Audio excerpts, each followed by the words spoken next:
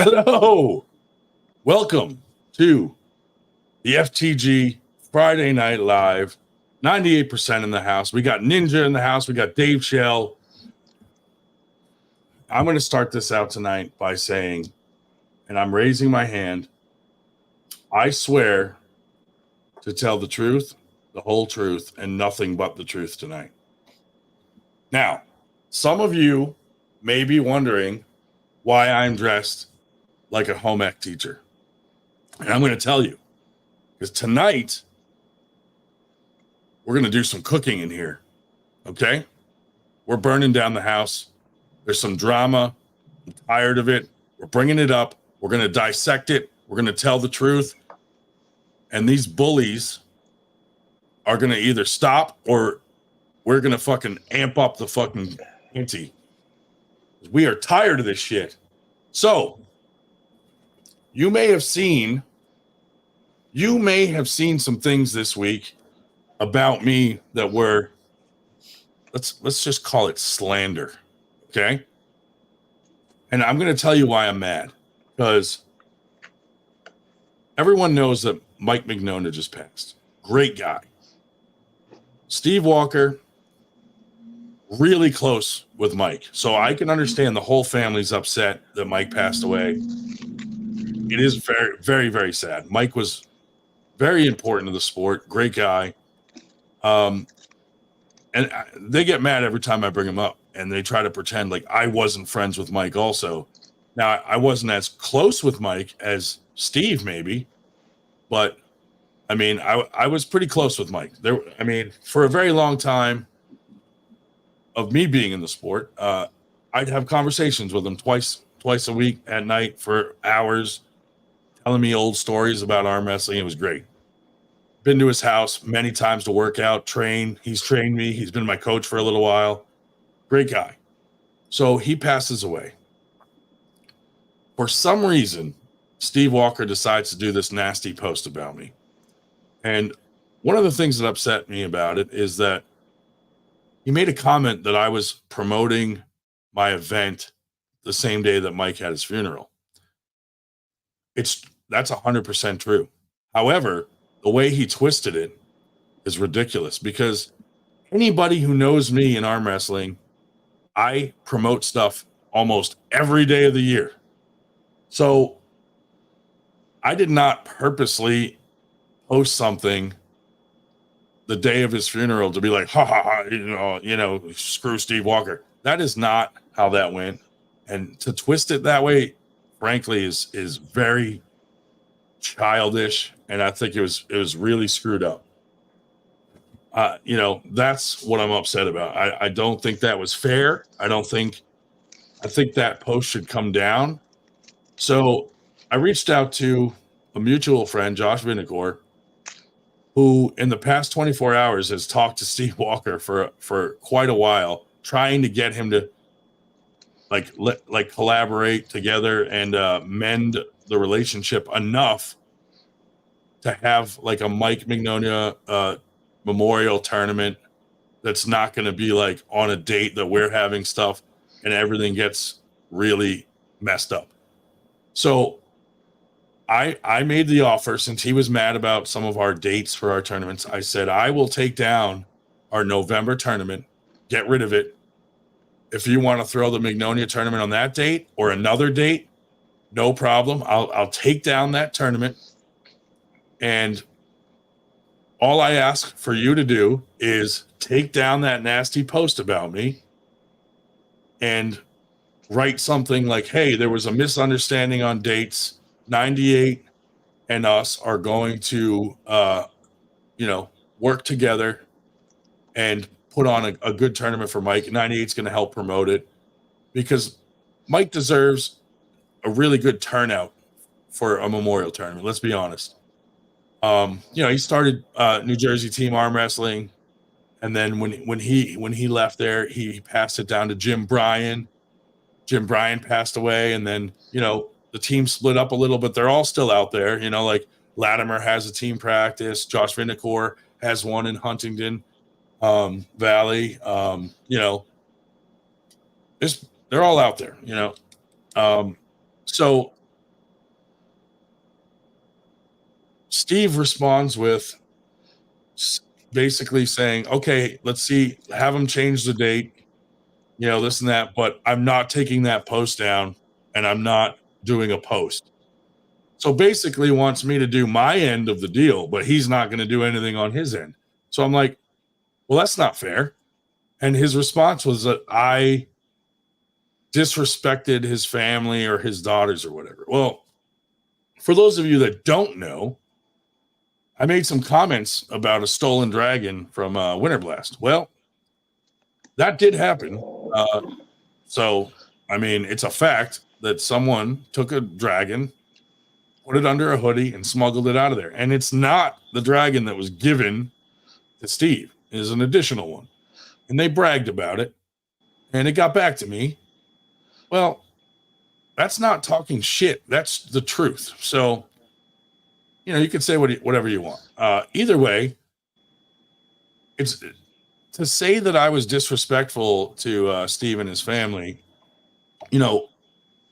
I feel the same way because way back when me and Josh Vinacore started in 98, they've never, ever been supportive. They hated me, but to my face, and anybody in the arm wrestling community that has ever been to a tournament that I'm at and the Walkers are at, they're hugging me, shaking my hand. Hey, Ryan, how you doing? Steve invited me and Tracy invited me to their house with my daughter, with my wife. We went there, had dinner with lots of other arm wrestlers. It was a really nice time. However, the entire time that they've known me, they have been talking behind my back about me, and it gets back to me. So I go to their house to be friendly, all the while knowing that they're talking trash about me behind my back. Another thing happened this week that was ridiculous. So I get a call from the Knuckles Up fellas, and they're like, Ryan, we just got off the phone with Tracy Walker. She just went off about you. She talked trash on Sean Latimer, saying that he's not a real arm wrestler. He's a power lifter, and he shouldn't be having a New Jersey State Championship. Okay. So, they're making it sound like she was attempting to get us to not be able to have the Arnold Classic.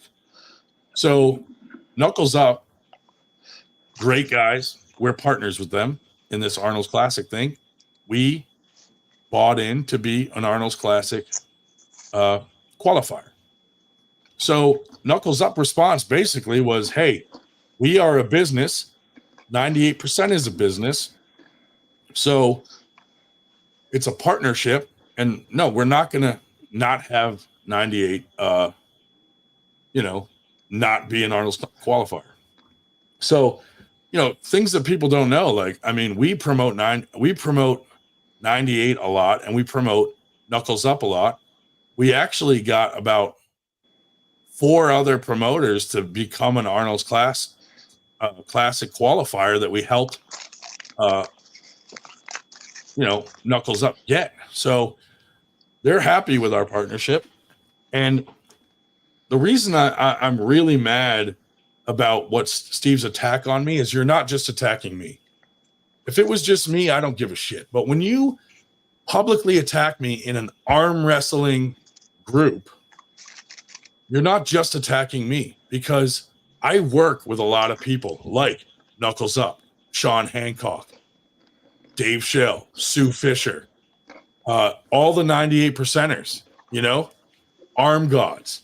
So when you're bashing me in 98, that has a ripple effect across our entire network.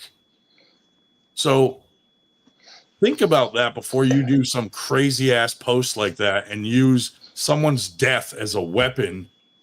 It's not right. And you should be ashamed of yourself. And Tracy, you should be ashamed of yourself for calling all. You called Bob Brown after Winter Blast complaining about this trophy accusation. He doesn't care. He doesn't care about that. Bob Brown reached out to Steve, asking Steve, dude, just keep off the internet. So did Josh Vinicor. And all Steve said was, I will no longer talk about Ryan on the internet or Tracy. We won't talk about him. But they refused to take down those, defaming posts. So, Dave Shell, can you attest that you had a conversation with Mike Mignonia about our dates? Well, I've talked to Mike several times. As far as the dates, a lot of those were actually, text. Some were text, some were phone. I've had both verbal and text. I last talked to him after you did, as a matter of fact, because he was at the sit-down nationals in Virginia in April. But I definitely, because they what they did in the past, often did in the past, they meaning Team New Jersey, is they had what they called the Super Bowl of arm wrestling, and a lot of times it was the same weekend as the Super Bowl. So we're talking basically February. And a couple of years ago, I had, this has been going on for a while. I basically had heard that they were not going to have the tournament that week. I heard from a member of my own team. And so in that case, I got a hold of Steve Walker and I said, hey, is it true you're not going to be doing this tournament? And he said, oh, no, that's absolutely not true. I said, this is what I've been told. He said, okay, no. I said, okay, fine, thank you. And we did nothing. We backed off immediately. And there was a second occasion, I can't remember exactly when, but the most recent is the one we're referring to, in that, once again, as you know, or as a lot of people know, I have the monthly list that comes out with my Getting Around with the Professor podcast. And, of course, normally February things would start appearing probably in November, October, November. And so I had been talking to, Mike for several months. And what we finally, when we were getting closer, I did say to him, okay, look, have you, decided? And he said, that they were not going to be doing it. And the reason it came up was that we were asked to help Sean Hancock run a tournament in Maryland, which was going to be on I think it was the 18th was the actual date, somewhere give or take a day. But anyway, that weekend in Maryland, and and so I basically said, are you doing this? And he said no. I said, okay, fine. So we told Sean that that fine, go ahead. I might even add to that the other thing, just how we're just trying to be careful with this. Sean Hancock said to me also wanted to run a tournament in New Jersey, which he finally did. Finally ran that one, was I think in March, and he basically said to me he was thinking of calling it the New Jersey State Arm Wrestling Championship. And he said, do they have such a thing? I said, well, I know that Team New Jersey has what they call the New Jersey Sit-Down Championship. They also have this thing in February that they call the Super Bowl of Arm Wrestling. I'm not sure if they have something that they call the New Jersey State Championship as such. And so I got a hold of Josh Vinicor, who's been in sports since he was, in junior high school, basically. And I said, hey, does anybody have something called a New Jersey State Championship? And he said to me, no. He said, he basically repeated what I'd already known about the other two, but he said nobody has had anything called the New Jersey State Championship for at least 15 years. I said, okay, thank you. I got back to Boom Hancock and I said, this is what I've been told. So he posted under that name, and we have this big explosion, coming out of Steve, that not only that they wanted to call it that, but their main objection was that somebody did not have the right to run something called the fill-in-the-blank state championship if they were not from that state. And ridiculous. I thought, wait a minute, because Denise and Leonard, run state championship, or from Montana, for gosh sakes. Yeah. You know, they run state Well, championships, so-called, all over the country. Yeah. The other thing, though, is Steve told Hancock the only people that can throw a New Jersey State Championship are Sean Latimer, Mike Mignonia, and maybe like Beast Mode. And then when Sean Latimer decides to throw one with us, he's mad about it. And then they tried throwing us under the bus, saying we're copying them for the state championship, registration with the government and stuff. They did the same thing we did. We saw it at Keystones, and we're like, "Hey, that looks cool. Let's see if So right after Keystones, I call the New Jersey State Senate, and I get a young man on the phone, and I tell him, "Hey, I'm having an arm wrestling tournament. It's going to be a state championship." And he goes, "Oh, where do you arm wrestle?" And I said, "The practice I go to is Sean Latimer's in New Jersey." And he goes, "Wait a minute. What's your name?" And I said, "Ryan Gronin." And he goes, "From 98%?" And I said, "Yeah." And he goes, "I've been to that practice. I've arm wrestled you." And I was like, "No way." So this dude hooked us up, got us all, his name's Nick, totally hooked us up, got us going with the government. And then we see that they're mad about us copying them, but I didn't know they were planning to do the same thing. Oh, we got Paul in, dude. Would you like me to join and clear up a bit here? Sure, Paul in. There's the link. Let me put it out there. Yeah, we got the idea from Keystones because we thought it was pretty cool, and didn't know that you could register with the state like that. So Paul Lynn and James Reed did it with PA. So since we were planning a New Jersey State Championship, we thought, let's do it with New Jersey and see if they do it. Well, they do. Now, in the meantime, Nick's looking into it for us and getting the ball rolling and this and that. And he said, it's going to be a little while because I'm a different district. So I got to send it up the chain of command and whatever. In the meantime, Tracy Walker and Steve Walker posted they're doing the same thing. We didn't give a crap. We didn't even say anything about it. I'm not mad. If they're throwing a New Jersey State Championship and they're doing the same thing, who cares? I'm not. Yeah, you're not throwing a New Jersey. Exactly. No, somebody wants to know how's Ninja mixed up on all this. He's here smiling and whatever. But yeah. Oh, here we got Paul in. Paul Lynn in the house. What's up, guys? What's up, guys? Man? So, Paul, take a couple minutes out of my pork belly on the smoker. I got 30 more minutes on it. So when we saw what you guys did at Keystones with the state registration, so since we were already planning the Latimer New Jersey State Championship, I was like, I wonder if New Jersey does that too. So I made a call to the New Jersey State Senate, and the kid that answered the phone practices at Sean Latimer's practice, and I pulled him there. And he's like, let me look into it.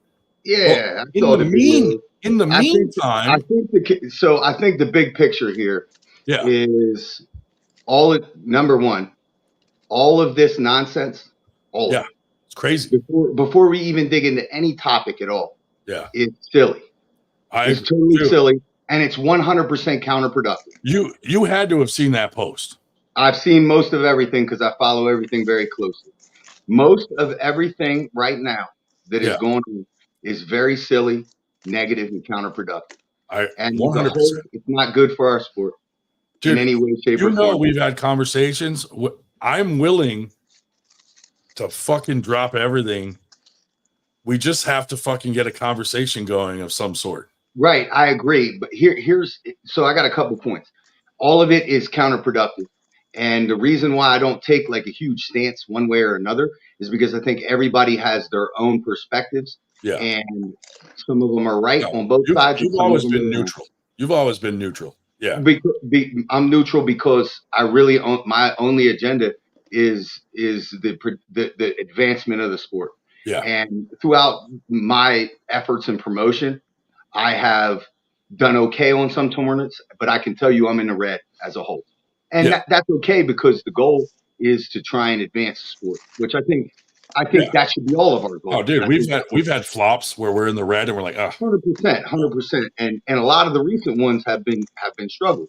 yeah. But like when we look at like the most recent undertakings and the silly stuff, like it really has to stop.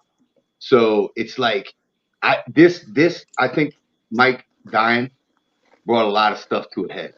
It brought a lot of emotions to the table. And right? that's why like I didn't go back at Steve like on Facebook because I'm like, and you can't. I was kind of upset. I know Steve's going through a lot. Yes. But I didn't like that he used Mike to attack me. Well, you got to also look at the whole perspective. So, and here's a bigger issue thing. Like, this shouldn't be about you and Steve when you represent the 98%. Yeah. So, like, you can't say the 98% and then say me. If it's a bigger thing, then it has to be us. Or if it's not, then it's you. Well, so that's like, why I'm saying when he attacks me, it is us. As promoters, we cannot pull the community into petty stuff. We have to handle it on our own as adults. And because that's the only way that the arm wrestlers are going to get the best possible opportunities out there. No, and I agree 100%. I don't even care about the details. Yeah. Like I could sit here and say 50 different things about details that I've heard or rumors or whatever. Yeah. But to me, that's just counterproductive. At the end of the day, like I went to 98% or not 98%, I went to high five practice last week. Yeah, good practice. And they're awesome, right? And like all of these promotions need to grow. Like we got the Arnold qualifiers come. That's awesome. The high five, awesome. We talked about like collaborations and how can we tie the big picture of East versus West and some of these super matches. Like this is what needs to be happening. It can't be a thing where like, oh, we want to get ahead by hoping somebody else fails, or we want that's net competition breeds success and advancement as long as it's healthy. If it's unhealthy and you want to step like there's this negative stuff, we're putting other things down, it's just no good. And we just got to resolve it at the end of the day. So like I think the Mike McNona passing away thing, super emotional for a lot of people in the Northeast, right? Absolutely. So energy is going to be emotion driven. Yeah. And things are going to, and rightfully so. I don't, details don't even matter. Like a man who was one of the founding fathers kind of in this country for this sport that we all enjoy died. Like, let's not take away from that. Let's not even get into it. I felt like that post did that. Yeah, well, I mean, you know what I mean? Right. But again, like here at the end of the day, like we talk about things like this, right? Yeah. It takes me back to the speaker. Why are we talking about the speaker? Why are we talking about the post? Why don't we talk about fixing whatever relationships need to be fixed? It's not about. Did we not try that a couple times? Yeah, we did. I agree. Yeah. Like we did. Yeah. Me and Vinicor spent the last 24 hours trying to smooth everything over with Steve. And he's like, I'm not taking the post down. So how can I, I can't work with that. It's like, well, look, at the end of the day, let's call a spade a spade. I paid for the speaker. This is the beginning of a lot of this. And the post. Yeah, you did, but you didn't. But it doesn't matter though. And I paid for it and I said, let it die. And you guys had this stuff going for on and on and on forever. But look, James, we don't want to perpetuate. No, I get what you're saying, but like James just posted a thing about an apology about how nationals went and poked me in it for no reason. Yeah, Ryan, could I speak to that? You didn't see that? I don't even know what a poke is. I remember in college you could poke girls. Oh, you didn't see him jab at me? You didn't see him jab at me in that post? Oh, I thought you meant like the old school Facebook. No, he just mentioned that guy from Philly that lies. Like, come on, dude. Ryan, you called James's name out 1,000 times. Absolutely. I saw that post and I didn't like it because of that post. But you've done that 1,000 times. You can't get mad when he does it twice. No, I'm trying to mediate. I do it in defense usually. Well, but when you do it 1,000 times, it's not defense anymore. Yeah, and it's not defense when he's announcing at a tournament. This is not 98 speakers. Like, come on, dude. No, I mean, when you get Ryan, You when you know, get none of this is. Me and James are both at fault. Not one is better than the other. I agree. We both poke at each other. Right. So let's stop. Let's stop. I'm 100% fine with that. But when me and James made an agreement to stop, then you got guys like Jeff, Luke, and Chuck continuing it, and then James is like, I have nothing to do with those guys. Yeah, you don't, but you do, because if Dave Shell says something about James, he's like, Ryan, that's your boy, and I'm like, well, then those are your boys. Like, it turns into this dumb thing. Yeah, I agree. Like, and let's then just both stop, all of us. Yeah, Ryan, when Walter Cappy Waldron comes on posting, you're the one posting it. We all know it. No, dude, that is not me. Listen, Ryan, Yeah. I don't even want to argue this. If you scroll down on that profile, you are tagged in it as a family member. So, like, what are you talking about? You're perpetuating it too. You can scroll through that profile back to 2014, and you can see posts where you're tagged in it. It's wild. Don't listen. I'm not. That's been around forever. I'm not a fool, dude. That's not a person. Okay. Okay. 2014, before you started arm wrestling, you were tagged in it. Yeah. So, like, what are we talking about? Dude, what are we talking about? I got into arm wrestling. Both sides are wrong. Oh, whatever. You could. We don't even need to argue that. It's silly, but I'm just saying, is the past 24 hours, me, Josh Vinicor, even Bob Brown tried to get Steve to delete that, and I said, I'll change the date of the tournament that Steve's mad about, and we already got it booked at a venue. I will delete that. I said, you pick a date for the Magnolia tournament. I'll promote the hell out of it so it's big. Let's work together. He agreed to everything except I'm not deleting that, and I'm not going to post anything about it being a misunderstanding. And I'm like, what the fuck? Well, so you know what I'm doing? I'm deleting that tournament anyway to be nice, and he can leave that thing up. But I'm just saying that's fucked up. What's fucked up? That he won't delete that post, even though I'm holding up my end of the deal and deleting. I'm removing that tournament. I'm canceling it because he said it fell on a date of something they were planning. I'm deleting it, and we already have the venue, everything, the event page. I'm removing it, but he won't remove. But I don't think hold on, wait. Let me rewind. Is that event on top of another event? They don't have an event page or anything up. They did a save the date. I'm blocked from Steve, and I'm like, dude, I didn't know you had to save the date for way up in November. So that's why we need coordination. So that's why we need coordination. You probably know this. June, July, we're like swamped. So I said, we're not going to do anything in June and July. I don't want to piss off Nitro or so we picked some August, September, October, November. 4 months in a row. Then we're going to take a break and do Winter Blast. Well, look, I didn't know that November fell on one of their dates. Right. And so I said, I'm going to delete this. But what you don't understand is Dave Shell called Magnolia, and Magnolia said, we're not doing it. I caught a little piece of that. Yeah, I don't know. So that's the misunderstanding between Steve and us is Steve, I guess, didn't realize that Mike told us, pick your dates, I'll work around you. Right. So literally all of this, all of it. Yeah, it's a misunderstanding. No. When I say all of it, I'm going back 2, 3, 4 years, right? Yeah. All of it is nonsense, tit for tat, bickering, drama. Right. It's estrogen driven. It's not like something that arm wrestlers should have to deal with, this drama, through promotion.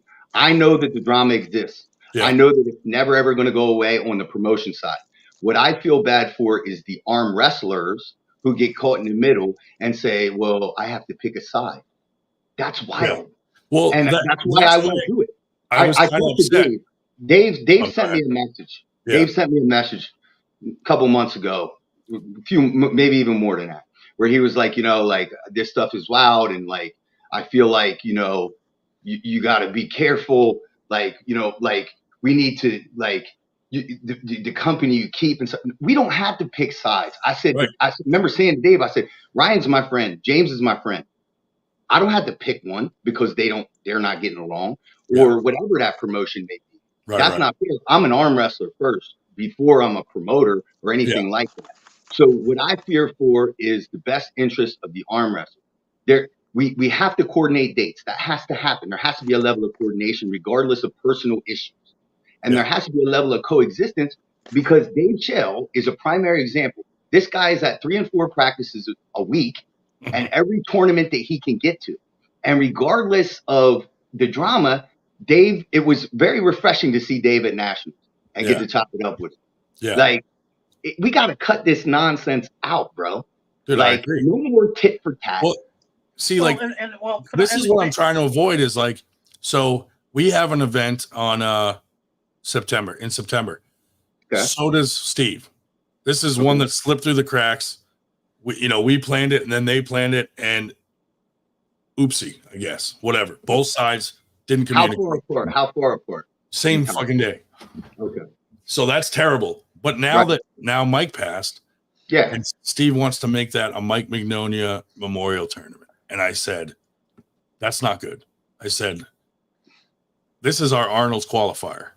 Yeah. So I was like, look, there's a lot of people that would want to go to both of these. They can't be on the same date.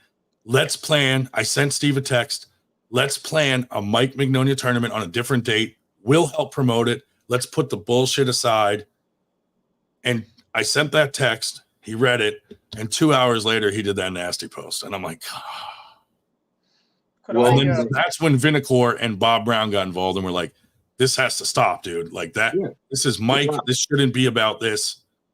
Let's, and my concern was like, if that is the same day, a lot of people that want to go to both are going to have to choose, and they shouldn't have to. They shouldn't have to. So we're adults, right? And yeah, it's September, but like if my math is right, we got 8 weeks. Yeah. Like, let's work together and slide one. Like, I agree. Well, my thing is theirs is planned, ours is planned. Let's just have them. Don't make it a Mike Mignonia. Let's plan a Mike Mignonia and give him one he deserves with all of us promoting it instead of trying to do it on the same. Like, I can't cancel ours now. No, I get it. Okay. I've been there. Like venue, all that. Yeah. I've been there. I've been there for sure. Yeah. I've been there on day 3. I just was pleading with Steve. Don't make this one wasn't planned as a Mike Mignonia Memorial Tournament. Don't make it one because I think it would be a lot bigger and better if it wasn't on the same date as our Arnold's qualifier. So I'm hoping that we can work that out because I just feel like the guys that are going to have to choose that live around us and are close to Mike, it's not good. It's not good for the puller. Here's what I think, and I could be wrong, and it may be impossible, and everything else. I think there needs to be a ceasefire and a complete coexistence. You can work together, don't work together. That just because you don't collaborate on things doesn't mean you have to oppose each other, like whatever it may be. Like we need to, you're right. And keep in mind that concept was my idea. You're in the wrong group. Weird. So I think we need to move forward to like a coexistence where like the arm wrestlers have every opportunity they have and they're not pushed one way or another, and like you listen, I've said it from the beginning, like the 98% concept, it can continue to be an incredibly powerful thing. Yeah. But like the intention early on was like this positive and productive safe zone for like aspiring arm wrestlers to learn without the judgment of that 2%. Because that's what I dealt with when I came. Why are you asking these dumb questions? Shut up, amateur. You know what I mean? Like we all dealt with that coming up. Like the idea is this, like, all right, let's have these tournaments that are amateur driven. And like all the tournaments that I have ever personally, which are all Keystone and like old WAL qualifiers, we always do our best to focus on the amateurs, new pullers, women, and kids, because those guys are the future. And anybody who really adheres to that concept, they deserve to be catered to because they're the growth of the sport. Right. So like, we don't need no negativity in that.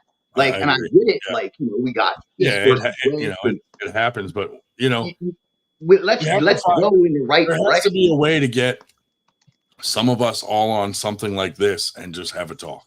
Well, I love it. I think we should, but so cooler minds always prevail in what I've learned through life, work, experience, and everything. Not everybody can always keep that all in place and amateur tournament. Could I? Probably not, man. I know how the South is, bro. That's why I stay up here where it's safe. We got some good guys up here too. But no, I agree, man. Like you, Yeah. we need to. I'd love to get everybody on a forum and just I'm have some. down to do it. Yeah, let's do it. I'll give you my vote. I'm in on getting in on a fucking, as Let's long do as it. it's productive and we're not screaming at each other. Yeah, I agree. I agree. Yeah. But I think what I think is if we can have like a Zoom meeting Yeah. where somebody with a cool head, we get all the promoters, right? And we get a Zoom meeting, somebody with a cool head controls the mics. I know you're not saying me. No, I'm not. Could I? I'm 100% not. Yeah, who do we have do that? They're like, I like somebody like dude, you know Colin, who would have been perfect? Mike. 100%. You know what I mean? Nobody's 100%. gonna talk over Mike and yell. Yeah. You know what I mean? That would have been perfect, but Sadly, we don't have that option. But I think like, you how know, about Bob Brown? I love Bob. Yeah, that's a good idea. You know what though, Ryan? Like to me, Yeah. like when the old Northeast Coalition was set up to try and organize dates, like regardless of how we approached it, the idea behind that was The idea to was great. avoid I'll all give you, this. yeah. The idea was And great. yeah, things get weird and people and whatever, you know. But like to me, that's the first step. Is like let's just get everybody and let's talk, but like in a controlled environment, Yeah. professional environment. And You know what I mean? one thing though you got to give us is, despite our dispute with James or anybody else, we promote everyone. James, everyone. Dave has everyone on his list. We do not like exclude people despite disputes, which I Yeah. love that about Dave. Dave will not, even if I was to say, Dave, don't put this on there, he would never do that. So that's great. Yeah, that's what I would get if I said that. Yeah. And, You you know, know, and because like to me, Dave I is think also one options of are those. great for every player. I've been trying to butt in for the last 20 minutes. Oh, geez, two Dave. birds- Well, you Dave, two then you birds- can't be the two mediator of the meeting. You two birds never shut up. No, I just want to say a couple things. Paul had mentioned me being at the Nationals, and yeah, I had James came over to me at the Nationals. We had a long talk privately, and I agreed with him. I said, okay, look, I will not say anything. You know, I won't say anything about you anymore. But I said, if you say something, if you do a poke, I'm going to give you a phone call, and I'll just say, hey, what the hell's going on? And I almost did this week, because I'll tell you, when that post went up, there were two comments. The one I could almost kind of excuse, the one where Crazy Train said something about stealing his ladder, and James told a joke. Okay, fine. It's incidentally, I went and they had his ladder. I picked it up. I have it with me in Connecticut. I'm going to give it to Crazy Train tomorrow in Massachusetts. That's fixed. Okay, so no problem there. But the other thing is where he had that comment that if you try to tell me this was epic, you're a bigger liar than that guy in Philadelphia. And I thought, James, you could have easily said, if you think it's epic, you're a goddamn liar. Why did you have to do the line? And I almost called him. I thought, okay, now whatever. But you know, I'll tell you, it's this whole thing. It's just amazing how this has spiraled down. You know, and I might add also, I didn't know how it would be taken by James, but when everything was so screwed up with the software, I went to Simon, and I said, hey, look, I have paper brackets out in my car. Do you need help? I'll bring him in. He said, no, we're converting to the other software. I said, okay, fine. But, you know, we're trying to help out with this whole thing. And, you know, at times, yeah, and, you know, when we don't work together, what's the result? You know, I was appalled this week. I took a look at I've been keeping an eye on the Aries system to see if they're going to be put up the results, where Simon finally put up the senior results. But when I was looking at the Aries thing this week, Florida Arm Wrestling League had 60, at their, now that's not people, that's 60, what's the word I'm looking for? Entries, yeah. They had 60 entries at the FAL thing. Hell, we had 72 at our 2-horse, thing in Watsontown, last week. 60 That's awesome, at FAL. Yeah. Well, but so like the Aries thing, like I think the Aries thing is dope. I Yeah. I have been like in support of that concept since the WAL times. And I think everybody's just getting up to speed, getting old brackets and everything else. And I see the one thing that when you look at the bigger picture in arm wrestling right now, and the most frustrating thing that I don't think any of us really have any control of is the whole IFA and WAF thing. Somehow we're affected by it, but we don't really need to be. But like the Aries system, in my opinion, is phenomenal for amateurs and progression, and that's why I like it. It's incredibly labor intensive, and Corey has a lot of data entry.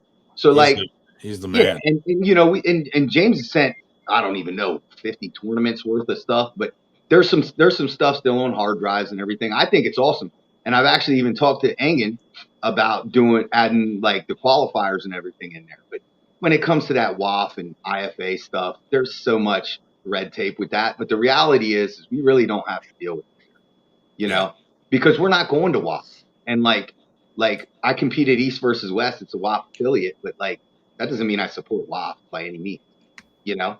And like what like the IFA stuff, like it's great. It's like as long as it's positive and productive, it's more opportunities for the arm wrestling. And Dave, appreciate the offer for the brackets and I tell you, if you would have done paper brackets at that point, my life would have been better because I think I lost 7 pounds at that tournament with that when AT went out. Hey, I'll tell you, I have my computer here. I said the system they're using tomorrow and is something that needs an internet connection. And I said, if you don't have a good connection, I have my computer. You can use it. But I said, I always keep the paper bracket folder never comes out of my trunk because just in case one of them that I'm running, the computer takes a crap, I have the paper out in the car. Yeah, you got to have a backup, man.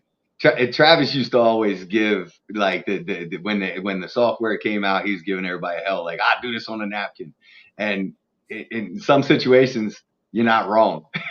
You can do it easier that way. Yeah. So, dude, you know what really sucks about this whole thing, and other people are probably running into this too, is like I like to go to all tournaments. Like I'm not pulling right now because I just got shoulder surgery, so I have to look at the tournament and be like, whose tournament is it? Who might be there? Am I going to offend someone if I show up?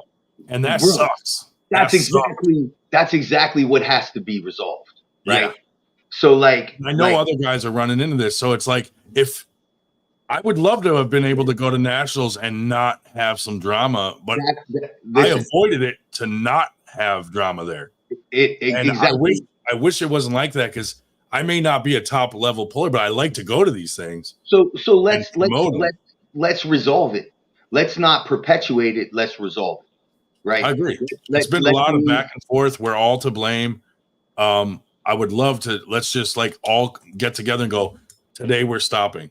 That's it. Look at what look at like Winter Blast is the premier tournament in Pennsylvania. It's huge. It's one of the premier tournaments in the country. High Five and is doing an amazing thing.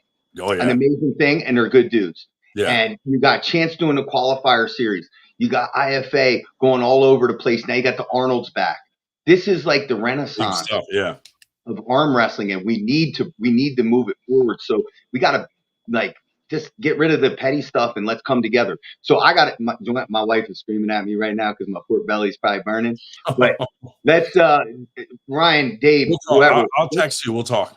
Yeah, and look, it might take a little time. I'm not going to tell you I can work magic. I couldn't last time, but we're going to give it the college try, right? I'm always willing to try. But I'm also an asshole. So like when someone pokes me, I poke back and it goes back and forth and I'm adding to the problem. I know. Exactly. Yeah. So but when you get a face-to-face forum and stuff and there's some type of mediation that can do better than I did last time, maybe we can get to something. Because look, at the end of the day, we're all grown men and we're all trying to do something positive. So let's code this. Hearing you say, guys, calm down, guys, stop was hilarious. Yeah, I couldn't mute y'all. Because we're on freeway call. We'll mute both of y'all and cut He goes, y'all out. "Both of you, stop yelling. This is ridiculous." I was like, "Oh, this is not going well." All right, guys. Look, I gotta run, man. Thanks for having me on. Let's move in the right direction, man. I'll see y'all soon. Good night, Paul. Later, buddy. Hey, guys. Fuck that guy. Anyway, I mean, thank you, Paul, Lynn, for coming on and giving us your opinion. But you know, Paul is one of those guys that he's stuck in the middle. So, you know, it is what it is. I mean, there's a lot of people stuck in the middle, but no offense, you know, when someone like James pokes me or fucking whoever, for a long time I ignored it, but you just sometimes just say fuck that guy, and now I'm gonna give it back just like I'm getting it. But I'm not gonna deny that I'm not a prick to the guys that are pricks to me, and it just is a never-ending circle where I'm a prick to you, you're a prick to me, and we go back and forth. But I am always willing to fucking drop it if the other side is also willing to drop it. It has to be in unison at the same time, the same day. And I don't want to wake up the next day with like Chuck Bardo fucking saying, I'm not saying don't go to Winter Blast, but I'm not going to, you know, like, come on, dude, fucking, let's not do that. So if I told all us 98%ers to calm down and not fucking post stuff, oh, we got a super chat. You have several super chats. I was just Paul was talking. I didn't want to interrupt. Dave Schubert, one night, politically correct. Yeah. You know, but like I said, you know, Paul's been pretty good about staying neutral. However, I mean, you know, James is his partner in Keystones and a lot of other stuff. So, you know, I'm sure he leans somewhat towards his side with James, but just like Dave Shell probably leans more 98 than he does James. It's the same thing, you know? So, but I will say this about Dave Shell, always tells the truth, no matter what. Even if I'm being the dick, he will tell me, Ryan, you're out of line. Don't fucking do that. Where did I miss the super chat? Let me go back. Allow me. A while back, Sir Yaktos gave us $2.79 Canadian, which is, say, about $1.50 American, to say, who is this Paul Lynn guy, Big Whoop? Now, that's the sort of remark you would get from Yakovovich, but whatever. And oh my God, Andrew Wood did one. Paul Lynn supports faux arm wrestling such as East versus West. Fuck that guy. Anyone who supports some lunatic from Turkey gets the FTG. I agree with that, dude. Engen is losing his fucking mind, dude. Dude, you heard Paul Lynn. He said it. He doesn't like WAF, but he supports East versus West. That's fucking crazy. He wants to grow the sport in the wrong direction, while some retarded sport like rock climbing is in the Summer Olympics. Like, we're fucking up, dude. We should be in the Summer Olympics. What is this shit? Holy shit, dude. I just got a text from I feel like arm wrestling's picking up speed, though, for sure. Like, early 90s. I mean, you can go downhill really fast. Dude, think about this. I think it's only trending. Like, it's going to get crazy. I've been in arm wrestling, what, Dave, like 3 years, maybe arm wrestling? 3.5 years? So in those 3.5 years, we've gone from me doing a fucking rubber band video to now we have the largest tournament in the country in 3 years. That's fucking crazy, dude. Blowing up. It's beautiful to watch. I fucking love it because I've been obsessed since I was 10 years old. And I'm 37 now, man. I love arm wrestling. I think it's great. Me too, dude. And, you know, a lot. See, here's what I think happens, dude, is like some of these old school guys look at me like he's new to the sport. He doesn't take arm wrestling serious. He's not a top level arm wrestler, and he's throwing events almost like I don't deserve to. And I think that might be some of the hate that I get because I'm a new promoter. I'm a new arm wrestler, and I'm a master troll. So kind of got their noses up a little. Like I think in the beginning that is why we didn't get as much support as maybe we should have from the old heads. But you come to one of our tournaments like Winter Blast, the fucking AM classes are like 30 deep. You know what I mean? Like huge tournament. I mean, 587 entries for a 1-day tournament. That's, you know, I'm proud of that. And I think this year is going to be even fucking bigger, which is going to be at the Valley Forge Casino. We scored the casino. It's going to be fucking crazy at the casino. So, will they be accepting bets on matches at the casino? dude, wouldn't that be awesome? Dude, that'd be cool if you had a bookies for the fucking matches. Dude, that casino, the hotel there on the top floor, they have these weird kinky like rooms that are like one's like a caveman room, one's like a spaceship, one's like leather and lace, one's like a country getaway. You know, like all these themed rooms of weird, kinky, weird shit. That's why I picked the hotel. Like top? Yeah. So Arm Gods is not doing picks, man, but you know, I'm trying to keep up with the trends. Tinder. Arm Gods is doing all their big matches Friday night, like top level, you know, 2%er matches, and then Winter Blast will be Saturday. So it's gonna be a crazy weekend of fucking arm wrestling, dude. So if you can make a tournament this year, actually next year, come to Winter Blast. It's gonna be our biggest one yet, dude. We got Sean Hancock bringing in tons of fucking refs from all over the country, top level refs. So it's gonna be top notch. Knuckles Up will be there. It's gonna be an Arnold's qualifier as well. So man, if you can make it out there, dude, we have such a good relationship with Knuckles Up, Sean Hancock, Sue Fisher, Josh Vinicor, you know, Flow Arm, you know, Texas Arm Wrestling League. Like we got a lot of you know, Manolo Sanchez. We got a lot of guys that we're good with, you know, like Mikey and Sarah down there in Florida. Hey, I even talked If to I was such a piece of shit, none of these people would work with me. Just because you see me troll a couple assholes that are trolling me doesn't mean I'm a terrible person. I'm just a better troll than they are. So if you poke me, I'm going to just poke you harder. That's what it is.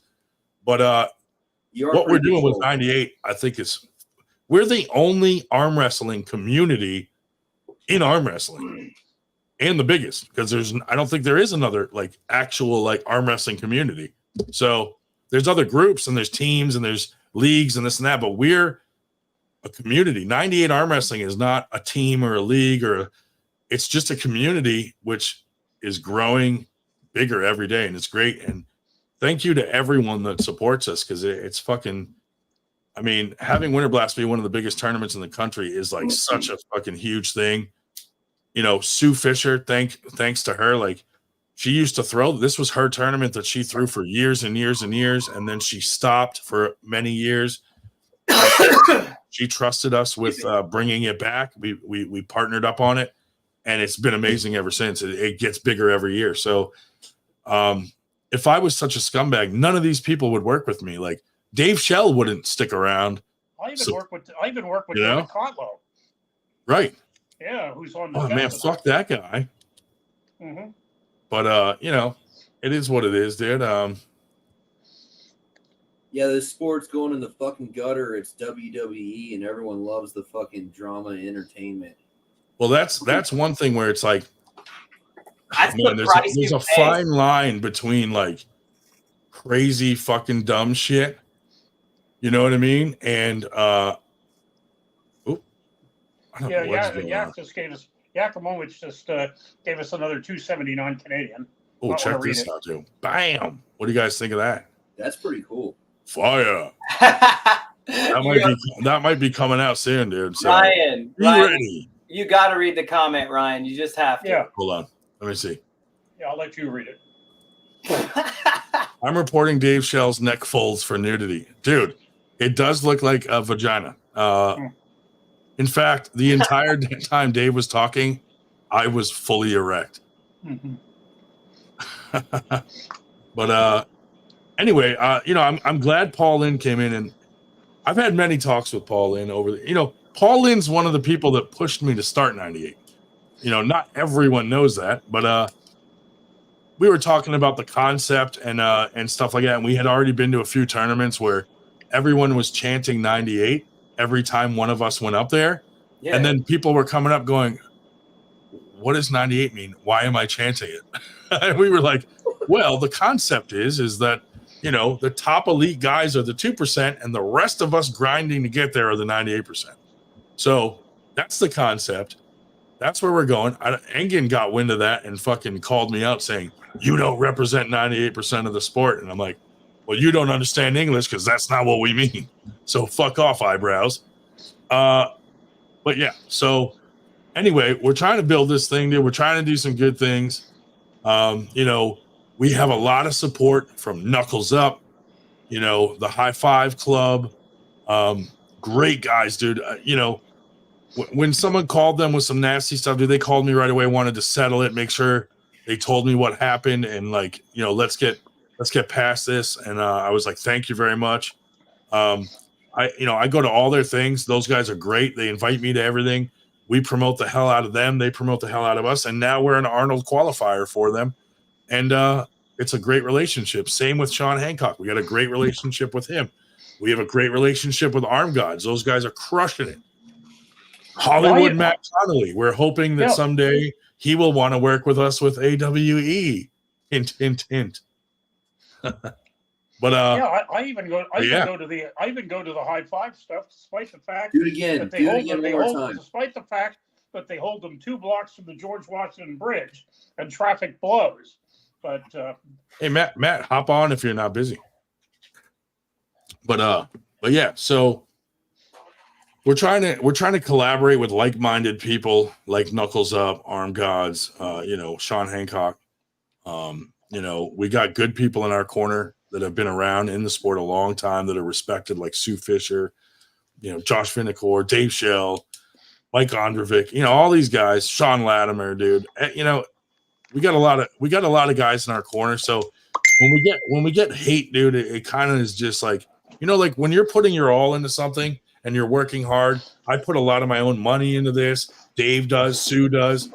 And someone posts something like that that's not accurate, it like knocks the wind out of your sails, and you're like, why the fuck am I doing this? And this is how I get treated. It kind of gets irritating after a while. So dude, people hate it when you're good at something. It's for some reason people just can't stand it when you're good at something. Yeah. It drives them nuts. It's like whether they're jealous or they just feel the need to squash you to get you a little lower than them. They'll take any shot they can. It's terrible. I got quoted $2,300 to ship my table to California. You guys know anything about freight shipping? Matt, welcome. Bro, Matt, I want to be you someday. I want to be Jack. We got the same name. It's possible. That's all you need. That's all it is. It's got to be the entry to it. I can't grow facial hair, girl. I'm fucked on that. So Matt, I don't know if you caught the show a little earlier than when you came on, but Paul Lynn was on here. We were talking about some drama going on and stuff. No, and I just loaded it up then. I saw you guys were live. I was like, "Ooh, nice." No, but I saw you had a post on Facebook. Was it yesterday or something? And you said that you'd removed something, but I missed that one. But yeah, no idea about the drama. Someone posted like a really nasty thing, like kind of using someone's death against me. You know, they're like, "Oh, you posted during his funeral," and I'm like, "I post every day, dude." You know what I mean? Yeah, like we're supposed to know what that is. It was kind of stupid, but anyway, I posted a clip of the guy's post that said that stuff and said, you know, this is ridiculous. I can't believe that someone would use someone's death as a weapon. And then, you know, Bob Brown reached out to me because he knows all parties involved, and he was like, just take it down and let's handle it a different way. And we tried to handle it off air, off Facebook, to kind of, you know, smooth it over, and it didn't work out. But you know, whatever. We're moving forward. So you could just arm wrestle it out. Hey, Connor, there's no one that I'm going to win a fucking argument with if it comes down to arm wrestling. Like, I'm fucked, you know? Especially with shoulder surgery. Do not ever get a shoulder surgery. It sucks a lot. Yeah, I've heard that for sure. I think everyone that has the option always chooses to try to do everything they can to avoid having the surgery. But yeah, I mean, I had a full tear. I had no choice. So yeah, that's it. No, yeah, drama in anything is annoying and frustrating. And like you said a second ago, you know, you put all your time and effort and heart and soul and money and try to be positive and create things in the sport, and people want to just try to bring you down. It's like, well, Do you guys all get right, that? man. Do you get that too? Not, I haven't experienced it in arm wrestling, but in Yeah. MMA. I don't know, man. Scott Wynn was putting you down pretty hard the other day. Yeah. He was lecturing Was he? you young bucks. You need to listen to your elder, man. Scott Wynn was trying to learn you up on arm wrestling, and you guys were like, no. It's getting popular being degenerates. This is great. Matt, if you guys ever want to do some matches in the United States, 98 would gladly help you guys with this. Yeah, I appreciate it, man. Absolutely. Well, yeah, that's the plan. We got to get things happening here. We've got something happening October 20th. That'll be coming up again for us Nice. here in Adelaide. Like a Halloween event. Oh, for you guys, yeah. Well, Yeah. Halloween's I think a lot bigger in the US, but yeah, some people get pretty excited about it here. But yeah, and it should be fun. So that's our next thing, October 20th. We just got Nice. enough little details to get out before we do like the official announcement and stuff. But yeah, absolutely, we'd love to do stuff in America. We've spoken to lots of organizations over there. It's just logistics and costs and all the Yeah, rest. that's tough. Mm. But if some of your matches were someone from this continent versus someone from this continent, you don't have to fly them in. Yeah, that's right. We'll get you versus David. Oh, dude, that's the match of the century. I might be able to be Dave Righty now with my fucking arm surgery and not being done PT yet. Oh, that's great. I don't know, That's Dave. great. People have said Dave's right has leveled up, so maybe not. Ooh, look out. Dave, you want to have a super match with me as is right now? Well, I'm in training now for Damon Ransom in November. Yeah, dude. They gave me a gripper at PT this morning in my left hand, and I got like 130, and then they put it in my right hand, and I got 20. Oh my god! Really? I was like, what the fuck? How's the grip? Your gripping affected by your shoulder? They think I possibly have a pinched nerve going on and some swelling. 20 fucking pound grip, dude. Holy shit. 20 pounds, dude. I was like, well, that's not. I was like, that's not I good. can see the shoulder affecting your grip strength for sure. It's all freaking connected straight into it. Nah, man. You don't think so? That's bad, dude. Because like even when I had a spinal injury, I still had grip strength. My hand has been numb since the accident, so they think like there's something nerve going on, so that's why they think my grip's falling off because like it's just not connected. Something's off, dude. So, but do you have a gripper? Better news though, since my hand is numb, dude, it feels like someone else is jerking me off. You see the comment from the other Paul Lynn? Oh, I gotta bring up the comment. Oh, the other Paul Lynn in the house. He just missed the other Paul Lynn. Yeah, no, but he said I'm much stronger after knee surgery. Yeah, I can actually drop now. I can bend my knees. So Matt, you doing any training? You got anything going on? Nah, not really. I bought this for fun, but it says 200 on it, whatever that means in grip strength. But no, right now I got a baby in my shoulder, and mostly the injury on the elbow is not resolved. I had a kid come into the store the other day because now they're bringing me customers to arm wrestle. Yeah, which is fun, but it's hurting my freaking arm worse and worse. And this kid was pretty big, and he was really cocky, so I just flash pinned him real quick, and I pay for it now. One match, and I'm in agony for like a week. So I'm thinking if I just do nothing until November, maybe. I don't know. Dude, you know what's fucking awesome is I take as many left-handed matches as possible. Matt Connolly's so used to me being ridiculous that he doesn't even care that I'm dressed like a home ec teacher. I thought that's what you always wore. He didn't even blink like, what is going on here? What are you wearing? He's just like, that's Ryan. Fuck that guy. Yeah, well, I thought it was a sling. It is a sling? No, it's actually an apron.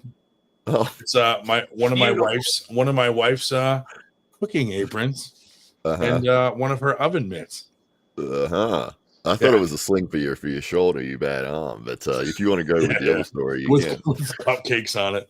You know, since I can't pick up cupcakes, I had to have them on my sling. Are you able to hold them with that 20-pound grip, or will they just keep falling out? I mean, full transparency, I haven't worn the sling since week 1. And when I go to the doctor, I got to lie and be like, oh, yeah, I wear it all the time. Yeah, you got to wear it to the doctor. Yeah, I do. You know, that could be affecting the nerve. You know, if you're not letting it decompress, you're keeping tension on it because of gravity. Well, I mean, I do wear it it's hard to sleep in it. So and I haven't been getting any fucking sleep till recently because I went out and bought a fucking specific recliner that I can sleep in. Like, you know what I mean? I couldn't sleep in our regular, I can't sleep in the bed. So then I was trying to sleep on the couch on the part that reclines like a chair. That wasn't comfortable. Tried laying on the couch, but laying down, like, you fall asleep and then all of a sudden you're jolted awake because you move and if something hurts. So I went out and bought a fucking recliner and put it right in the middle of our living room off to the side. And it doesn't match anything in our living room. My wife's like, when you heal up, that thing's out of here. I'm like, yeah, probably, you know, but it's the only way I've been able to actually, like, the last 2 nights I slept, and I haven't slept in months.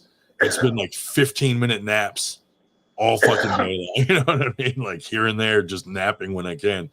Yeah, I don't call him. I send him a text saying, "Are you up?" Because I don't want to wake him if he just actually manages to fall asleep or something. Yeah, but now I'm back on track. I'm getting some sleep. I'm liable to sleep during this podcast. I mean, like I did last week. I haven't slept through the whole night in like fucking over 10 years. So, Oh wow! I mean, No like, wonder you're so on edge, dude. rolling over and fucking something up is something that I deal with every day. Yeah. Shit's it's exhausting. You like don't sleep right, and then like your sleep schedule fucking changes because your shit's all fucking. You're still awake, you know. Yeah. You ever just Connolly, you ever get an arm wrestling related injury? Nothing major like what you guys are dealing with. I haven't got a spine problem. I mean, I kind of wish my injury was from arm wrestling, but I fucking fell at work. So I'll just tell people you were it's not even like a cool injury. Every time, like a nurse is like, "What happened?" I'm like, "My parachute didn't open." They're like, "Oh wow, that's crazy." I'm like, "Yeah." Hey, dude, my brain injuries have accelerated to the point where I think I'm going to stop driving. Really? Oh, I feel you on that. Yeah. How long till you? I honestly think it's time for me to stop driving. How long till you stop coming on podcasts? Bro, if I stop driving, I'm gonna fucking make sure to come on here more often. Dude, just drive the show. You know. You can put a background. Well, dude, like that does suck. That sucks that you're not gonna. Yeah, I'm in my fucking 30s, dude, and I'm like, oh, cool. I probably should never drive again. Yeah. Is it a seizure thing, or you? Well, I mean, I guess that's what you call like fucking blind rage and disorientation. Yeah, I guess so. Hey, that's one way to. I'm definitely a worse driver now than I was. Like my attention span's kind of messed with now, and it's like I easily get distracted that I didn't before, and so driving it does feel a little more risky now. I got lost a few years ago, and I like grew up where I'm driving, and I've like been driving down these roads, riding bikes down these roads and shit. I got fucking lost a few years ago. That was like the first time where I was like, holy shit, I'm lost right now. I should know where I'm going. Have you found your way back yet? He's still out there. Yeah, still lost. Matthew, what's the injury that's causing you the issues with driving? Well, that's kind of a story in itself. But after the military and near the end of it, I struggled with more anxiety issues and sleep deprivation. So I struggled with insomnia, which really takes a heavy toll on the head. So my attention span's not quite solid, and I used to be an alcoholic. I'm not anymore. I gave it up. I've been sober a long time, but it still took a toll on me a little bit, I think. And so, yeah, I'm just not the best driver. I have to be really, really deliberate when I drive. Just to make sure. The way you're talking, it reminds me of middle school. Of what? The way you're talking, it reminds me of middle school. Why? That's when I first is there? insomnia. I hate to point this out or ask this, but is there anyone normal on this fucking podcast? Yeah, right. No. God damn. You guys all have issues. No. It'd be way more strange if someone here was like, "Yeah, I'm good." Yeah, I mean, need to Matt, lose weight. Matt Connolly is probably the most normal guy on the podcast. I couldn't even tie my top. No, my fucking chest is too bad. I couldn't even. Yeah, but you can't see what's happening underneath. Yeah, Matt has nothing on from the waist down. Sitting in a pool of jello. He's got tiny legs, probably. You pan down and Matt's in like a kiddie pool just filled with jello masturbating. Right. You know, that's the funny thing is, he's got little hands. You can't always see my hands. That's where they are. Well, hey, I'm okay now. But the other morning, I got a messenger one of those video calls from Wisdom Donnie Brown in Ghana, and it was late morning. I was still laying in bed naked, so I thought, he said, so he's like, "Oh, why can't I see your face?" I said, "Oh, well, as a matter of fact, whatever." But eventually, I just covered myself up, and we went on with our conversation. Dave, you covered your mouth for that whole time you spoke. We didn't hear anything you said. Did he get a visa or not? Is he coming to Winter Blast? This is the monster that's like 165, right? His microphone is quiet. Yeah. Yeah, when you spoke, you did this, so you couldn't understand. Excuse me. Start over, Dave. You didn't want to hear it anyway, but all I heard was you naked. Is this the same guy from Ghana who was working on getting a visa to show up? Yeah, we're still working on that. Yeah. I mean, have you? Why are you wearing that stuff? I mean, because all you have to do is get like a few different people who like they can investigate your fucking your life, and like this is a normal American, they're vouching for him, and you write letters of recommendation for the well, we have written the letters. Dave Shubich is getting out some great one-liners in the comments there. Both of these right. He always does, dude. There was what is it? Take my strong hand. I love that. The scary movie too. Yeah, it's the best. Yeah, Scary Movie 2, man, like the haunted house, they did a really good job. What it was like Clue, right? Yeah. That was fantastic. Every week at training, somebody will say that. Take my strong hand. How did you do taking over the buzz? Oh, it's been great, man. It's been really good. Paul's been running around all over the country. He's setting up this business. And his truck. His truck. Dude, he's been trolling me for a fucking table for a month. He hasn't given me payment, and like shipping costs like more than 200% of what I'm selling it for. Yeah, shipping sucks, man. With because of steel, isn't it? Look, if you have a house and you need to clean out, the shipping costs. You call Paul Italia. He's got the truck to do it. You know what I think I should do to really get more customers is I should just include free shipping with all purchases over $100. Yeah, but that's gonna wreck your profit, though, isn't it? Yeah, I'll have to pay them, $1,500 to fucking take my equipment from me, basically. Yeah, we have the same problem getting tables over here in Australia. Every table you see in any of our footage from anywhere in this country, the person who's in the footage, like they would have built that table. It's not like there's not like a place to get them here. You're like, Billy's a welder over here, and he fucking made his own table. That's every table. That's the deal. Like, if you do know a welder, I bet the only thing is UPS is being a bitch. It's 5 pounds under their weight limit, and fucking Paul's fucking being weird and autistic, and he like keeps repeating, UPS should ship it. It's UPS. They do this stuff, man. They do this stuff. And I'm like, I've called all the UPS numbers, and they all refer me to freighters, even though he keeps like sending me screenshots of their rules and shit, saying that it's 5 pounds lighter than what they'll ship, and they won't do it. It's okay. Yeah. See, we're fortunate here in the United States because, like, we live in an area like Lucas Raymond isn't that far, and he makes tables. There's Frank Hurst.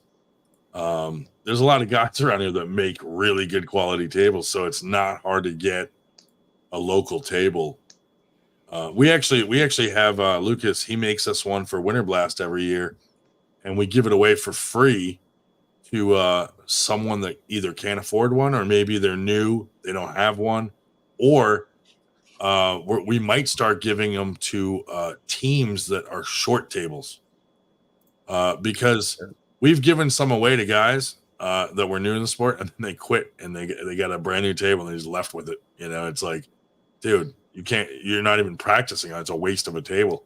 I have a So solution for that, man. yeah, we might give them Freedom to teams that like maybe don't have enough tables.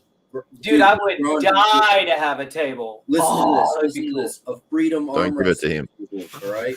It's the depth between the competitors. I have a little table in the kitchen, and it's like almost the same size, so I use that. You stretch it because it's basically a fucking a stool bar. Yeah. You know? So like if someone gets a freedom arm wrestling table, at least it serves a purpose as a fucking countertop. Yeah. We've got like there's one supplier that you can get them from here. They're about $600 or something, but they're made of bloody plastic. And one of the guys ended up buying one a couple of years ago, and as soon as he got like two guys that were anything over 200 pounds on there, and the whole thing would just start bending, and I was like, yeah, this thing's useless.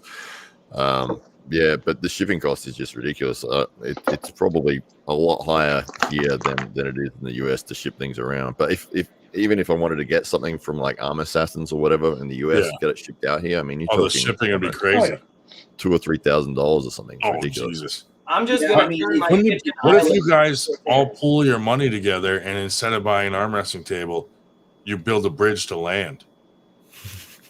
If you build it out of put it all on black, probably won't flex. The problem is, like, just fucking get a ferry to the mainland. It would be a 2-person lift, like to move it.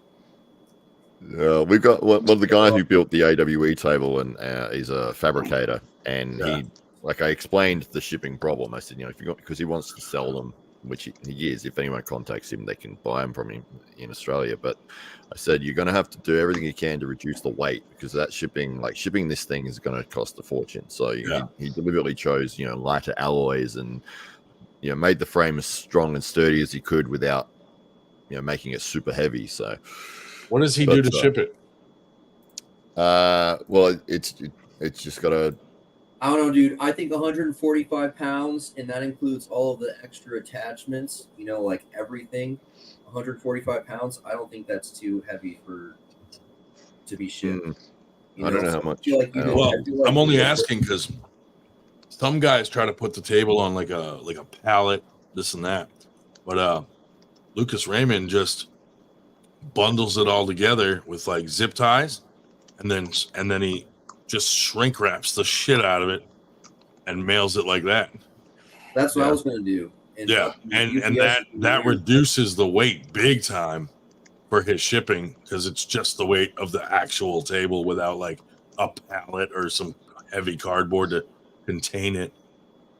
Yeah, that's a good idea. I mean, Australia to Australia probably isn't as bad as China to Australia or the US to Australia, Yeah, absolutely. Yeah, it still costs a lot. It's our countries are pretty much the same size, so one side to the other, it's going to cost. It's probably more expensive too to get materials. If you get a table made, just tell them that you want reinforcements under the wooden top.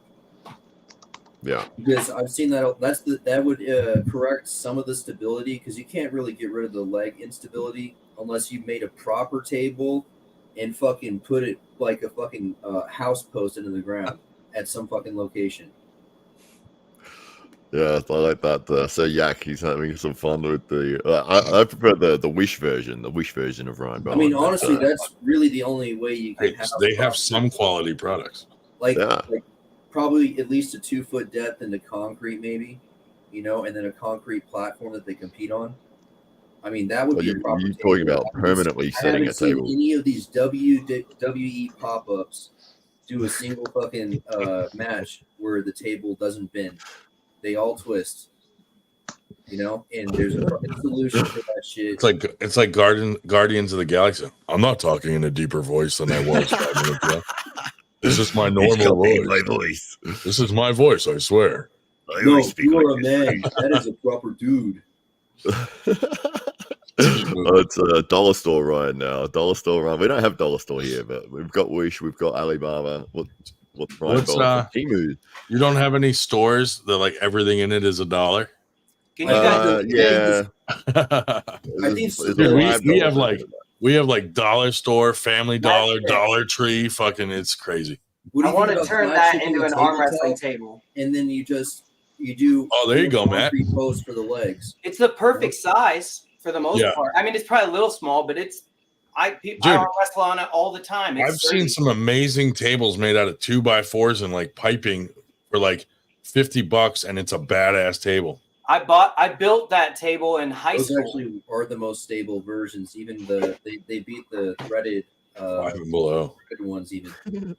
Dude, I went to Five Below with my daughter the other day, and I came out of there spending $100 on fucking dolls and dumb toys. Did you And get anything for her? my wife was like, you can never go there with her again. You didn't get her anything, did you? I told when we went in, I was like, you can have one thing. And I come out with fucking like 6 bags of fucking toys. Like, oh. Do any of you have property where you would concrete an arm wrestling table?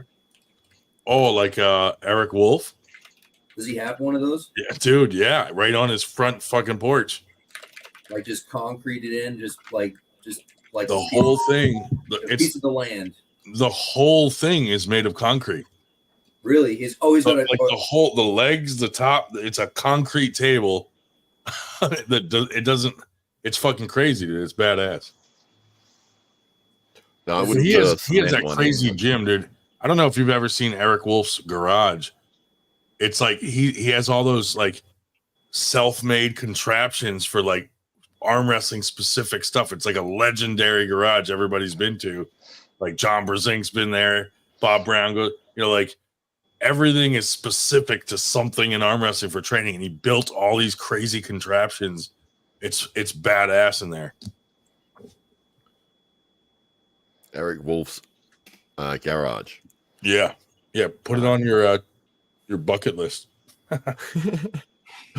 It'd be part of the tour when I go over. This You can food put stamp flyers Ryan up. Doan want to pull my left hand. You can put flyers up in his neighborhood. You guys have food stamps in Australia? Come to my garage. No, we don't have that. You don't have like a welfare system that people We do have abuse? welfare, but yeah. Don't they get a card like to get food or something? No. How does None of you guys don't give them free food? No. No, they get money. They get the They're money too which they busy can use. fighting for over food. Tim Tams Oh. or whatever. Here they get like a card that has like money on it that they can swipe to get food.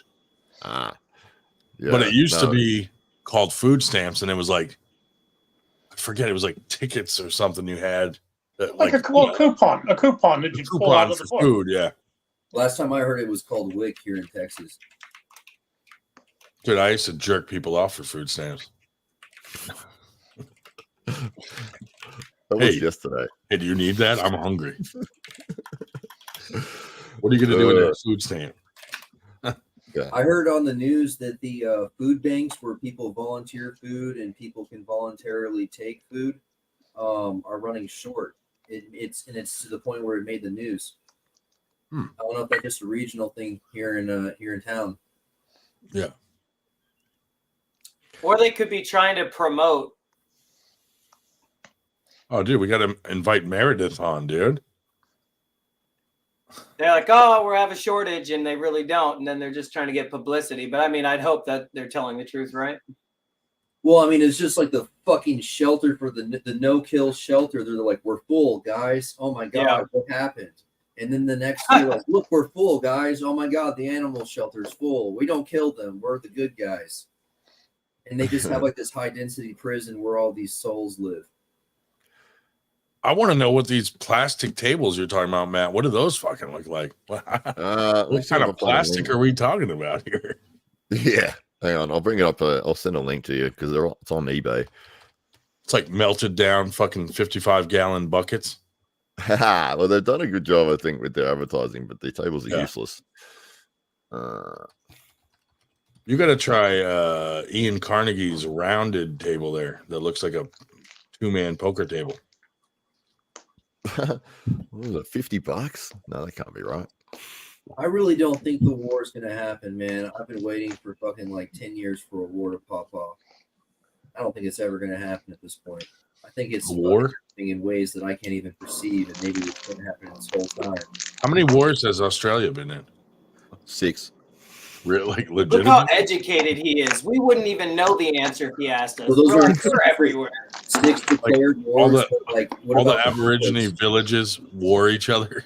How many? Maybe. I don't know. It How wouldn't many be on the news. conflicts has Australia participated in? How many what? Sorry? How many conflicts has Australia participated in? World War I, World War II. I don't know. I think they're involved in Vietnam as well. Those are Yes. declared. Those are declared Yes. wars. Those aren't conflicts. I mean, they are as well conflicts, but they're also declared wars. Yeah. We had an what was that, against kangaroos or emus? I mean, don't you guys What about participate that? in What was that NATO? war that Crocodile Dundee was in? How many countries do you think Australia has soldiers in a year? Like year by year? Like how many countries are Australian soldiers in right now? I think they're probably still over in the Middle East, and you'd have batches of them here and there, but nowhere near compared to the US. I mean, the US is Everywhere. 100 You times guys- bigger than Everything the I see on biggest the one. internet says you guys pretty much go everywhere together. Do you guys watch Crocodile Dundee there and go, "What the fuck is this?" Lana Jones. Oh, they love it. It's celebrated as one of the greatest. I feel Australian like- people Now, in are America. there areas where you could go Our into the wilderness and there's Aborigines just walking about? The next I gotta say, generation will have a war on American soil. That's my theory. The what? The next Is it- generation of is it- kids that are going to grow up, like born maybe in a few years or 30 years before I die, like I'll be dead. There'll be a war on American soil. Maybe It'll it's be already here. happening, dude. Is there? I Yeah, think but it it's like, actually I'm Is it talking rude to like call someone an Aborigine? people afraid, They, you know. they've been No. exchanging gunfire across the border, like Yeah, but I'm talking like, oh my God, did I get a gun? I should have fucking bought a gun. That kind of bad. You know what I'm saying? Oh, dude, I'm ready. Yeah, I feel you. Listen, I'm ready for a fucking zombie But I think- apocalypse. I think America's going to piss off Easy. enough foreign countries that it's going down. Dude, It's my coming wife here. thinks I'm nuts, People and are I'm gonna like, wise "There's up. been, Watch. dude, like, I don't live far from Philly, and if one fucking person's arrested in the wrong way, there's fucking riots." And I'm like, dude, it's not going to take Yeah. much for the whole city to go into a riot here, and it's going to come to the suburbs, and they're just going to be killing people door to door and 'Cause all it rioting is like a zombie apocalypse. So fine I line am of ready for that. politics and world news is just keeping the balance of everyone trying to play nice, but it ain't always going to be like that. Dude, if Remember the that Phillies old zombie- lose, where the Philadelphians are tipping cars in the fucking streets and burning cop cars, like it is fucking crazy in Philly. Do you remember the old zombie 6 movie? where people they- die every fucking day in Philadelphia from shootings. what? It's crazy, dude. It was like the Day of the Dead or Dawn of the Dead or Dawn Day of the Dead. It was like from the 1960s. It was black and white. Oh, and Oh yeah, that was a great movie. the zombies could talk, right? Remember Night of the Living Dead? Oh I my think Night of the Living Dead. That's is what. called. Yeah. That shit Yeah, was badass, dude. That's what is that? Early 80s, Oh, let me check that link out. Hold on. 70s? I don't know. It was black and white. I know that much. Oh. I think they had. I think It's not black letting me and see white it. might have Oh, been maybe on the retro. YouTube. I don't think Hold it on. was cutting edge black and white. I think it might have been retro black and white. Yeah, that's Okay. 19. Oh, great. Alibaba, Matt Connolly posted a link to Alibaba. It was originally That's released great. in 1968. Where the hell Does it did work? that link go? The $53 table from China. Really? Yeah. Is that the one But- you guys can get there? Yeah, we can get that, but Ooh, I where think did there's that link clear go? They reselling it. remade Night of the Living Dead in 1990 as well, and that's probably the one most people remember. Is that really Damon? I doubt it. It's probably Yak. Hey, Damon. Matt Diamond. Yeah, it's probably Yak. David. How are So you you can doing with support your friend noises. Damon? If he makes fart noises, it's definitely him. Welcome to 7-Eleven. You know damn right what you do in this Oh, room. it's Pepsi bottle, oh, it's Pradeep, dude. a Coca-Cola glass. Turkey Hill iced tea jug. Dude, I got why it won't let me fucking copy that link. Let me send Can you, it on. can you send it to me on Facebook? Yeah. I want to see this plastic fucking arm wrestling gear. That's crazy. It's plastic. I've never seen plastic It's before. plastic. I don't know what plastic is. I want to do. I want to make some like a beer holder that you just slide over the pin on the side of the table. You sound like Hoggle. You know, That's a throwback. Right. All right. Or a slip-on dildo that goes over the pin. So when your buddies aren't paying attention and they grab a hold of it, you snap a picture. Well, you just put your dick there instead. Yeah, right. I went in fucking from under the table and be like, "Who wants to arm wrestle?"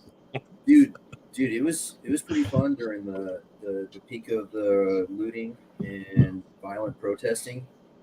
Yeah, man, that's some pretty good times hanging out with some homeless people getting drunk.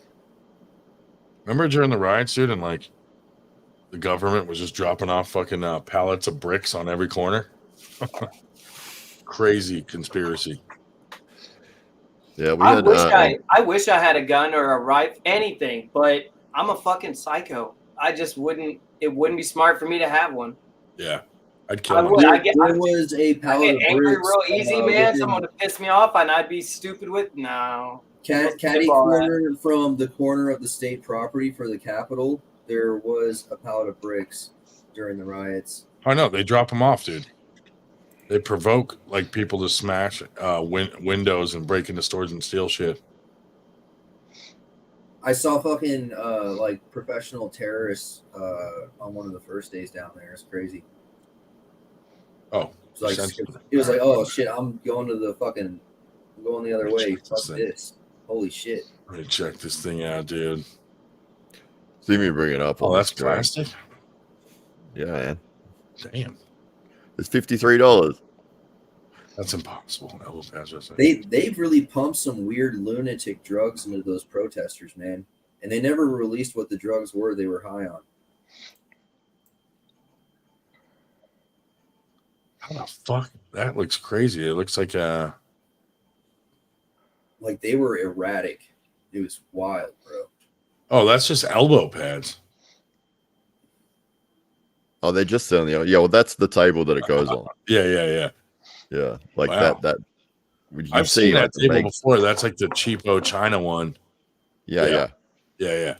A few people here have them, and I mean, if you're just training at home or at practice, they're not bad. Like, probably wouldn't use it in a tournament, but you know, if you're just training on a pulley or something, they're not that bad.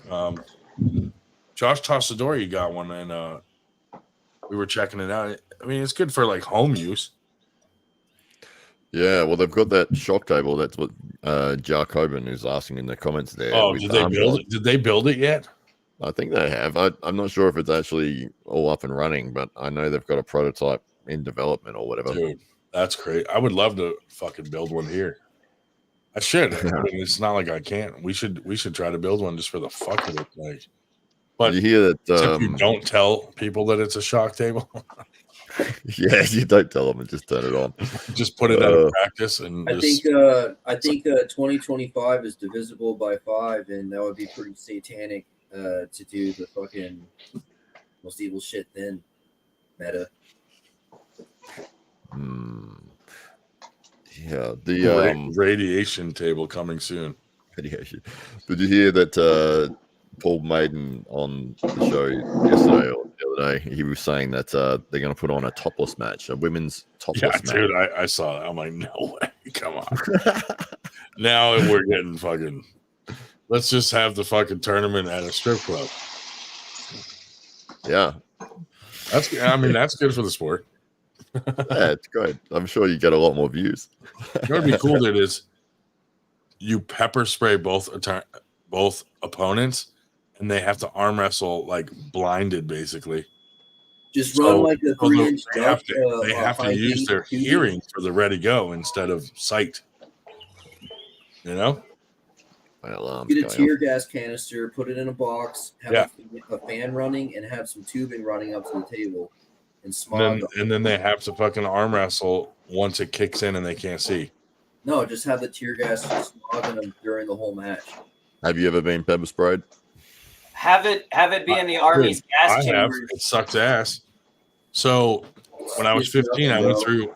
When I was 15, I went through a phase. So I stole my mom's car, and I was driving around, and whenever someone was walking by, I'd pull up and I'd be like, "Excuse me, sir," and I pretended I had a piece of paper, and I'm like, "I need directions," and they'd come close, and I'd be like, "Do you know where Pepper Street is?" And they'd be like, "Pepper Street," and then I pepper sprayed them. Have you heard of pepper gel? And then I would just drive off. So one day I had some girls in the car and I was trying to show off, and I went to pepper spray guy, and I didn't come to a complete stop, and it blew back into the car and got me and the girls. Everyone in the car started throwing up. It was fucking terrible. And I didn't get laid. I didn't get the girls. They fucking were like, "You're a piece of shit. Why would you do that?" I can't believe you were spraying people and then driving away. Like that's insane. It was a phase. It was a phase. But, I would have tried so hard to see your license plate in absolute agony. Most of the guys dove towards the window and tried to grab me. Have you heard of pepper gel? It's like a chemical. It was a bad phase when I was like 15. If you get pepper gel in your eyes, you can go blind. It's a chemical. Dude, I had to pull over. Like everyone was throwing up. It was fucking terrible. But pepper gel is very effective for wind resistance, and it also spreads on contact. And it stays on contact. There's no dissipation. It drips off. Pepper gel is very dangerous, and is probably the only reason you should wear eye protection. Makes sense. Next time you're riding, make sure you wear your safety glasses. Well, Meredith said she's going to come on, guys. That'll make a few people's night. Oh, God. But yeah, dude, I don't recommend pepper spraying random people for no reason. That's horrifying. No, use pepper gel, dude. You might go to prison. It's not a good way to live. No, you know how I torture them? And go to prison. You just make them eat spicy shit, like the world's spiciest peanut. That's the fun way to torture them. Captain, you're right, dude. A little bit harder to do. I lived in New Hampshire. On the road on the car, though. Here you go. When you live in New Hampshire, you got to make things fun. You know what I mean? Dude, one night, I pepper sprayed a guy on the other side of town, and I went to the opposite side of town. And this cop, I'm at a red light, and I'm 15 in a car and should not be driving. And this cop goes by real slow looking at me, and I'm like, fuck, he knows. Someone must have called and give the description of the car. So I fly through the red light behind him. He passed the intersection, and I see his reverse lights come on, and he like smoke coming out of the tires to back up, and I'm like, he's going to chase me. So I went down a couple alleyways to lose him, and I turned down this one alley, and I hit a fucking car that was backing out. So I stopped for a split second, and I see like 6 giant black guys getting out of the car, and I was like, fuck this, I'm not getting out. And I just took off, and I got away from the cop and the black guys, and I got home, and I parked the car, and I'm looking at the damage, and I'm like, fuck. So I scrape all the red paint off that was on my mom's blue car from the other guy's car, and then I put like some rocks up on top of my mom's car. That was a paint. I went in the house and I woke my mom up, and I'm like, Mom, I just heard something loud outside. I don't know what's going on. And we went outside, and she was like, oh my God, my car's been vandalized. And she called the police, and the insurance covered it, and I never got caught. I was like, yes. But I never stole her car again, and I never went out pepper spraying people at night. Wow. But you wish you had your pepper spray in the car. Yeah. So, it's like I broke a dude's arm on purpose one time. I just, stopped doing it after that. Yeah, dude. I grew up. I got one guy that was like on a bicycle, and he like swerved from the pepper spray and went down a hill, and I'm like, that guy's dead. when I was in a field training jeez. event in the Army, we were out in the woods, and we didn't get to use all the ammunition. We had extra shit. So one of the commanders thought it'd be smart to use the extra, the gas bombs and shit, and he threw them all out there. The wind blew it into the command sergeant major's tent, and they got fucked up by it, dude. That guy got in so much fucking trouble. You know us as privates and shit. We were laughing our asses off. We thought that was dude. funny. My whole life has just been about pranks, all the time. All the time for some reason. I like getting strong, dude. I never got in trouble for like drugs, alcohol, or like crime, but pranks all the time, dude. It was always like stupid stuff. What's been your most elaborate prank that you've set up? Saran wrap dude. Well, I'll tell you this one, and it's pretty fucked up. But so I went to Taco Bell and we had a van that was just for pranks, and this van, you know, like a regular white work van. So we Free took candy on the side. I went and bought like 100 rolls of silver duct tape, and we duct taped the entire exterior. So this van just looked like a huge roll of duct tape. It was ridiculous. So we're driving around. We see Taco Bell, and my buddy's like, "Dude, pull in. I got to go to the bathroom." And we're like, "No, dude, shit in this bag." Oh, we get our buddy to take a shit in a bag. So I go through the Taco Bell window, and I'm like, "Let me get someone in a protest." Yeah, I'm like, "Let me get a soft taco and a large soda." So the guy gives us the soft taco and large soda. We drive into the parking lot, and we take the meat out of the soft taco and we put the shit in the soft taco. Oh. So I go back through the drive-through, and I'm like, "Hey, I just bought a taco here. I don't know if something's wrong with the meat, but it tastes like shit, and I want my money back."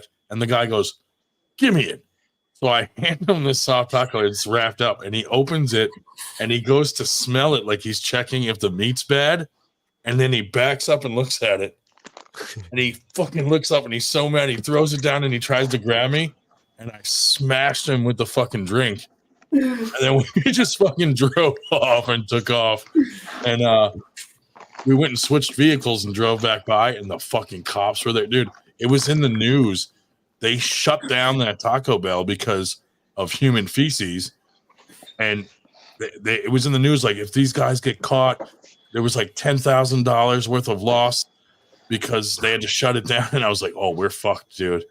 But we didn't get caught for that.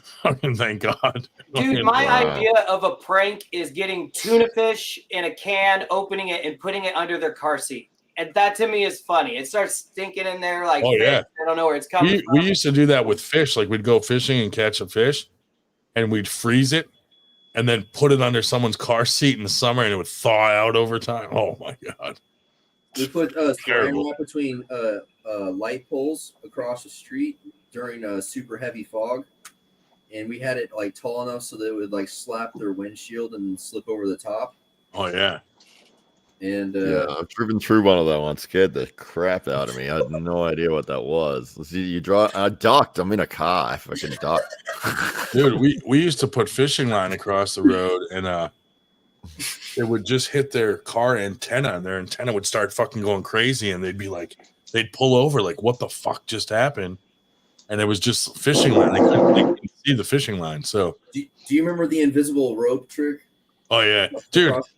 That we put one of my friends, their parents bought a new refrigerator, so we had that big refrigerator box.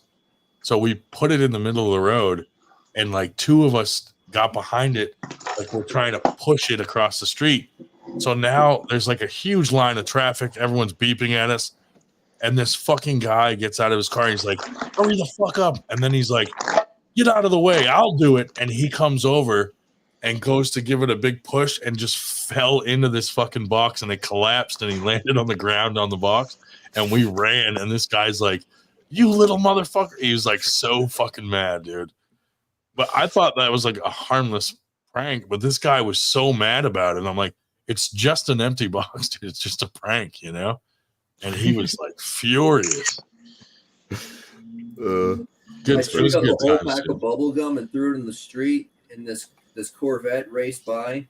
and the tire grabbed it, and it sounded like a gunshot when it hit the wheel well. And the dude came to a stop in the middle of the street, and I'm just standing there like, oh shit, that really happened. Yeah. And then he drove off, and then I ran inside once he couldn't see me. Well, dude, one of my pranks. So I was in college by now. I was like 19, and we had the van and we had pillows, and we were going up to like other college kids and yelling out "pillow fight" and attacking them with pillows. So we saw some kids from a different fraternity go into a store, and my buddy's like, dude, go wait around the corner. And we had walkie-talkies, and he's like, hey, they're coming. So he pulled a prank on me by saying they're coming. So I turned the corner and just swing the pillow, and it was a fucking little old lady. I hit her with the pillow. I yelled out "pillow fight," and I hit her with the pillow, and she goes, "Fuck you, asshole." And I was like, okay. And I jump in the van and we leave. Well, someone witnessed this and went up to the little old lady and was like, hey, I saw that. Are you okay? And she's like, yeah, I'm fine. It was just a pillow. And he's like, no, we have to call the cops. So they call the police, dude. And 3 months later, the detectives come to my house. Someone had gotten the license plate and they arrest me. So I go to court, right? Jesus. And I'm in court, and people show up to court with signs saying, free the Manchester Pillow Bandit. And it made the front newspaper, dude, saying Ryan Grondin has been arrested. The Manchester Pillow Bandit has been. Oh, yeah, dude, the trash can full of water trick. So then I end up having to go to jail for this for a month. So in the meantime, my buddy calls me. Water in their front walkway, you know. Dude, like, my buddy calls me and he's like, put it on bro. Howard Stern. Howard Stern's talking about you right now. And I'm like, what? So I put it on Howard Stern, and Howard Stern's going, some idiot from New Hampshire hit an old lady with a pillow and now has to go to jail. And he's talking about this stupid fucking prank. And I'm like, oh my God, dude. So I go to jail. I have to go to jail. So I go to jail, and they let you make a phone call when you're in there. You can use the phone. So I call my mom, and I'm like, Mom, listen, you got to call the jail. And she's like, why? What's going on? Did someone attack you? And I'm like, Mom, they won't let me have a pillow because of the crime. And she's like, I'm gonna call right now. She's taking it all serious. And I'm like, I'm just kidding, Mom. I have a pillow. Relax. And so then the last day, I'm getting in trouble in there the whole fucking time, dude. And I walk into jail, dude, and people are clapping because the Pillow Bandit thing was on the fucking news all week. So I get in there and I'm like, man, I'm in there with murderers, dude. And they're like, good job. And I'm like, what the fuck? So the last day I'm there, dude, I'm in the kitchen because when you're sentenced, you can have like a job. So I was working in the kitchen. I took a handful of egg salad, and they have these huge fans to dry the floor, and I threw it at the back of the fan, and it just went like, and the entire kitchen got covered in egg salad, right? So the cop comes in and he's like, what the fuck?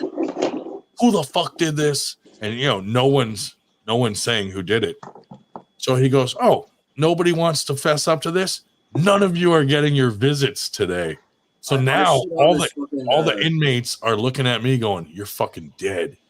So finally I speak up and I told the cop, I'm like, dude, I did it.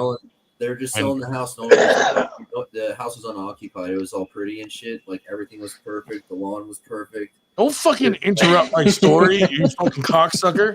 Took a shit right on their fucing. Anyway, took a shit right on the story. Dude. You can tell your story when I'm done my story.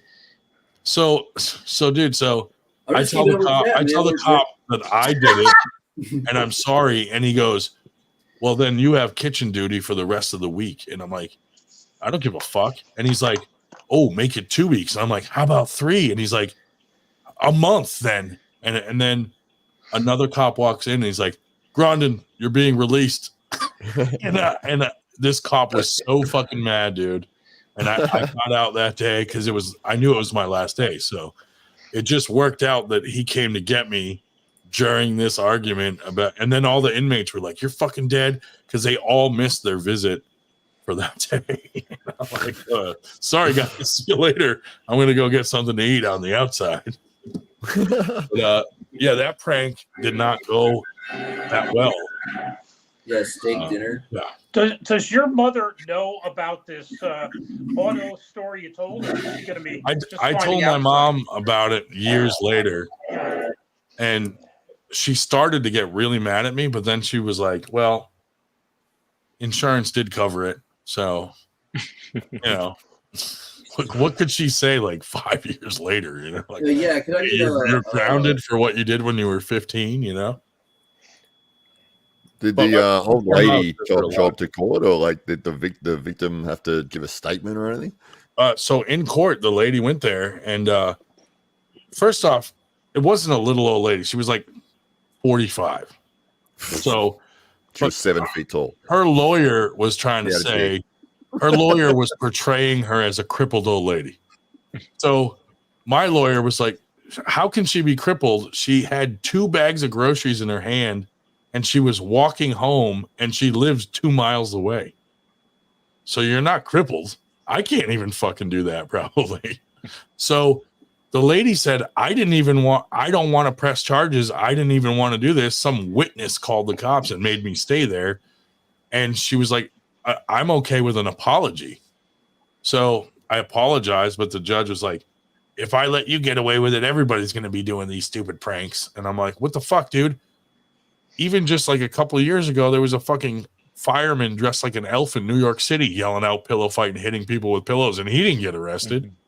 So yeah, I got arrested, and dude, they sentenced me to a year, and my lawyer got it knocked down to serving a month. Yeah, but I was like, dude, a year for hitting someone with a fucking pillow? It wasn't even a heavy feather pillow. He was making an example out of you. It was like a lightweight synthetic pillow. They wanted me to go to prison for 2 years for speeding. Dude, it was ridiculous. I was like, no, this is crazy. But well, you know, I got an honorable mention on Howard Stern, and then someone reached out to me when I got out from a magazine, and they said, hey, you're the Manchester Pillow Bandit? I'm like, yeah. And he's like, I had a blog back then that was pretty popular called Ryan's Fan Club. And he goes, I want you to write for my magazine. And I thought he was joking, so I blew him off. And then like a month later, he's like, no, really, dude, I want to take you out to lunch to talk. So I met him at this restaurant. He's like, I want you to write for my magazine. It was called The Fix, and it was out of Boston. So he gave me my own column with me being called the Manchester Pillow Bandit. And then I got a job writing for a big newspaper up there. And for a couple of years, I was like writing articles for like Maxim magazine and like these big magazines. And then I stopped eventually. But during that time, it was fun as hell. Like crazy articles about whatever I wanted to write about. Like he let me just do whatever I wanted. Did you ever write about the pillow story? No, but I wrote about masturbation a lot. Mm. You know. Did you have to blow them off again? The proper technique on how to pepper spray someone at a high velocity in a car. Have you ever masturbated with pepper spray as lubricant? No. Icy hot. Icy hot. I've done that accidentally. Have you seen the videos where people get maced in the face and they pour water and then it rinses off and lands in their groin? No. It's hilarious. Yeah, that's one of the tips. You ever get pepper spray, make sure your face is completely clear before you have a shower, because that will bang it. Dude, a couple of us went into you ever see like it's like a Mexican shop and they just have like all leather goods and like cowboy boots and hats and crazy stuff? We went in there and I'm like, yeah, I'm looking for some cowboy boots. Hey, Jen, so I'm heading out. We all try on. Oh, you out of here, Matt? Yeah, I'll see you guys later. Sorry to interrupt the story. No, you're good. See you, buddy. Peace out. See ya. So we all tried on these cowboy boots, and then we just kind of started dancing around with them and acting stupid. And at first they were kind of laughing, and then they had like a serious look on their face. So we started taking them off like they look mad, you know? And then literally all of a sudden a little Mexican guy comes out of the back room with a fucking machete. And he was like, "You guys need to leave." And I was like, "Holy fuck, dude. It's just a joke." Like, we were like square dancing with these fucking cowboy boots on, and like jumping up and clicking our heels like leprechauns. And you could see the look on their faces, like they're ruining these boots, like, and they must have signaled the guy, and he comes out with his fucking machete. And I'm like, "All right, we're going to go. Have a nice day." Like, holy shit. We just almost died. Like, it was a little scary when you're like 15, Were they yelling, "Stop scuffing my floor" as they chased you out? No, but you could tell at first they were trying to be professional. Like, all right, we know these kids are assholes, but we're going to let them try the boots on. And they very quickly regretted letting us try that shit on because we're dancing around. You just ruined the boot. Yeah, we're like moonwalking in fucking leather boots. And they're like, "You guys got to go." And we just kept doing it. And then they showed us machete. What are you? Just going to do a video call with Ryan Ball, and I'll be back in a minute. Fuck that guy. I'll be back. So you telling me he has to come on? Yeah, just over here. We're talking Yeah, business. figure out where Australia's going to cement. Tell him we want to hear his pranks. I'll see if he wants to, but yeah, I'll be back in a minute. Just say hi if he can. We're here with the Texas Bandit. No, what is it? The Manchester Pillow Biter. Pillow Biter. If you tell him it's the worst arm wrestler in the world, he is a big fan of my rubber band. Well, I was hanging out with him at Knuckles Up, so he knows. All right, I'll let him know. Yeah. I mean, that when he tells him who it is, Brian's gonna be like, "Absolutely not." There's no Ryan Bond there. No.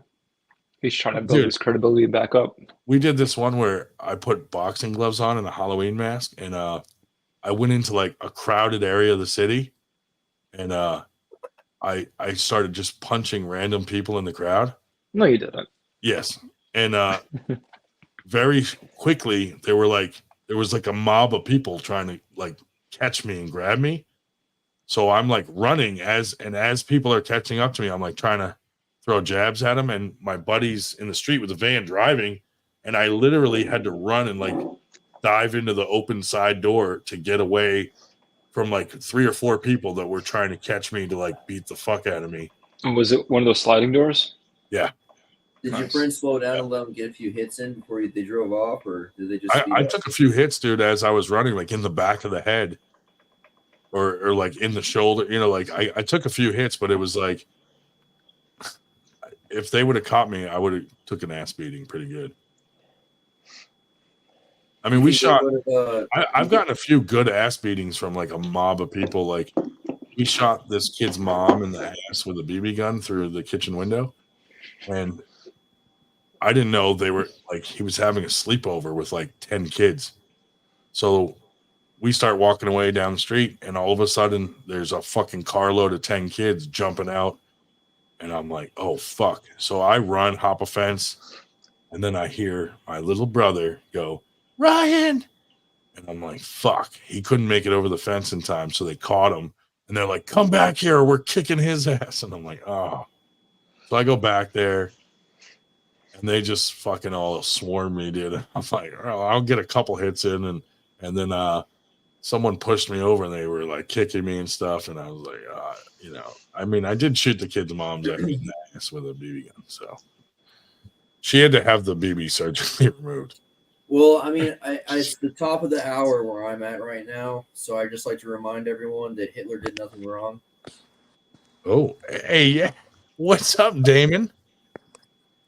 Damon, hey, I'm here for the Damon, how do you feel? Because you look kind of like you're sick or pale today. Just here for the interview. Are we going to get started? Yeah. How many words can you type a minute? Are you efficient with Microsoft Excel? I don't own a computer. What can you do for 98 that would make you stand out amongst all the other appliques? Just troll your stream every Friday. Just fart on the AWU chat. Yeah, I do a lot of that too. I wish I could fart in the chat here, but it won't let me. Can't. Can you smoke that from the other end? I mean, you could. Unless your Well, audio I've been farting, but just no one can hear it. So unless your audio posts run at least 10 seconds, I don't listen to them because I know what they are. So Matt, you're lying. so Dave, you're lying. You listen when to everyone. when Ryan Bowen says jump, you have to jump, huh? No, we've got a group call which has been delayed for half an hour, but there's look. like 4 of us that are going to be on it. So yeah, just Were need to you jump in on like, no, I'm not coming on. You guys are unorganized. that. I was like, I'm talking to more important people. Right. It's a 98 night. I'm on an Aboriginal walkabout. Did you see Australia had a war with the emus and lost? Really? Man, of all things, that's what you want to talk about. That's disappointing. So what kind There's of a war. There's a war every day with one of these Australians punching a kangaroo that's trying to kill their dog. Yeah, that was great. Dude, those videos never get old, dude. I'm sorry. Hey, MG just woke up. Hey, first words from MG. I'm sorry. MG, what's going on, dude? I fucking love that video. Just like, bam. The look on the fucking kangaroo's face is priceless. He's like, "Oh, what the fuck just happened?" So shit just got real. Yeah, I don't know, man. I'd love to punch a kangaroo in the face, dude. I punched a deer once and nothing happened. It just looked at me like, asshole. Like, you know, like when you're holding an apple and you're trying to get it to eat the apple and then you just punch it. No. You should have pepper sprayed it. I should, dude. Great idea. I'll try that next time. I'll have to get something like that bear pepper spray because I don't know if human pepper spray works on deer. Like, why'd you hit that deer with a pillow? Yeah. Honestly, I make my own pepper spray mix, and then I just get one of those old seltzer fire extinguishers, and I fill it up. Yeah. And that's what I use. That's a good idea. Oh, dude, I did one time blast someone in the face that was just minding their own business with a fire extinguisher. I didn't know, like, that's super dangerous to do to someone. Like, they can't breathe when you do that. Dude, I was helping put out an electrical fire in an elevator room. Yeah. And like my first fucking instinct was like, I need to open all these fucking doors. And I just like started opening every fucking door I could. Oh. What is that? Is that my phone number? Yeah, that's your in the pillow van. Twitter. Fucking right, dude. Yeah. Wow, that's crazy.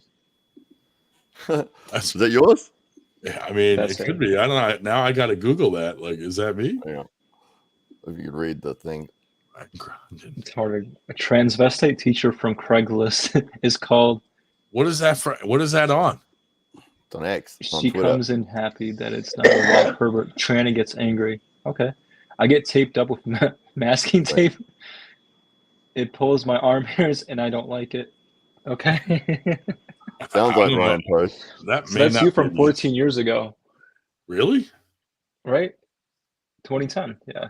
I mean, it could be. I don't know. I've had so many accounts over the years, you know. March 26th. Can't be that bad of a guy if you have social media. Does it sound like stuff I would post? You said we take pictures of Zach's vagina tattoo. It's quite lovely. Yep. Dude, for a while you went on a what was the stint of name? pushing things through Zach. toast. That's Zach? definitely. Oh yeah, dude, that's me. So that was back when me and my brother owned a bunch of tattoo shops, and this dude Zach, that was one of our tattoo artists, he tattooed his whole penis with a tuxedo on it, and it was fucking hilarious, dude. Like the head was like a human head, and the rest of it was a tuxedo with like a tie, like a very formal uniform tattooed on his penis. Nice. That's awesome. Oh, it was crazy, dude. Did it look good? I mean, no comment. Fuck no. No. Fuck no. That was a trick question. Fuck no. I'm sorry. Can you guys hear me? I almost answered that. You were about to go, yes. Oh, no. I was like, yeah, and it tasted good. You know, if he released a show and like his dick wore a top hat and he like talked in the voice while he shook his penis, he could probably get a lot of views these days. Probably make some money doing that. Pretty much everyone at the tattoo shop tattooed their penis. I don't know why. It like one person did it, and then everyone was like, "We're doing this." It was crazy. Did you join that club, Ryan? Oh yeah. You should tattoo a life-size Paul Italia. I can totally tattoo. I tattooed a bigger penis on my small penis. Look, it's just about making the little shading, and it looks bigger. You know. No, I actually just some stars. So like, you know, when I'm limp, it's like half a star, and then like Star Search, it was like 3 3/4 stars. That was the theme of it. The one it's hard is like a whole constellation. Yeah, when I'm hard, there's 2 stars. When I'm limp, there's like half a star. So it's not that many stars. Yeah. Unfortunately, I didn't have room for like Big Dipper. I thought you were gonna say you had H and Y when it was limp, and then when it's hard, it says, "How you going? Welcome to America. Have a nice Hey day." guys, this is actually getting really personal for me. I live at this address.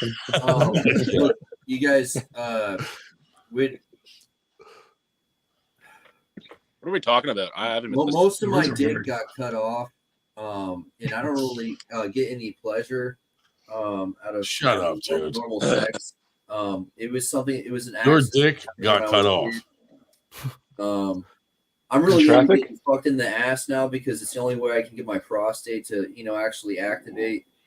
And it's pretty fucking depressing. So I just get like raging drunk all the time. Dude, you're getting Meredith wet. Stop. I mean, I really appreciate you guys allowing me to talk about this because it's something that I really never wanted to discuss. But yeah, man, the doctor. Dude, this is the place for people to really open up. And so now I gotta jimmy my asshole and my Dude, prostate. every time Matt comes on here, he instantly regrets it, and then he forgets over a month span and comes back on and goes, "Now I remember why I don't come on here." No, this is great. It's awesome. It's real talk. God. It's just people being funny, man. No, actually, I just told the story of my friend. Yeah, it wasn't me. I think this will lose you subscribers, Matt. Is it what? Yeah. I think this will lose you subscribers. That's dude. fine. Yeah, what is up with Nanya? Every time he pokes me and then I attack him and he leaves the fucking chat. Couldn't tell you, man. What a puss, dude. He's a bit of a pussy. Yeah. I told him had a match since Paul Italia. Me? No, it has Nonya. Oh, Nanya? No. No. No, yeah. What do you think of that match? It was terrible. It's fucking awful. Dude. That's the worst fucking decision I've ever made in my the fucking life. referees did a half decent job, but they were emotionally. I should have never let that happen at Winter Blast. It fucking slowed down the whole tournament, ruined fucking. I mean, the referees' alarm went off. got involved, and they failed at their duties. The referees could have done better, and they allowed their emotions to motivate them in their professional proceedings. Dude, and I think that's common with pretty much all fucking arm wrestling referees. And like no one really cares because it's a fucking shit show right now where everyone just wants to be hip and cool and it wants to be exciting because this is money and then fucking some goddamn shallow ass conversation where you can't explain to them that you could do all those things with the fucking sport too. Thank you, Wood. At all? Dude, I told Nanya that I was gonna plant a mango tree in his mom's vagina and fuck his sister in its shade. And he fucking goes, he goes, "This is bullshit. I'm leaving this chat until you guys remove Ryan Crondon from it." And he left. And I was like, I win. Yeah, he tried the same stunt with me, and I didn't have a mango tree, and that he wanted him to throw me out or he'd never come back. I thought that was a clever jab, to be honest. I think I was in one of the original chats there, and I was the only one who would make a comment, and I got tired of that after like 18 months of it. Yeah, you were talking to yourself. Yeah, I was talking to myself for a year and a half while people would just read what I was saying. It was like a blog. every 3 months, and it would just be you. I'd scroll up and you'd be talking to yourself. Fucking, I'd scroll up for fucking hours and just be you. Seriously, dude. He's like winning arguments with himself. No, like all these motherfuckers just reading the shit no one was engaging. I was just like group chats on Facebook are fucking shit tier, dude. Yeah, but then I tried to add you to the one, and then you stayed for a day and you left. Why? So they just like my shit can get ignored there, and then like I have to read someone else's conversation while my shit gets ignored? No, bro. That's really what that is. You're fucking weird, dude. I don't even understand why that's enjoyable. Dude, weirdo Eric Harlan does the same shit. If Eric Harlan like pokes me and then I start paying attention to him and talking about his dad and stuff, he leaves the fucking chat. What's he up to? Like, what is with these pussies, dude? Like, Donnie's been like that since I can remember. Every time I get in an argument with him last year. Yeah, you guys have some really faggot circle jerks in those group chats, dude. It gets like the faggotry level is like a punch. Yeah, but those guys like will poke me or poke Yak, and then when we respond, they fucking leave. It's like, what the fuck just happened, dude? You poked me. Like, they leave and they're actually like they're genuinely upset. Like they're offended. Yeah. Like I'll make fun of Eric Harlan's dad, and then he'll call Dave Shell and be like, "That fucking fat fuck is talking about my dad." Oh, is he still around now, Eric? I haven't heard much about him lately. Who, Eric Harlan? Yeah. Well, he got fired from Freddy's burger joint. Where does he work? Steak and custard. I'm trying to get into work. He won't tell me where he works now. Hey, what do you guys think, man? Since I can't make money making arm wrestling equipment, should I make bondage equipment for Nanya? He was trying to get me to make him some furniture so he could have weird sex. Nanya knocked up his hooker girlfriend and they're having a baby. Yeah, well, I mean, I don't know. I can't make money selling arm wrestling equipment. Maybe I should make weird sex equipment. No, you didn't like it. Comfortable. It's where the money is, bro. It's where the money is. You know? You didn't care about grow the sport, man, and we need money for the sport. Like a cage or something, you know? Or like some crazy cuffs, you know? Bedpost cuffs. You could build it into the arm wrestling table. Hey, dude, an arm wrestling table that lays across two people and both pins are a penis, and then the two girls on the bed arm wrestle. Perfect. Yeah, I don't know what I want to know where fucking Eric Harlan got a job, dude. So do I. I've been get him on the cast. He will reach out to him. Send him the link. He's like, you work for Grunt. Send him the link. Do it.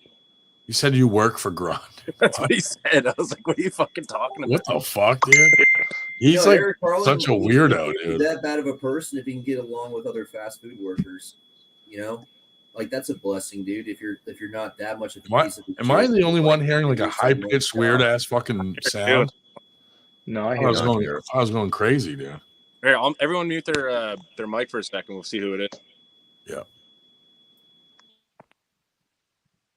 Is Dave Shell? I know. Come back one at a time. Shell, you come back. I'm back. Oh, it's Shell. You son of a bitch. Well, I'll tell you what. That'll be a good excuse for me to get off then. Your hearing aid's blowing up, Dave. I don't know. Whatever. Hey, Dave. You can't get off. It's only 10:30. Dave Shell, before we leave, can you give us a quick jiggle? I'm still in an apron, Dave. Jeez.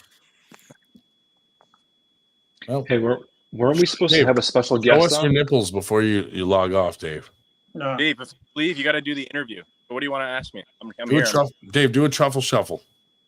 Yep. Hey, what's so good about cocaine? Why do people do it?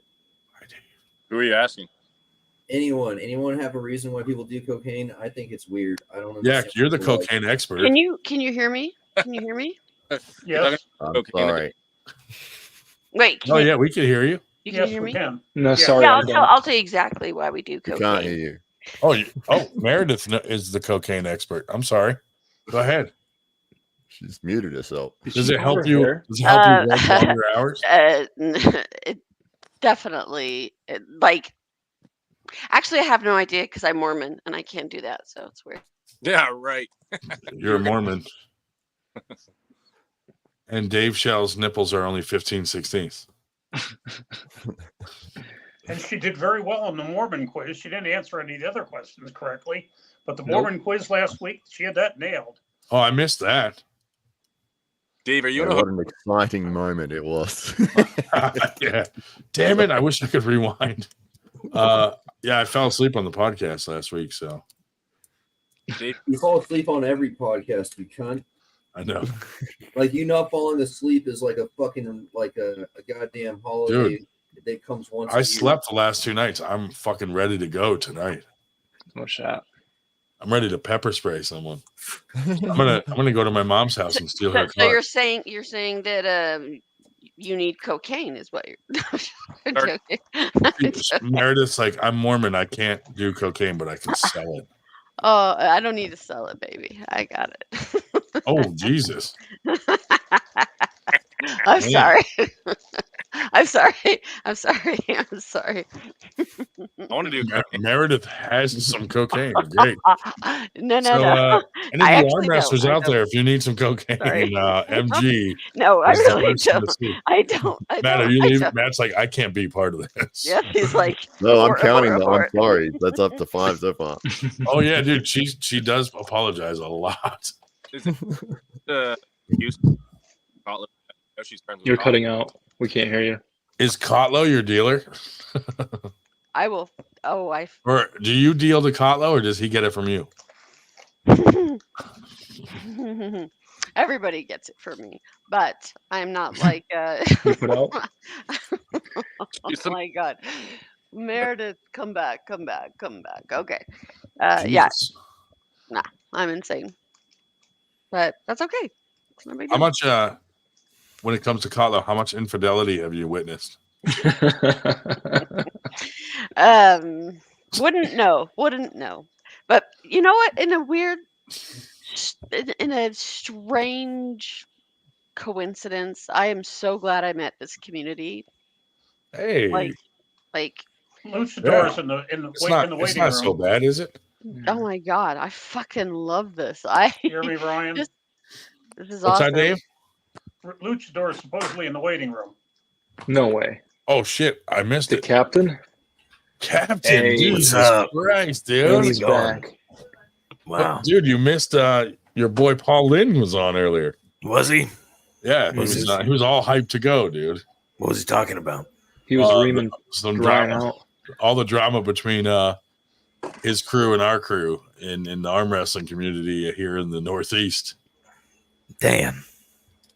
It was good. It was good, dude. Now you guys are talking about cocaine. Yeah. Do you have any? No. I do have some other research chemicals, though. Is it possible for you to find out where Eric Harlan works now? He talks to me pretty much every day, so I could ask him. You're like, what are you doing for work now, dude? I'm thinking about changing jobs. Tell him that. And see if he tells you. Like, you got to play into him, you know? Well, maybe, I don't know if he makes as much as he did, but I remember before he was making $15K a year at Freddy's. $15K a year, dude. Yeah. Oh my fucking God. Yeah. What a legend. Wow. It's like that's a month of what I'm making on workman's comp right now from being out of work for my injury. Can anyone hear me, or am I still cutting out? No, here we go. Yeah. Now I you're can hear good. you. I was cutting out for the longest time. It was getting frustrating. Yeah, I just didn't tell you, but you were. Well, fuck. What did yeah. Paul Lynn say in a summary? So we all need to unite and stop being against each other. But like, dude, I've reached out to these guys to so Paul Lynn tried to mediate a call between me and James Reed, and James started screaming and threatening me, and then I started screaming like, fuck you, I'm not afraid of you, and then Paul's like, guys, calm down, and we were just screaming at each other, and Paul's like, guys, this isn't productive, and then Paul's like, no one's listening to me. Again, this was like maybe a year ago, and then the recent drama with Steve Walker, we tried to mediate that today and tell him like, look, you take down that fucking ridiculous post that you put out about me, and the tournament that you're all upset about, thinking that we threw it on your date, I'll cancel. No big deal. Cancel the date, And he was like, I'm never taking that down. I was like, well, fuck you then. Eat a dick, What do you want me to say? But pepper spray him and then drive off. Right. Fucking come to my neighborhood. You're getting pepper sprayed. No, but like I'm gonna say this, and I've never gone out of my way to fucking attack anyone. However, when someone pokes me or attacks us, I'm fucking ruthless, and then they play like they're the victim and I'm attacking them, which is never the case. It's just when someone pokes me, I just poke them harder, So like it looks like I'm the aggressor, but that's not the case. These guys are fucking posting shit about me, and then I let it go for a little while, and then I'm like, all right, that's enough. And I fucking let them have it. And then they're like, oh, Ryan Grondin's a monster. And I'm like, fucking Jesus Christ. Isn't it that you just said that you don't go out of your way to attack people, but the last half an hour I'm pepper spraying this dude, I'm hitting old ladies with pillows. That was when I was younger. I have gotten out of that phase of pepper spraying people. Do you still have pepper spray? No. Oh. Now I ask him for directions to Knife Street. Hey, do you know where Sword Street is? Do you still have pillows? Where's Rape Street? Hey, is that part of your parole conditions? You're not allowed to have a pillow. If they know where Rape Street is, and then I rape them. Captain, can you hear me? Yeah, man. What's up?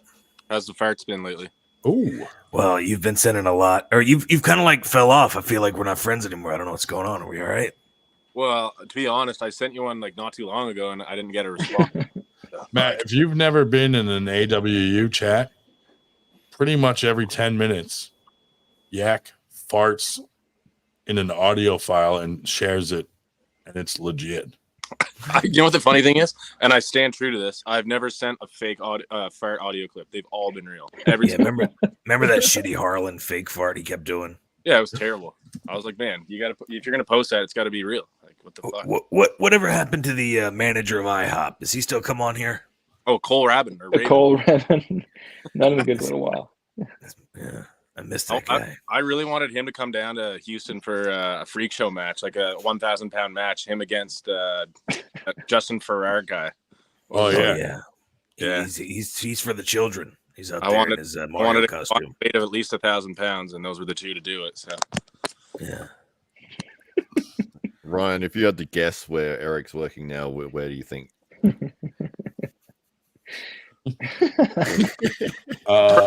On welfare.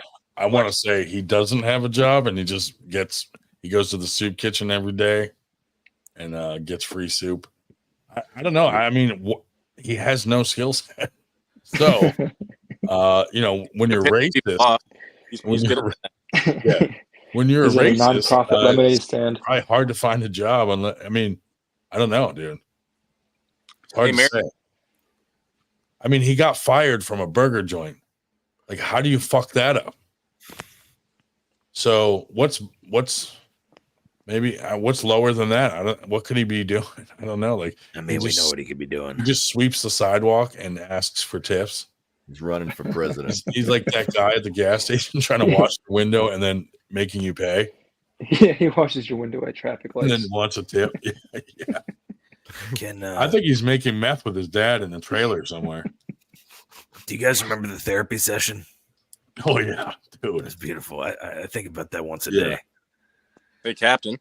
Yeah, what's up? Can you send me one of those mics in the mail? So I can actually do this stream properly, because I feel like no one can fucking hear me half the time. Yeah, man. Damn. For sure. Well, yeah, it cuts out if like someone like Wood talks over you. Well, that's my problem then, because he doesn't stop talking. Yeah. Can we talk about off the stage? Can we talk about Damon? Yeah. Oh yeah. So what do you want to talk about in regard to? I don't know Damon like that, but we are Facebook friends, and I've noticed recently he's been educating the masses. He's like, well, actually, time is relative.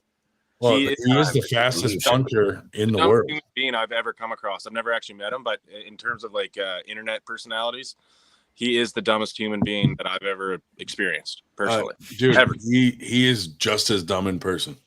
Yeah, I've heard. We were talking about that today, and we all kind of agreed. It was like the consensus was Eric Harlan is actually smarter than Damon. Oh my Wow. God, it's a close. Yeah, that's Eric close Rollins though. fucking- It's close, he's- but he's it's been got to with be. Ace close. for a year or But- two. but- Because Damon's like delusional. Yeah, he's Eric really- Carlin knows he's a loser. He just doesn't want to admit it. But Damon is a loser and thinks he's a superstar. Damon is fucking batshit crazy. It's hilarious. I Dude. hope it goes away. Matt, are you aware of this Damon Ransom fella? Yeah, is he the guy that was challenging like everyone for some big money matches and stuff? And he was putting up like lifts, but they weren't like Yeah. very heavy. And... Dude, he challenged people to money and then couldn't come up with the money because his mother told him he couldn't spend that much money. No. He had already made the bet. Like the bet Yeah. was Yeah. solidified. And And he then canceled afterwards, he's like, after he lost, he's like, "No, my mom said I can't bet." You're like, dude, you already lost. You already owe Right. the money. Like, pay up, you fucking. He was going on today about Dave all Shell the has an science- awesome Damon Ransom story about Morocco's practice. No, he was So Dave going Shell's on. gonna crush Damon in fucking November. That's what I heard. Well, Oh, is that's that what his we're- Dude, we match? could all hear your tinnitus at the same time. I can hear it. Mhm. No, he was going Is it? on today about how he talks to all these scientists What's and now? how they agree with him about this, that, and everything else. And I have about no everything. word for some of the things he says. Is it a right hand match? Yes. Dave, just fucking go to the straps, Dave. Yeah. Dave, I'm gonna Hey, it corner stopped. your match. I'm gonna make sure you fucking win. If you lose to Look, Damon, I'm just saying, dude. I'm just Yeah, saying. give him some a cocaine. strapless tournament would be pretty interesting. He'll croak Have a break. There were no straps. Bro, you give Dave Shell cocaine, he's beating anyone. There are zero promotions that are doing zero strap matches. Shelby. Captain, what do you got going on, bud? I haven't talked to you forever. I know I've been working a lot. Oh, you piece of shit. I know, dude. It's terrible. It's like fucking 85 hours a week and shit. Hey, if someone, Dude, if someone I'm the super chats, opposite. I'll write I it on my haven't- face. I've been out of work because of my injury. Yeah. My wife is pissed because she's a school teacher, so she has the summer off, and she's like, "You're ruining my summer vacation." I'm like, "I'm not even doing anything." She's like, "You're in the house. Usually you're at work," and I'm like, "Well, fuck, dude, I'll leave. I don't, you know." How long do you think you're going to be like out of commission? I mean, I already arm wrestled with it, but I regretted it the next day. It was not good. I should not have done that. But it's gonna be a while, dude. I just started PT. You know, I mean, I can do stuff in front of me, you know, but if there's no way, like, I can't lift my fucking arm straight up or anything or straight out yet. So What's the job that you do? I program access control and like fire alarm systems. So, but you know, sometimes I have to like get up on a ladder or I gotta like, you know, carry a bunch of equipment in, and I just fucking can't do that yet. So, and for some reason they restricted me from driving, and I'm like, well, I fucking drove here. Probably because of your record. Yeah, and they're like, no pillows. Hey, where's that whining coming from, man? If I mute Hey, this- Dave Shell, can you Dave go to Shell. the bottom left of your screen and press that button that says Look. Mike? Yeah, it stopped. There, he Oh, did. you know Press what, the one that Dave? says X. Dave, listen, hold on. Dave, come back. Unmute yourself. I Hit the can red probably, circle with the white X in the I think middle. I can adjust your fucking mic settings. Hold on.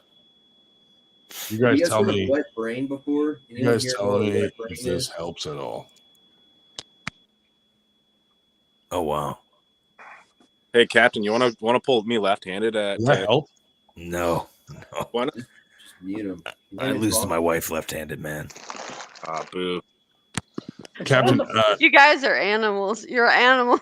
It's on the phone, and I don't have any sound other than when I talk, because when you people are talking, it's Bluetooth You to my people. hearing aid. you Wow. people?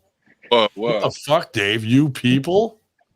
You Would guys rather are say stupid all cunts. you fuckheads? What do you want? That's Whoa. fucking terrible. You're fucking racist, Dave. I don't know. You know, Well, that was somehow nicer. You people, Dave, that were born in the 50s are racist as fuck. Oh yeah, of course. Hey, Can I didn't even know what those words meant when I was growing up. I was in a lily white school. I didn't know what those words meant. Period. Which words? You know, the ones that Damon, White supremacist. that Eric Carlin got thrown off the stage. Oh, Dave's one of the Proud Boys. Gavin McInnes. Oh fuck. Oh, there's fucking Kotlo now. Well, MG. Hold on, let's post that. Holds the round card. I was about to ask her, MG, are you gonna come to Houston? Between the oh, dude, she could be the ring girl. Yes. Well, she's a lot more local than any of Girl. us to Texas. So, what's the response, MG? Whatever the fuck needs to happen. Duh. Come on. So you'll be there. Nice. Does anything bad need to happen to me if I stretch my arm out like this? Okay, so that's pronate. If you turn it over, it's supinate. Pronate. Supinate, No, that's a pronate. Hitler salute. You already know more than Damon already. You already know more than he Should knows. anything bad happen to me because I move my arm like that? Or Jesus Christ, this is going fucking sideways. Wait. Do I still have human rights if I do this? Do you guys follow Rebecca Todd? No, I try not to, dude. Fucking, She's been. Can I tell you some revelations I've had? Go ahead. Yeah. So she's been TikToking it up. You know what I mean? She's been really, she put on a Pitbull song while she's gardening and shit. Yeah. And I read to my daughter every night before bed. Sometimes, like stories about sailing the 7 seas. Yeah. All sorts of journeys. You know what I mean? Like, Lord of the Rings is a journey. Very epic stories to my daughter. And then I look at Rebecca Todd's Facebook, and she's announcing her vegetable garden journey. Oh my God. And I just realized, like how fucking lame journeys have gotten, you know what I mean? Oh, yeah. Maybe at the hands of Rebecca Todd, I like what how happened to, like, putting a fucking granola bar in your pocket and hiking 100 miles as the crow flies through some mountaintops like a fucking normal American. That's right. You don't need to mouth a Pitbull song. Garden shit, bro. my thing with the Rebecca and Michael Todd. One, Michael's kind of weird. I like Michael a lot. Two, they think that fucking smoking marijuana is a fucking enhancement arm wrestling, and it's an unfair advantage. Yeah, it is. I'm like, dude, you're gonna have the calmest motherfucker up there at the table. He's not gonna be all amped up. So they'd someone blast trend. It's a performance enhancing drug, just like any other. I'm like, drug. dude, I'm like, if you got a guy up there smoking weed and a guy on trend, who do you think's gonna be fucking amped up more? The guy on trend. Guy He on should be trend. smoking weed while he's on trend. You should do both. They think marijuana, you should be banned from arm wrestling. I'm like, Well, I right, think that you if guys you're are on just kind of trend, crazy, dude. You should be required to be on weed as well if you're going to arm wrestle. I don't like smoking weed. Weed's kind of lame. I'm more of an upper guy. I just don't want Same. someone on pure trend at the arm wrestling table. Like, they need a How you little got bit your of weed to nickname? calm the fuck down, dude. I don't want to deal with some trend motherfucker twitching and fucking squirming around and shit. I don't want to do no. Yeah. Can I cite David's message for MG? Yes. MG, I don't know if you saw, but he said, "Does MG like to hawk Tua?" Fuck yeah, she does, dude. Look at her. You think that anybody likes me? Are you kidding? Dude. No. She doesn't understand. Oh, come on. Come on, MG. Okay, yes, I know what that is, but I'm a lover. I'm a What lover. is hawk Tua? I don't do stupid shit. You don't know like what that is? No, I know what it is. I know Some what it is. viral. Doesn't know what it is. So I It's the sound you make when you're spitting. Mhm, It's some like, fucking young girl said it on a fucking interview and it went viral, dude. And now she's on like some country singer made a song about it and they fucking had her on stage. And I'm like, this dumb dipshit fucking bitch says one thing and it goes viral. And now she's probably set for life, Like, Yeah, she's been on a few things. I could do this man. like Yeah. one time. I bet there are people that would never hire me. Mhm. She had a meet and greet where she was paid $50,000 to show up. I'll Oh, wow. get paid $50,000 to dude. show The up. thing is, she was Look at kicked off. She got the Eric Harlan Johnny treatment. Miller. She was kicked off her job after that happened. Johnny Miller just gifted 5 98% arm wrestling memberships. Thank you, Johnny Miller. Wow, thanks, John. AM Productions. Johnny Miller is our fucking guy. So how does that work? He's our executive producer. He's the man, dude. I want to be the thousandaire, dude. I want to have a whole $1,000 to my name. That'd be so cool. I haven't had $1,000 to my name in like 10 years, dude. Dude, A good Like, 4 one figures. one time I had $1,000 to my name because I got overtime and I got it over $1,000 on my paycheck. It was so crazy. I'd never had over $1,000 in my bank account. Dude, all you got to do is 1,000 Hawk Tuas. Hey, Kotlo, How do you guys say it like that? Haktua.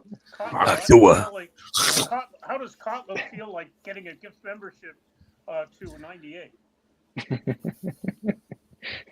Here's Dave Shaw coming to us from the other if I room. have like over $1,000, I'm saving up for like a vehicle or something, and it's in cash. I mean, like $1,000 in a bank account.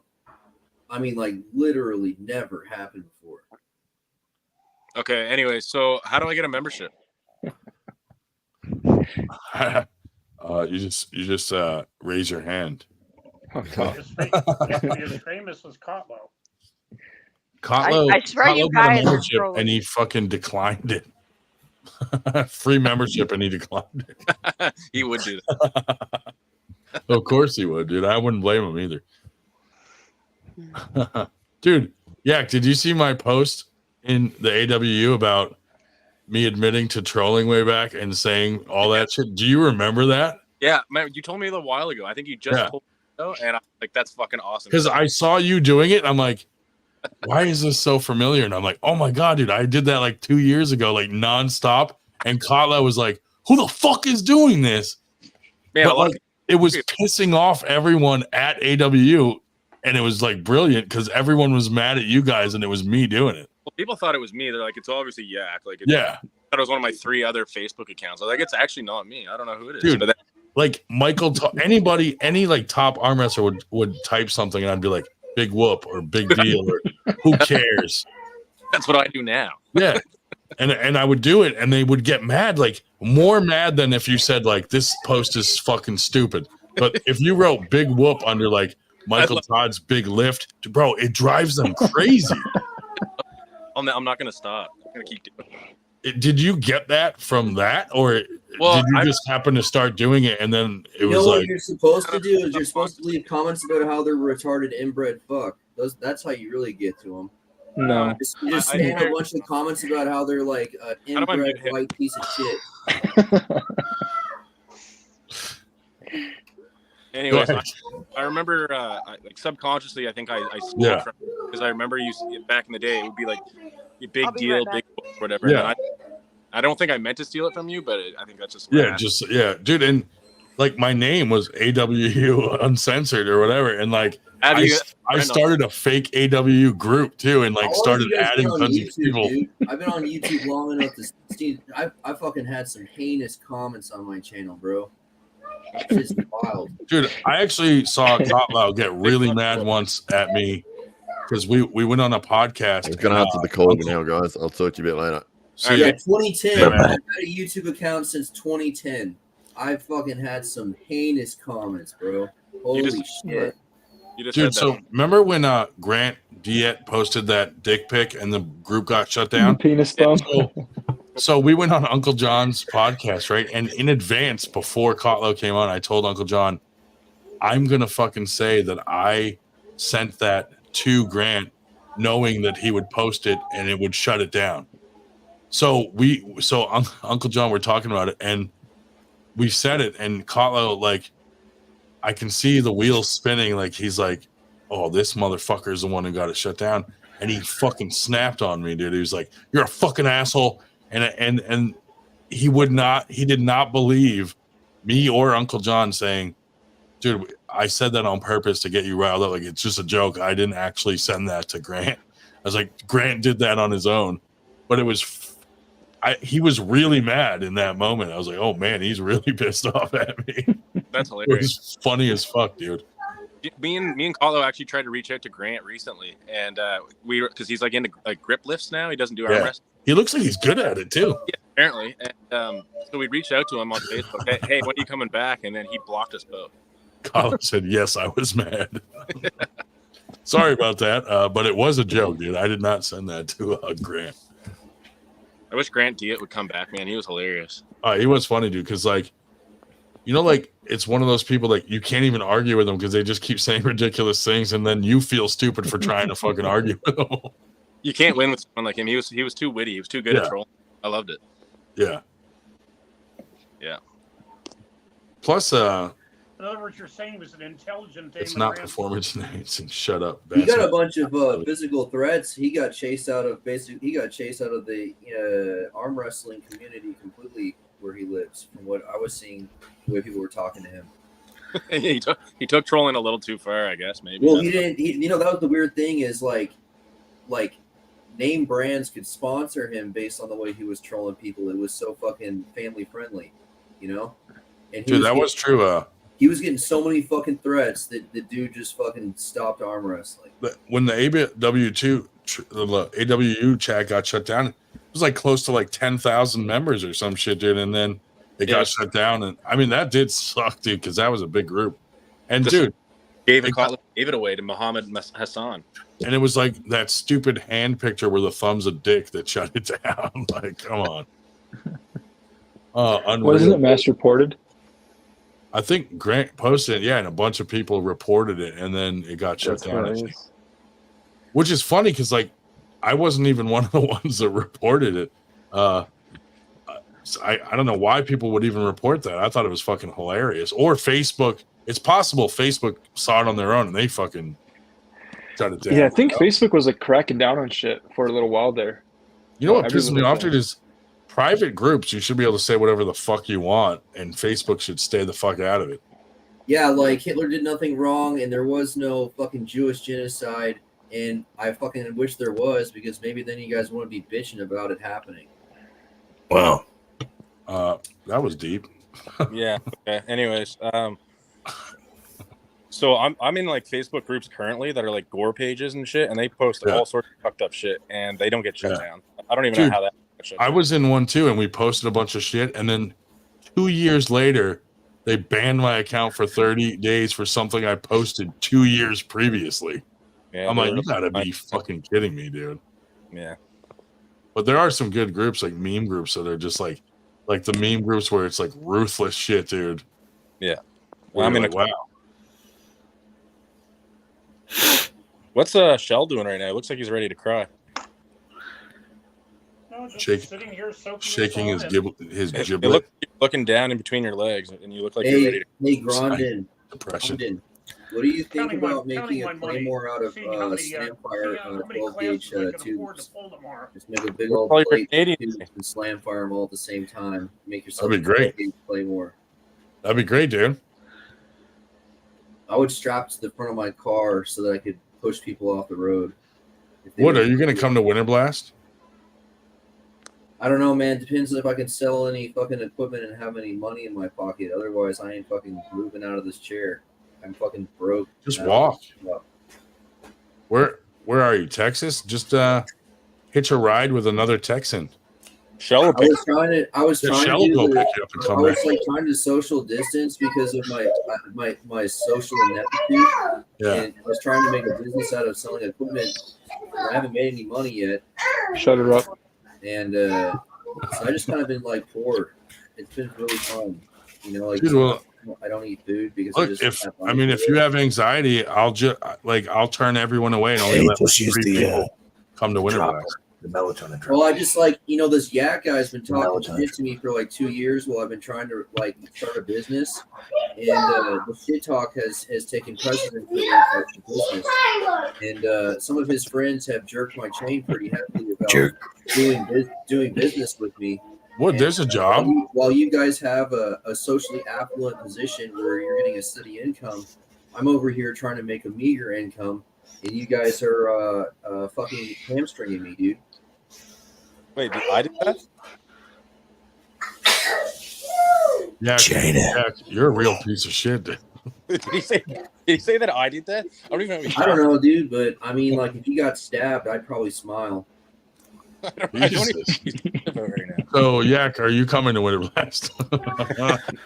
Yeah, maybe. Hopefully. That'd be cool. Yeah, it would be cool, I guess. Maybe. Just don't pull a fire alarm and have a super match with Paul Italia. Yeah. Yeah, I mean, I- like, there's actually like probably a whole group of arm wrestlers who would like be better off dead. Wow. Jesus Christ. and non-arm wrestlers. Yeah, a lot of people want me dead. Like, yeah. Yeah, all these retards who think they're arm wrestlers, but they're not. I'm one of them. Same. Yeah. Yeah, everyone wants. Welcome to the club. So Captain, have you been practicing, dude? What are you doing, dude? Dude, I I actually arm wrestle. Can we? I gotta talk to you about something. Oh God, I need some help from the community. What do you got? Nice. So I got this this female arm wrestler, and she needs like a name. You know what I mean? Like a fake name. Oh yeah. So I was wondering if you guys could help me come up with a fake name. She's like one of those fucking hippie type yoga people. How about Lana Jones? Gotcha. I don't have enough money for a fucking truck. Otherwise, I would be trimming trees. I can't afford a fucking truck. Otherwise, I would be trimming trees. Fucking pricks, man.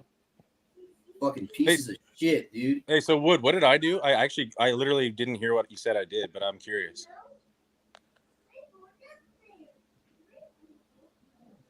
Okay, cool. Good talk. Good answer.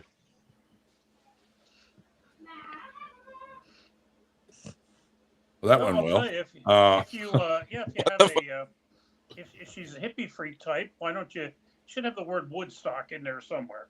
Woodstock. Something Woodstock. How about 80s Bush? 80s Bush. Full on like 80s corn bush. Fucking mobile welder generator and fucking go and do fucking mobile repairs and make $100 an hour. How tall is she in pubic inches? You probably need like a fucking truck that would cost a few $1,000s, and the welder generator cost a few $1,000s. Yeah.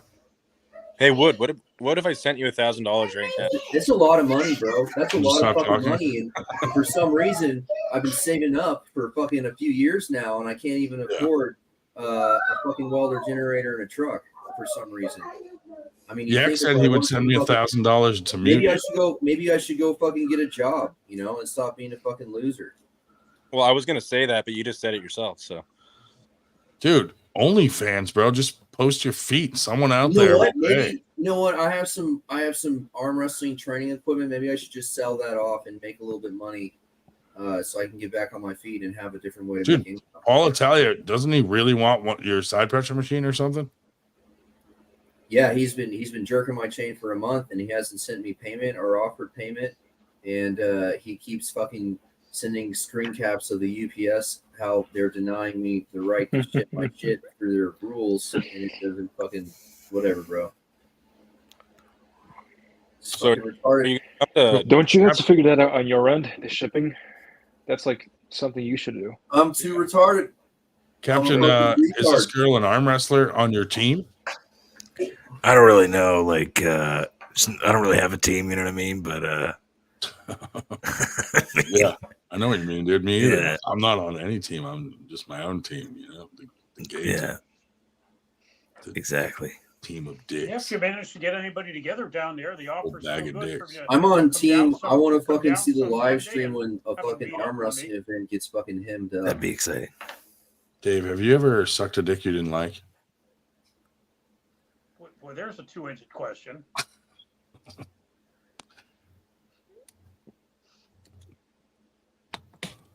Yeah, bro. I've been spending these cigarettes cost $12 a pack. You know, I'm a fucking retard. I don't have any long-term planning. This is my long-term plan. Of course I do. Packs up here in Canada are 18. Will you pull Harlan still? Do you still want to do that? Yeah, for sure. How much money would I have to pay you to punch Harlan on my behalf? I really like Harlan, so it would cost a lot of money. How about bitch? How about a bitch slap? I would say he was punch gonna someone smack on me, but Harlan's behalf before I would. Or what? How about when you pin him, you just say that was for grinding? probably won't pin him, but Are you gonna come to dude? You're gonna come to beat Harlan, Captain? what's that? You gonna come to Houston?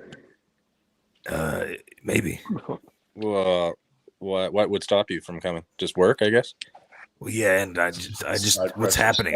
Because there was a bunch of stuff going on, and then it all got canceled. No, it's 100% happening. Like I was called today, double checked the venue and confirmed.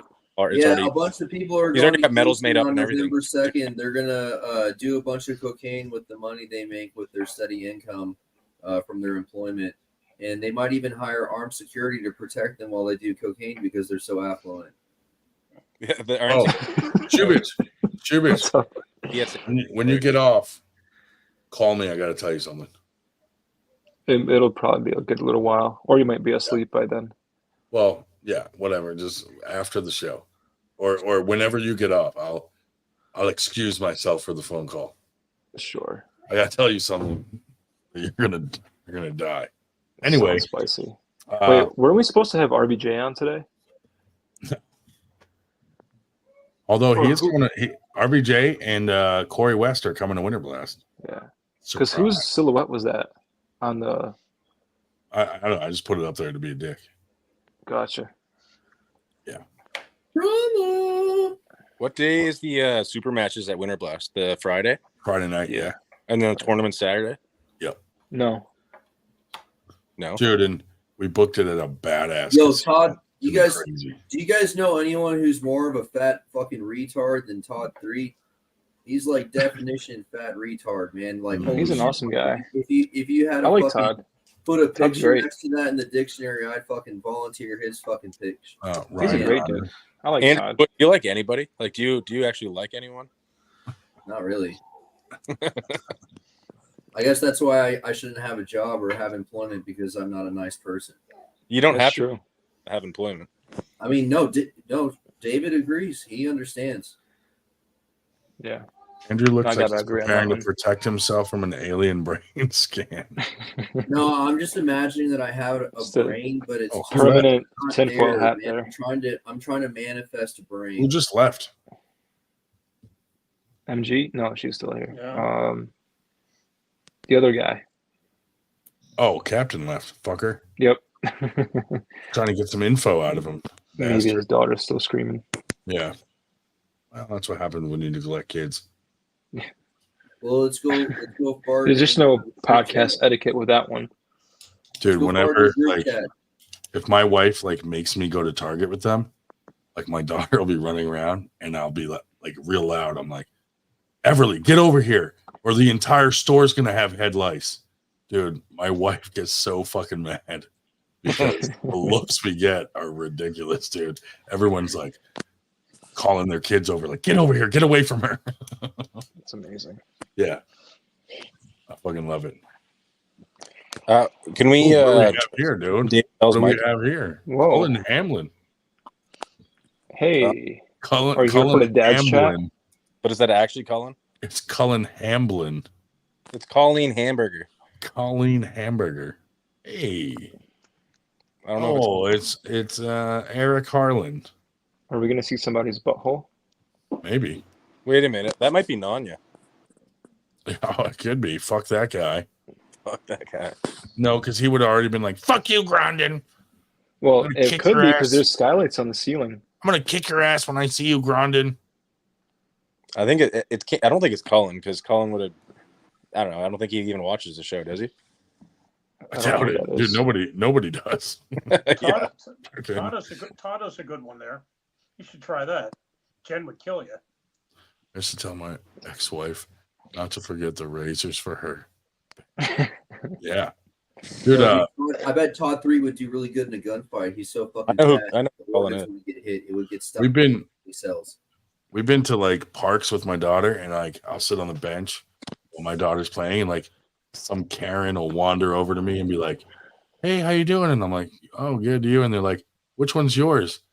And I always say, I haven't decided yet. Dude, they fucking have, like, a look of panic on their face, and then I'm like, just kidding, the little blonde one over there, and then they calm down. What if Todd 3 went like rapid weight loss plan and like Prince Albert style shot himself in the belly with some hollow points and just fucking ripped all the fat off? Your brain works. I mean, that's interesting thought. I'm glad I could entertain you. I like you. You're a cool Cullen guy. Hamblin. It probably is Nanya, dude. It is Nanya. What's up, Nanya? He's fucking listening, just thinking of ways to kill me at my next tournament. It can't be Nanya. No? No. There's no way he's going to be this silent, this long. Dude, I'm telling you, you make a claymore out of a bunch of slamfire tubes for 12 gauge. Maybe he's reloading all his you glow can just sticks. fucking take out a whole crowd, you know? He buys glow liquid in bulk and then refills his glow Just sticks. lava lamp liquid. Yeah, he just pours it into empty glow sticks and then reseals them.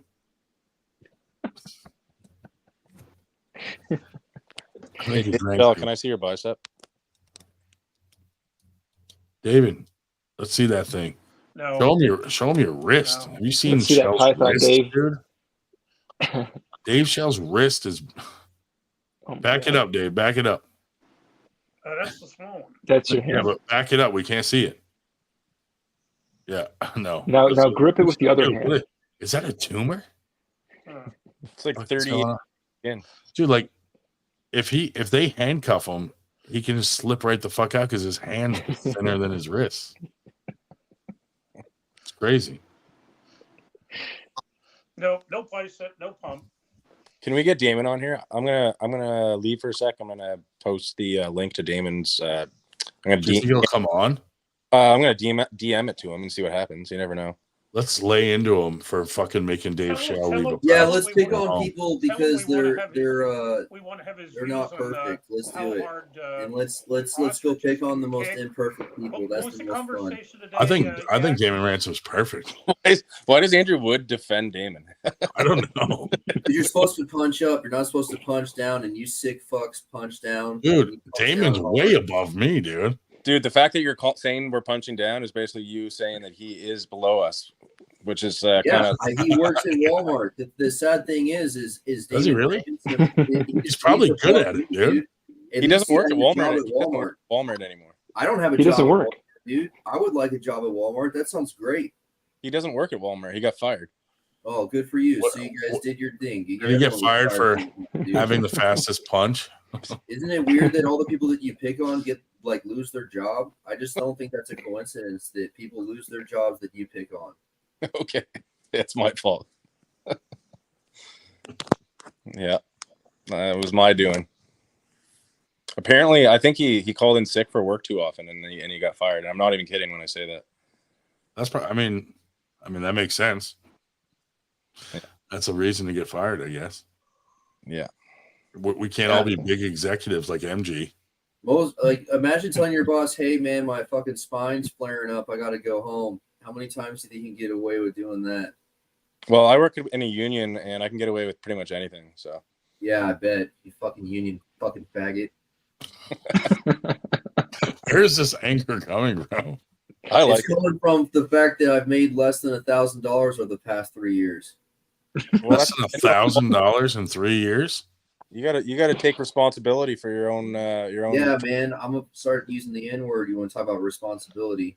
What do you mean start using it? No, please don't. What do you mean start? Should I make that much on Social Security in 2 weeks? Oh shit, dude! There's a whole other level of people to add to the stage below this one, and I just realized that someone's been waiting. Look at that fat fuck. Oh, sorry, buddy. Holy shit. He doesn't even Sorry, have Todd. a neck. He has like a whole fucking organism living under his chin. Thank you. Pleasant guy. You look like that, like fucking Lost in Space with the spider dude. That's what his neck just did, man. Holy shit. Cool. Wood, that's not nice. Why are you making fun of his neck when Dave Shell's here? I've never liked this guy. This guy's never liked me, and he's a fucking scumbag. Andrew, stop punching down, dude. Come on. Yeah, dude, grow up. Man, I don't give a fuck. Why don't you like That's Todd? fucking being me, man. Even when I'm making $0, I'm still better than you. I can fucking punch down as a Hey, fucking can you guys stop? I told you it was Nanya. Oh, it's fucking Nanya's here to threaten my life again. I told you it was Nanya. Jesus. I could tell by the skylights right away. I knew it. I called it. Wood's voice awoke in him. Oh my Nah, god. you guys are picking on Wood. Todd, why does Wood hate you so much? I don't know. He just, I guess I live rent free in his head. So Is it who the whole knows? TAL thing? I don't like you because you're a No, bitch, dude. what- I fucking you What sound like doesn't you what got doesn't high respect estrogen, man. obesity? Big words, buddy. Big words. Your What whole is going on? physicality is your whole physicality is a presentation of how much of a bitch you are. It's disgusting to look at. Mm. This is a good stream tonight, guys. And you surround yourself with a It's not bunch of bad. fucking It's not bad. pussies who won't even tell you that you need to We've fucking had worse shape ones. up. It's disgusting. Anyone who associates with you is not your friend. They're letting you fucking walk around like that. It's disgusting. Hey, everybody. I'm just trying to figure out how you're relevant to anything, Andrew. Oh, is that your comeback for the disgusting fucking behavior and the aptitude you've created with your physical self? Now people have to look at that shit. MG Just loves it right now. tells me that you're weak. Yeah, dude, you're weak as fuck. Yeah. Well, that was a good comeback. No, I was talking about you being weak minded. You're You weak. know what? You're Actually, weak. I'm sorry. I said that wrong. I am weak as fuck because I don't have to carry around 300 pounds of fat retard. Neither do I. So hey, we're both on the same page. Let's not make fun of fat people on here while I'm here. Hey, when you guys are done arguing, can we get Nanya and Grondin to start arguing, and I'll moderate? Oh, I'm just here Nanya- for the fun. Nanya has been mean to me lately. Yeah, he wants to kill you, I think. I think so, dude. I don't know why. Yeah, I think Todd 3 would like me dead because he's a bitch and he can't handle the hard truth of life. You guys are in my kitchen tonight.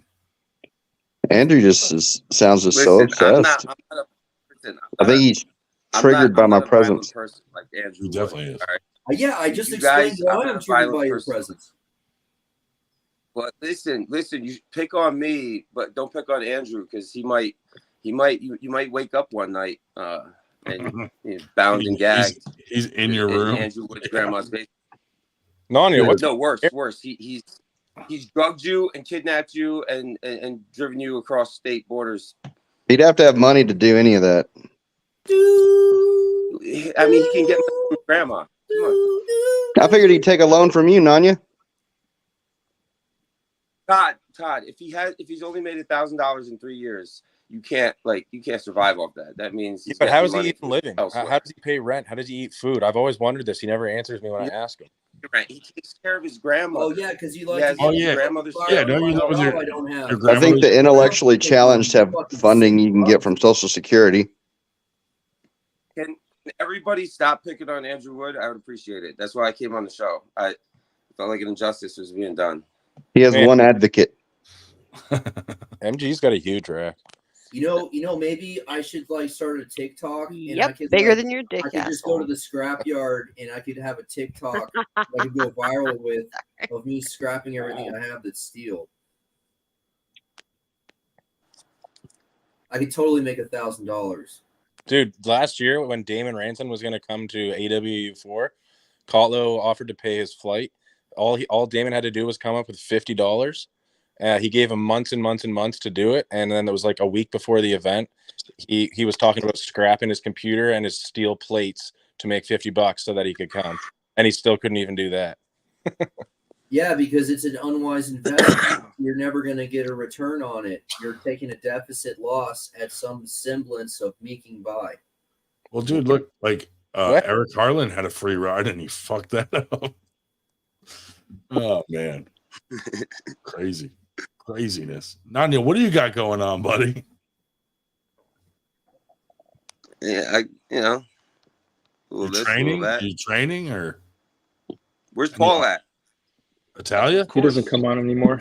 He's been he's been busy. He's starting a new business. Hey Nunya, I need some I money. heard I he need a retired down payment for I the heard he bondage retired equipment. from I'll make Army. you some nice bondage equipment if you fucking give me a upfront payment. The only bondage equipment you need is a fucking gag. It's not. Fucking creep, man. Hey, Wood. I'll tell you what. I could get you $10,000, Wood, and you could change your life. There you go, Wood.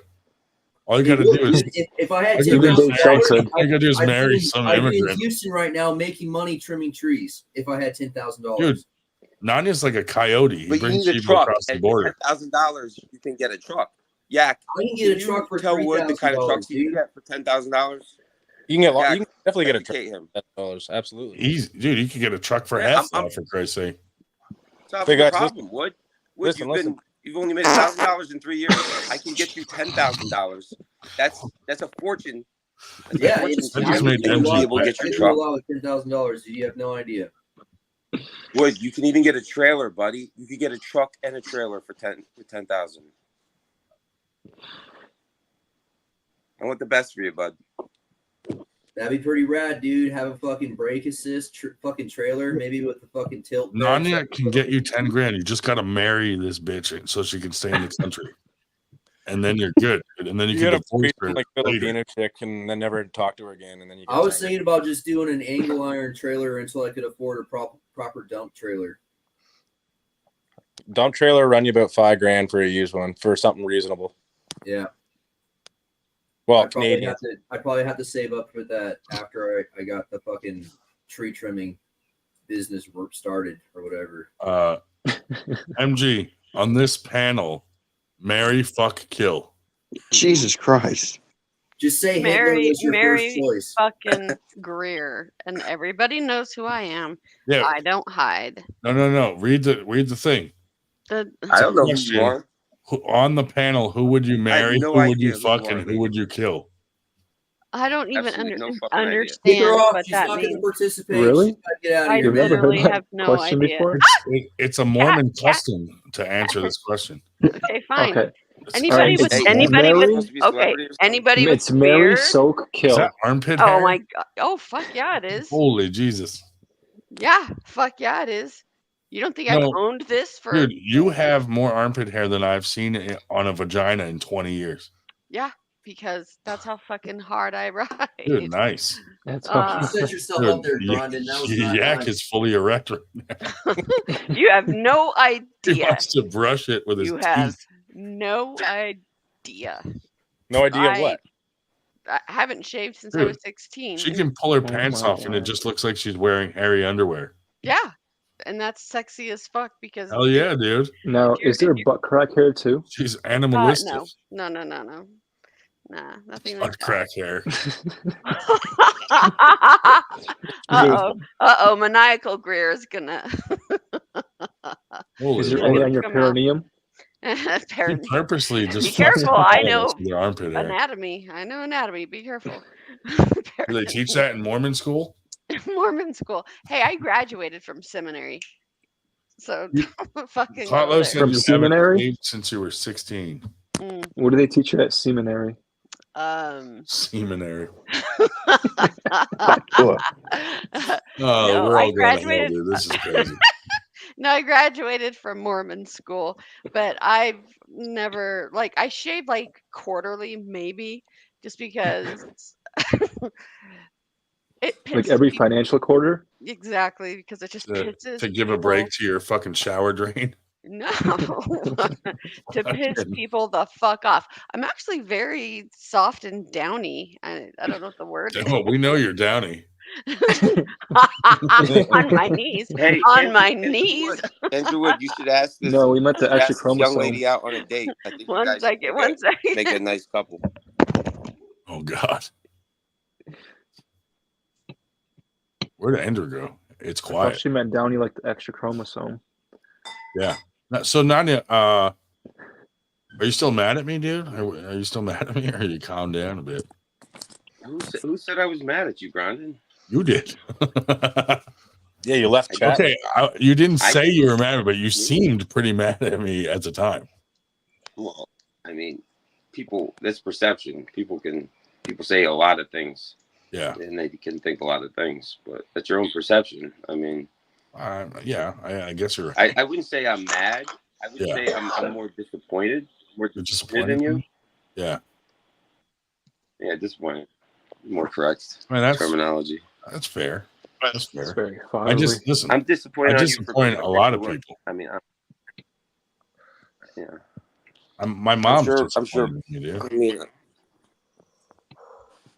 Paul Talley is probably disappointed with you. I mean, dude, I disappoint lots of people on a daily basis, you know? It just happens that way. Well, I mean, the cost of doing business. Yeah. David Shubich, how are What's you, up? young feller? I'm doing well. Doing all right. What is going on? Heading to a tournament in like a month. Hey, did Same old thing. Oh, yeah, where you going? Yeah, that's your best angle right there. Probably to the one in New York at Southern Beach. What's your next event? I haven't seen you do nothing. Hey, have you guys ever seen a bloody cum bubble my in next real life? match, I'm gearing up. Other people going trying to for get on red here? What's going Colin on? Hamblin. Oh. Holy Christ, Colin dude. Hamblin. Have you guys ever seen a bloody? Billy Ortega's in the house, man. Welcome, Captain Pretentious back in the house. What's up, guys? What's going on? Team tonight, boys. Look You at are this. gonna regret coming on here. Hey, Andrew, why don't you talk some of that shit to Billy? See what happens. Yeah, Todd, you're such a fat fuck that anyone related Oh to you or God. hangs out with you is not doing you right. But allowing you to be in such a fucking poor state of physical health is disgusting. Wood, why are you so angry at Todd? He seems uppity tonight. He's being very mellow and he's a nice guy. Why do you hate him so much? Who do I hate? Wait, Why do you hate Todd so much? Jealousy. Because he's an effeminate fat fuck. Dude. I take offense to that. Well, I take offense to effeminate fat fucks existing. Billy, what do you got going on? You got some tournaments coming out? you can promote right now. I'm actually in Fort Worth right now for Greg Sharp's event. Nice, dude. Yep. I'm going down to the Sarah Bachman at the end of the month. Oh, are you going to go to that? Yeah. Big whoop. Go check it out. Yeah, big whoop. I know. Yo, what up, John Coben? Captain, you going down? Hey, does anyone want to argue for no reason? I think Wood and Todd. No, that's stupid. Yak is a Todd is a trigger for Wood. He's a sad boy. Yeah, he can't apparently. Wait. I can't hear what Nanya said. What do you say? Todd, you're an asshole coming on here always triggering Wood. Why would you do this? I don't know. I'm just so mean. Yeah, you're an instigator. Yak is a troublemaker. He's a class clown. He goes. I know. He's not happy unless he's instigating. He gets all hopped up on cocaine and comes on here. I love it. He took his shirt off just for you. Listen, Ryan O'Reilly. Yak is Ryan O'Reilly from Oz. Dude, he'll get other people to kill each Billy's other. been but here they'll never 30 get hands seconds and he already regrets it. I've been watching for a while. Hey, Billy, how was Florida? It was good. Florida was good. It was cool to go down there and be able to help the FAL out and be involved in that and I hadn't got a chance to see I've been involved in some other events with some other promoters here in Texas, but kind of traveling out and were you in Canada recently? No, I haven't been to Canada. That wasn't you. Okay. You guys are doing Arnold's Classic, right? You guys are going to be one. Yeah. Nice. That's awesome. I'm looking forward to that. Like, I've never been to Arnold's, so I'm excited to go check it out. Yeah. Thankfully, I was watching one of the previous shows where Todd was talking. I thought the Knuckles Up deadline was much closer than December 31st. Yeah. So I wasn't even considering reaching out to him or anything like that because I was thinking it was like early November or something like that. And I was like, well, we don't have anything for that. So maybe next year. Yeah. And I just happened to watch that podcast that they came on and they mentioned that. Yeah. And we jumped right on it and we were able to get it locked in. So nice. Yeah. We're going to squeeze one in before the end of the year. And then I think next year, our first one is going to be Winter Blast. Yeah. Ryan, I'm so horrible and useless. I got a Arnold's qualifier in Texas at state. Jeez. How dare you? How dare I? $2 super chat from Kotla. Yak says Nanya is not dealing with his irrelevancy. Is this true, Yak? Yak thinks a lot. Again, listen, instigation. I could go to all the arm wrestling tournaments I want to do what it is. I am very content right now, and I plan on training more and taking less matches, more time in between matches, train and don't lose at all. And that's Big my whoop. game plan. That's my rise to the top. Big And it deal. doesn't matter. All that, hype goes up, and people want to stay consistent. But you know what? People remember your last performance, Well, and hold as long as you come and you have a great performance each time, that's all that matters. Wait, do you guys remember my last performance? Anyone remember my last performance? You don't arm wrestle. I got me a ranked match. If I win my next match, you guys don't remember my last performance, man. It's supposed to be the most memorable. I can't believe you guys, man. Do you guys even keep up with the arm wrestling? You're telling me that I come on here as an arm wrestler and you don't even know my last competition performance? Wood, when was the last time you competed? I'm sorry, who are you? It was cold Talk about outside relevancy. when I competed last. They had gas burners at the event. Jesus. And like the gas burners weren't keeping people warm. People were like holding their fingers up to the gas burner to warm their hands up. Was that a TAF event? I know Paul Italia is watching. I Paul, believe so. Come on the show. Let's talk, buddy. Yeah. Talk. Paul told me he had all these business ideas and he was going to invite me to his place and everything after the match. And then he hasn't talked to me since after the match. I don't know what happened. Kind of odd. I gave Paul Italia my home address. Yeah. Was that a mistake? Should I not have given Paul Italia my home address? I don't think he's going to go there. Yeah. I think you'll be all right. Listen, you get toys and cereal boxes. He's that version of a mafia trust fund fucking guy. Come on. If he was going to go to someone's house, it probably would have been uncle. my house a couple of years back when I was trolling real hard. I'm trying to ship He's got him too much to lose. When I made the cardboard cutout of it, that would have been when he came over. Would that would be if he came to your house, dude? You'd be set for life. He's got a bunch of money. If he assaulted I know. you, I finally you get just have my to wish sue him. and be Would done you with be this good? bullshit existence. Someone fucking finally kills me, right? Yes. That's probably what's game. Take a Xanax with me. That's his end game. That's his end game. Well, yeah. Anyone else take a Xanax with me? Split it. No. I'm gonna go take a Xanax. I'll be right back. If using prescription drugs doesn't make you a drug addict or anything. I mean, I am pure pharma, so that's cool. So I have a standing like prescription of muscle relaxers, and I have to say that like after I take them, it's really hard to convince myself not to take some more because they're really fun. That makes sense. What would you do to actually get sore? I don't know what I did, man. But for some reason, I can just go refill them whenever I want. Cool. That's his grandma's prescriptions. Of course he can. He's a good boy. He's a good boy. He's a good boy. Good boy. Hey, pretentious.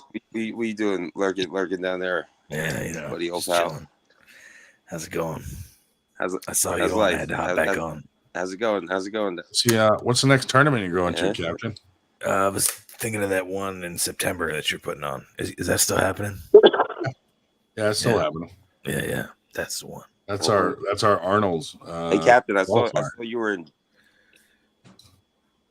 Disney, Captain. Yeah, I went to down Disney World. Yeah, the Florida one. Yeah, you were just in nefarious business down there. You know what they do down there, right?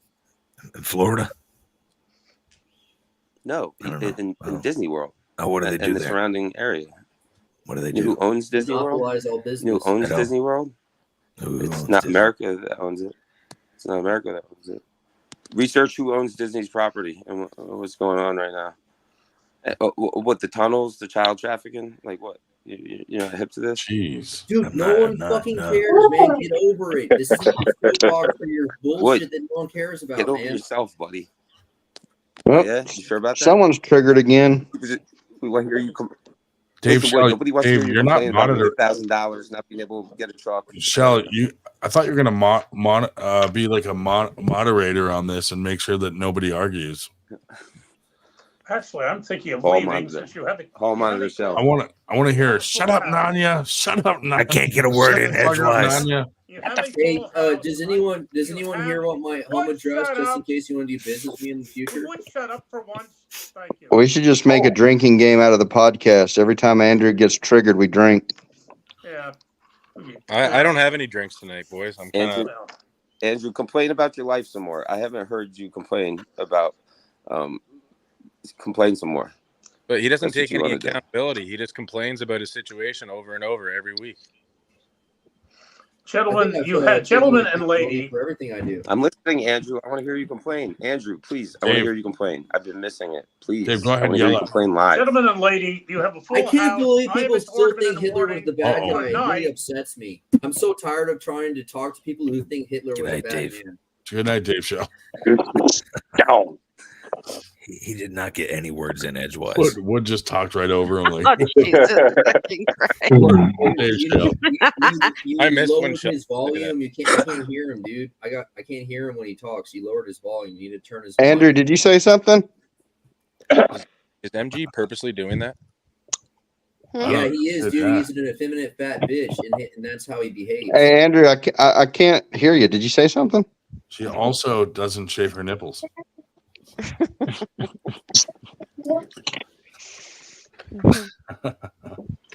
Whoa, hey. Did you get Damon Ransom to come on, or is he Oh, actually, perfecting I completely forgot to do speed that. punching? I forgot to do Hey, that. Ryan Grondin, I got a question for you. Uh-oh. Yeah.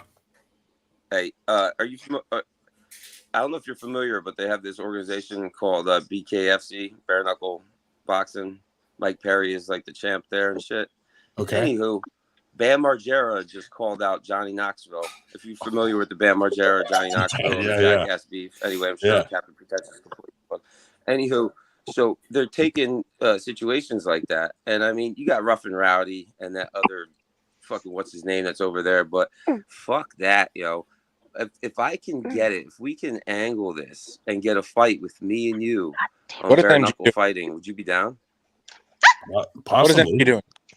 What I mean, if I had to pick someone to fight, I would I have more reason to fight Eric Harlan. Okay, well, whoever you want to.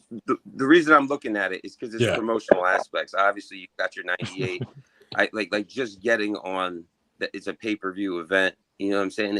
It's like a situation of, hey, take $1 million and get in this ring with a professional fighter and get knocked out. You're gonna take the $1 million just to get the $1 million. Well, this is like just the publicity, the way to promote. Like, I mean, you go promote the fuck out of 98. Dude, I mean, I would punch him at for the that stare alone. down and then run and just that's it. Get my ass kicked and at least get the money.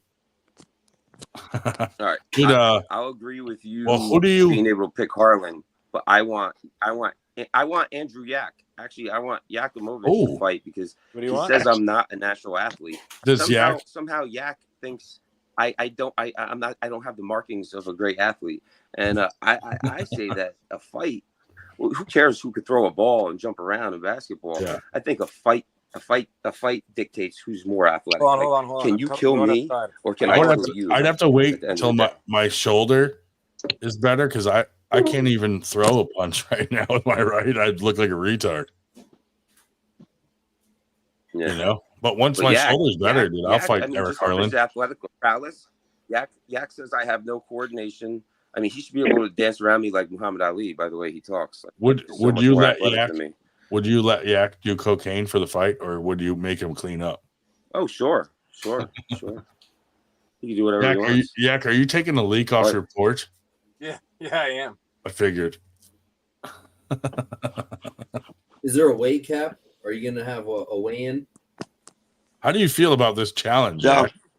Well, okay, so he wants to fight me where? Bare knuckle, a bare knuckle organization. Pay-per-view, BKFC, where Mike Perry is champ. It's a big ass, organization.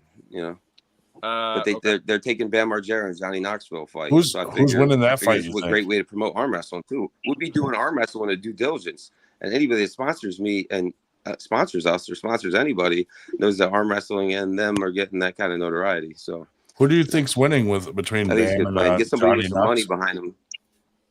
You think Johnny Knoxville's going to win or Bam? Bam called Johnny Knoxville for a fight. Yeah, who do you think is going to win that? Bam's got more to fight for. They cut him off. I'll tell you what, Bam by a landslide. Number one, Johnny Knoxville is so fucked up. All the balls, his body's fucked up. Bam is way healthier for a fight. Also, Bam has shit to prove. They took everything he worked for. They screwed him over. And like Bam just, fight those two Steve-O things instead. are very easy. I think Bam should fight Steve-O instead. They had like all those words on Instagram and going back and forth. I'll put the whole little castle on Bam. I mean, I think besides Billy Ortegas, I think I could beat anyone in a fight that's on this podcast as long as like Todd 3 doesn't roll on top of me. I mean, that's illegal. So what's the problem with Todd? Who's this Todd guy? Todd is a He's sweetheart. just some fat fucking loser in Texas who tries to hang on and act like he fucking does anything athletic besides fucking do. I don't think Billy agrees with you. Todd. Billy doesn't agree with you, Wood. Did Andrew say something? Dude, Todd, out of his own time, created all the 98 backgrounds for every state in the country and a shitload of countries, too. Big whoop. Big whoop. I'm just helping. Who cares? See, look, Wood, that could have been you. You could have been what? designing the side pressure table for 98. Yep. Wood, if you had designed it and put a 98 on it, we would have purchased it from you, and you would have made more than you've made in the last year. Hey, you know what you call an arm wrestler that doesn't arm wrestle? Andrew Wood. Ryan grounded. Andrew, hey, what do you? Yeah. Andrew, what are you selling your side pressure machines for? Yeah. What do you want to pay for it? Oh, that's not what I asked. What's your price? As much as I can get. I think he needs $1,000, but he might settle for $250. Come up with a price and let me know. $3,000. Is there a Todd 3 discount? Yeah, I'm giving Paul Italia the discount of $1,000. I mean, for $3,000, I can just buy a Mazurenko. Mine's better.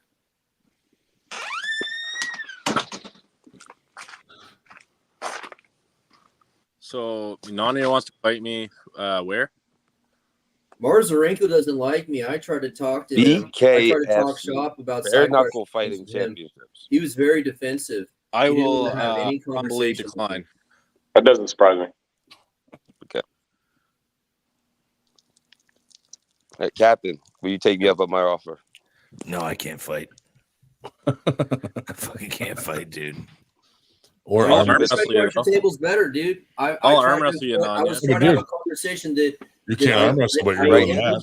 pieces of equipment. There are changes that I added that I think that should be implemented, and he took it as a defense, as if I was trying to threaten him. And it's really sad because now there's some fucking thing, something called the mongrel that came out that's almost got it right. And it's got it for the price point too, for like $500. Apparently, you can get a mongrel. I haven't heard mongrel in a while. Yeah, I don't know if I'm aware of those. Hey, Andrew Wood, can you name everyone in order from who you like the most to the least in here right now? Well, Shoe Bitch is number one because he's the only normal athlete on this podcast. And then the rest of you fucks are about even. Dude, MG must be up there. MG's got to be on top. Kotla with another super chat. Uh-oh. Yak and Wood still under unrivaled promotion. I'm always on top, fuckers. I am always we are. on top. Whoa, MG, Jesus. Yeah, coming in hot, huh? Yeah. I mean, you're top heavy as well. Yeah, damn. really fucking top heavy. Do you like having your armpit hair tugged? Oh no, I like Jesus having other things tugged. It's my other dick, actually. Oh God. There we go. Yo, Miss G. Yes. Would you allow Andrew Wood to take you out on a date? He's a lonely guy. I don't know who Andrew Wood is. I don't know who any of champ. you are. I literally do not know who Listen, any of Andrew you Wood are. has been in He's the right arm in the wrestling community and chats with us for years, and we don't know him. Todd 3 has a $400,000 business loan available to his fucking loser ass. Jesus Christ. He could be Todd, upper what middle did you class do to hurt tomorrow if he Wood, wasn't a dude? retard. I don't know. He's just hurt. I hurt him somehow. Oh, I'm insane. Oh. Yeah, you are insane. Todd is Oh wait, I forgot to drink when he got triggered. Oh, dude, if we played that game, that'd be great. I mean, I can give you a business idea if you want. Nanya, who's your left-handed match at AWU?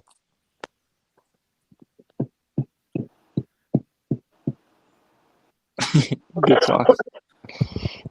No answer? Nanya, did you hear him?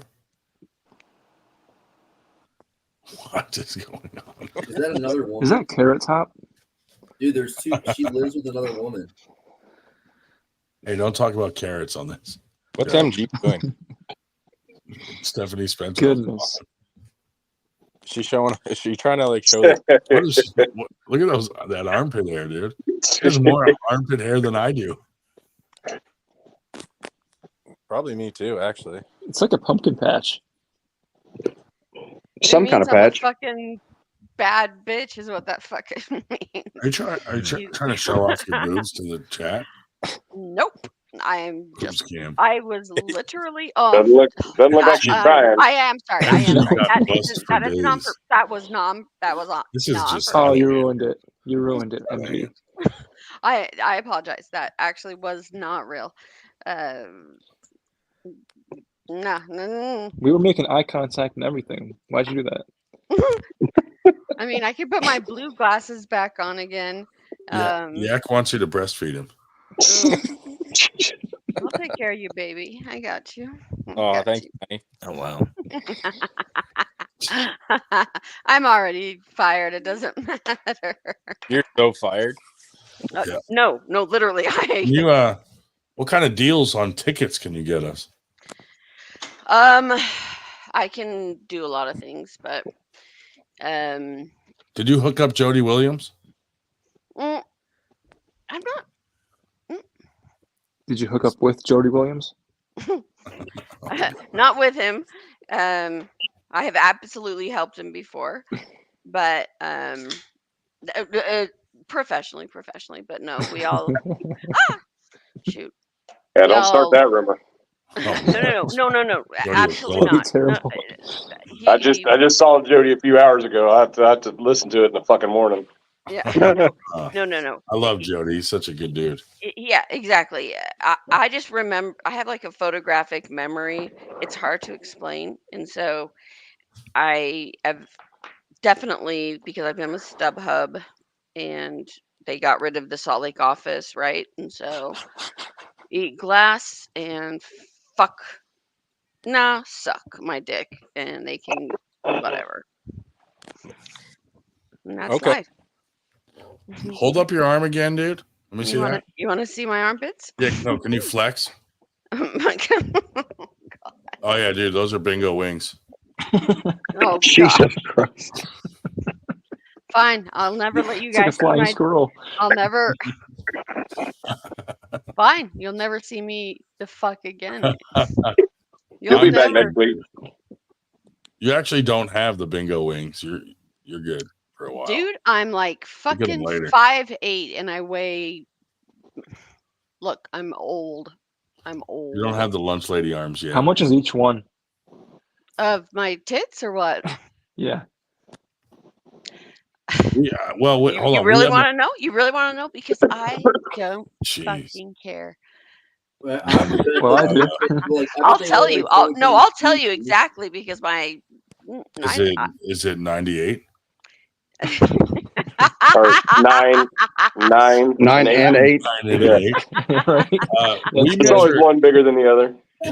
We here at 98 measure everything in pubic inches, and one pubic inch is 98 pubes.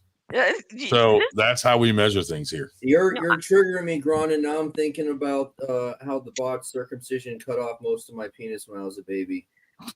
No. Jesus. That's exactly I mean, that what. explains a lot of your depression. I mean, dude, seriously. No, I want it, really sir. get by I'm day-to-day pro like sir that. for sure. I'm Sorry. Again, I'm already fired. It doesn't fucking it doesn't fucking matter. Yeah. Eat glass. Eat glass. Ooh. Sorry. I'm sorry. I'm so sorry. Why are you bouncing them intentionally like that? I'm not trying to do anything like that. Like these. Ed DeCruz said he'll fight. Mm. He's a ninja. He's a samurai. Yeah. Mm. Ed fight the Nanya. Samurai DeCruz, dude. That's the guy. Where did Nanya go? I don't know. I don't know. He went silent there for a little bit. Back to doing meth. He left a while. He left like 5 minutes ago. It's like the Yeah, I know meth he is did. calling. There's a rave somewhere that he had to be at. His glow stick. He went back to refilling his glow sticks. Yeah. Like, fuck, my meth is ready. Oh, man. Nanya, didn't he seem angry at me the last time he left the AWU chat? And now he was like mellow. Fucking ready to kill you. He was very amicable He tonight. threatened to kill. I mean, he started saying like shit about my wife and daughter too. And then he fucking got mad when I retaliated and then he left. But he seemed really angry that day. And now he seemed like he's like, I'll be seeing you. Like, I'll see, like when we run into each other, it's going to go down or something like that. I don't know, you know. He's like, I'm going to come to one of your tournaments and fuck you up in front of your whole fucking. And I'm like, okay, well, I mean, that wouldn't I'll work watch out. the live stream and I'll smile and When laugh. you really take a look at it, Billy I'll looks fucking just like replay John that Cena's footage, brother. man. I'll fucking pirate the stream before the I don't know, but violent content, dude, and I'll fucking replay it all fucking week. You look like John long, Cena's just, brother. Watching over and over. I get Andrew, that. did you say something? Yep, I do get that. I think That's it's funny. the cut. Well, Nanya seemed a lot calmer about me this time, so maybe I'll live a little Maybe he's longer. on ashwagandha. Do you think that his different moods are drug related, drug induced? Nah. Ding ding. Nah. Nah. It's all You natural. guys ever like go to sleep like calm and just like wake up in like a rage and you don't know why you're angry? no, we're No, not all schizophrenic. That's pretty funny. I heard it's called waking up disturbed. Is what someone was saying. Nanya is working with Terrence Howard to disprove 1 × 1 = 2. I'm watching that podcast right now. The Terrence Howard one? The Joe Rogan When and you listen to Terrence Howard, he Eric sounds Weinstein. yeah, and he's like disproving everything Howard says. Yes. Yeah. It's just hilarious. It's a good one. I'm not finished with it yet, but I think it's getting close. But MG's left breast is 98% bigger than her right breast.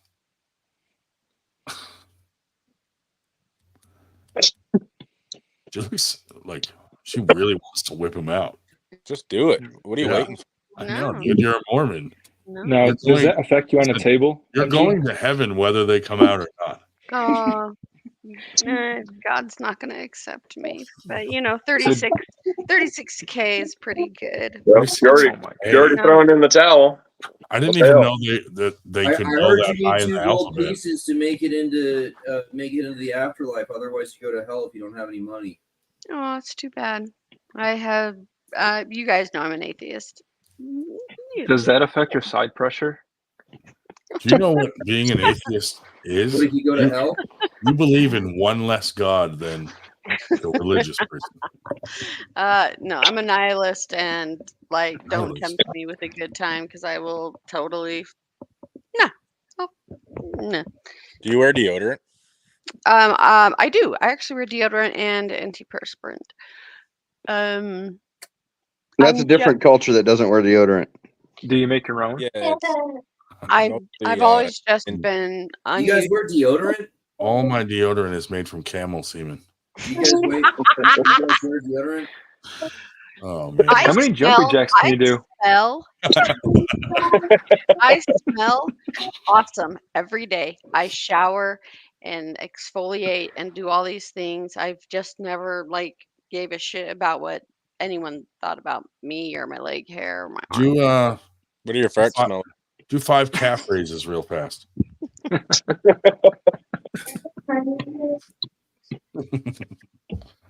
don't know. Maybe I should create an OnlyFans first except I don't have one. But that would be rad. No, this Wood look, looks like it's he's about to rob a 105 fucking fucking Family Dollar. degrees in Utah, so I'm wearing a fucking undershirt. And yeah, that's it. You guys just happened to see me like this, and of course, Just Lose it. happened. you look, I don't shave. Like, you think I give a shit about how people perceive me? And you guys know how fucking weird I am, but I respect it. oh god, it's so fucking hot. Oh, you have no idea. What's hot? The respect. Me respecting you is hot. Me being Meredith fucking Greer. MFG? What was that? That's so fucking weird. Yeah. Meredith, Motherfucking gorilla. motherfucking G, dude. Yeah. You don't Gorilla because of the hair. 6-inch diameter areolas. No. I already told you. Much less than Pancake that. nip. Get some dinner plates. Much less than that. Don't think I can't catch up. Don't think for Why five. don't you prove it? Oh, I'm not gonna prove it. Nobody. You can. Nobody gets Meredith Greer. Nobody. What about She Mr. is- Greer? Ooh. Actually, my dick is pretty big. I don't know what is it like. Oh, he 4 was talking inches? about your potential husband that you might have that we don't know about. Where's Stephanie Spencer when we need a carrot story? Oh. This fucking live stream is a nut house. This I podcast. I apologize. I get. Ooh, Ed I the Cruz, you should come on and say hi, dude. Yeah. No. This is a good career angle here. I'm sorry. So Ryan, did you settle anything at the beginning of the podcast? Paul sent me a text after, and he's like, "I'll call you tomorrow, and we'll try to work something out, dude." But like, I mean, people have to notice that these guys are always poking me, and then they get mad when I fucking retaliate. Like, it's going on everywhere, man. It's not isolated. Crazy. Yeah, you know, The victim mentality. Not with the same people, but it's everywhere. It's everywhere. I poke at everyone, but I expect it back and I embrace it. Like, I mean, there's legitimate things there's a reason why, like, we parted ways with like James Reed, but I'm willing to look past all that and start new. But I still would probably never work with him again, but I'll be civil,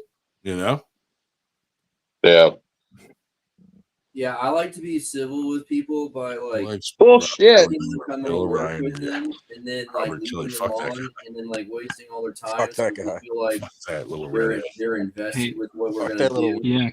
Yeah. Can you do this? I used to like Robert Kelly, and I used to like tell him how great his live feeds were until he bailed on doing the live feed for us because Nanya was coming to our tournament. I'm like, come on, dude. For her. Yeah, you do it like that. What am I trying to do? I don't understand. Oh yeah, dude. Raise your hand higher. From my view, Meredith's right above you. So if you go like this, you're grabbing honk, honk. I'm sorry. What did you say about my? I'm sorry. What? I'm Mother. literally. Honk honk. You're good. Yeah, Okay. Steve I was Walker just did trying a to post stretch. this week I'm that sorry. pissed me off, dude. Like, a good friend of all of ours up here in the Northeast, Mike Mignonia, passed away, and Steve. Yeah, he did finally, dude. Steve Fuck was that really guy. close to him. FTG to the death. And I know he was emotional, but he did a post like, Ryan promoted an event during Mike's funeral, and I'm like, dude, I post shit every day of the year. Like, why would you single out the one I did that day? You know what I mean? So he said some nasty things. None of it was true. Tried to like say, look, you're mad about this date. I will cancel that tournament and we'll plan a good tournament for Mike Mignonia, like a memorial tournament. And I said, all you got to do is take down that nasty post. And he was like, never. I'm never taking it down. And I was like, well, Bob Brown tried to convince him, Josh Vinicor, a bunch of people. And he's just like, no. And I'm just like, well, then fuck off then. And then I was like, you know what? I'm going to be the bigger guy. I'm going to take the tournament down anyway that he's mad about. That's all I can do, really. So we'll see what happens. Yeah. His wife Tracy called Knuckles up, trying to convince them to not have us be a fucking Arnold's qualifier, and they were like, sorry, like this is a business and those guys promote us. And they were like, Ryan actually got us like 4 other promotions to be a qualifier. Like he's helping us out a lot. So I don't know. And then sounds kind of toxic. Yeah, I sent Steve like a text and I'm like, hey, let's put everything aside and we'll do a good tournament for Mike. Or if you throw it, we'll promote it so it's bigger like he deserves. And then 2 hours later he wrote that nasty fucking message and I'm like, dude, you're using someone's death as like a weapon against me and pretending like he's trying to pretend like I wasn't also friends with Mike. So I was like, dude, this is bullshit.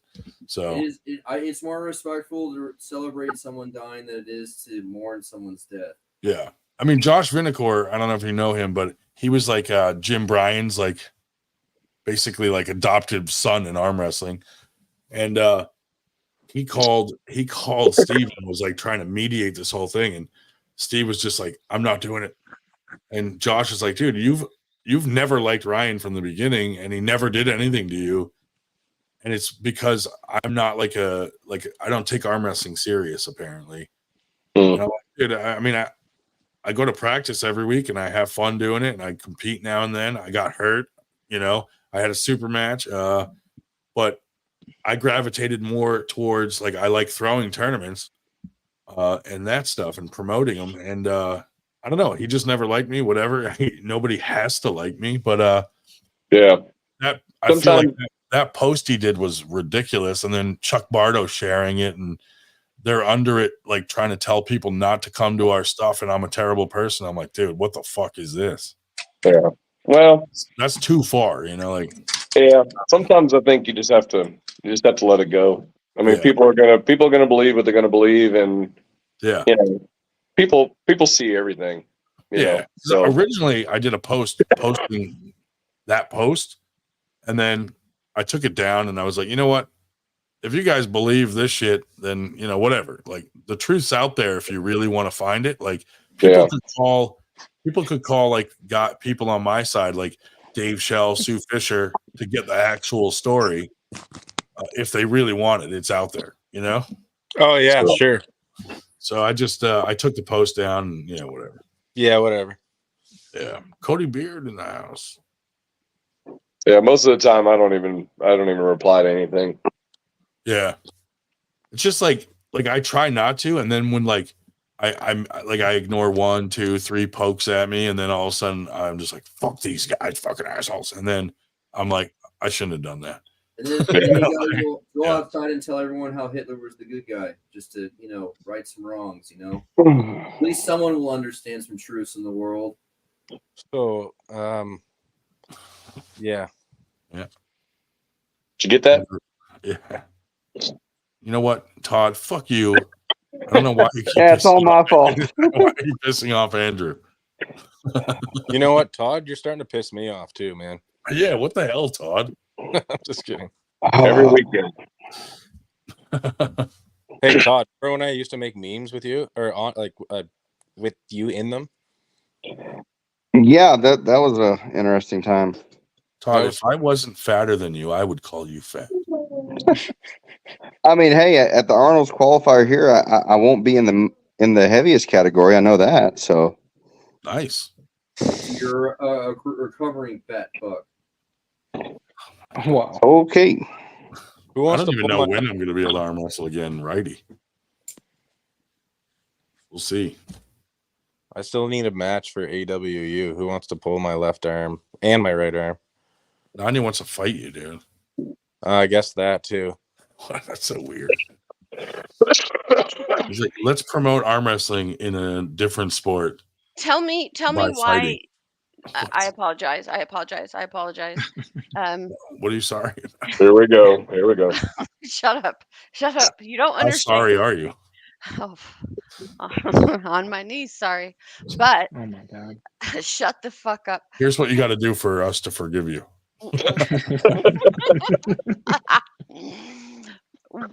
Why Oh, why there we is go. Your this challenge. why is this called 98%? What does that mean? Oh my god. Dude. So Ding ding. Here we go. Dirty bird. Boring this question. works. This concept works in any sport, kind of. So in most sports, Sorry. the guys that are like pro league or pro level, top of the elite guys in the sport, that's the top 2%, and the rest of us that are grinding to get there are the other 98%. And That's the concept.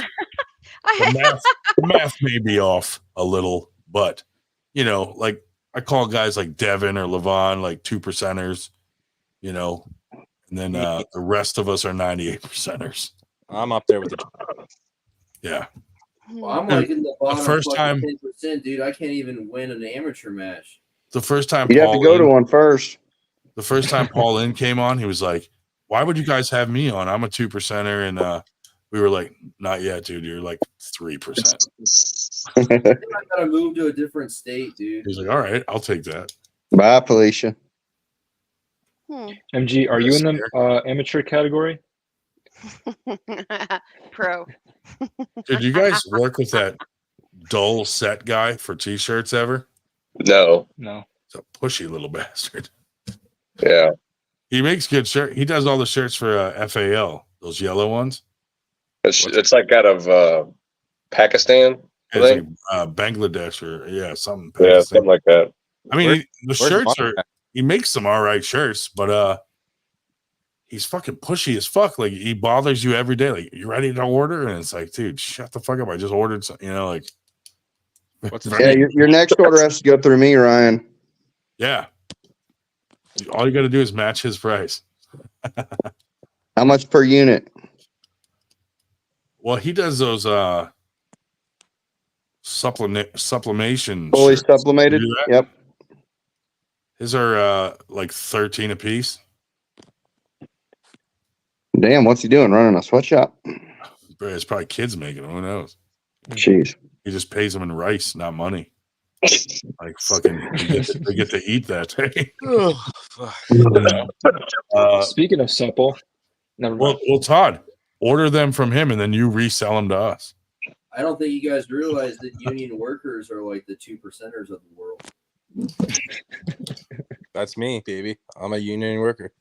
Yeah, how many union 2%ers are on this chat right now? Me. What does that even mean? I have no idea. It means I that just you nod. I have just labor nod. rights and you Don't have kill me. secured. I know what a union is. Ability.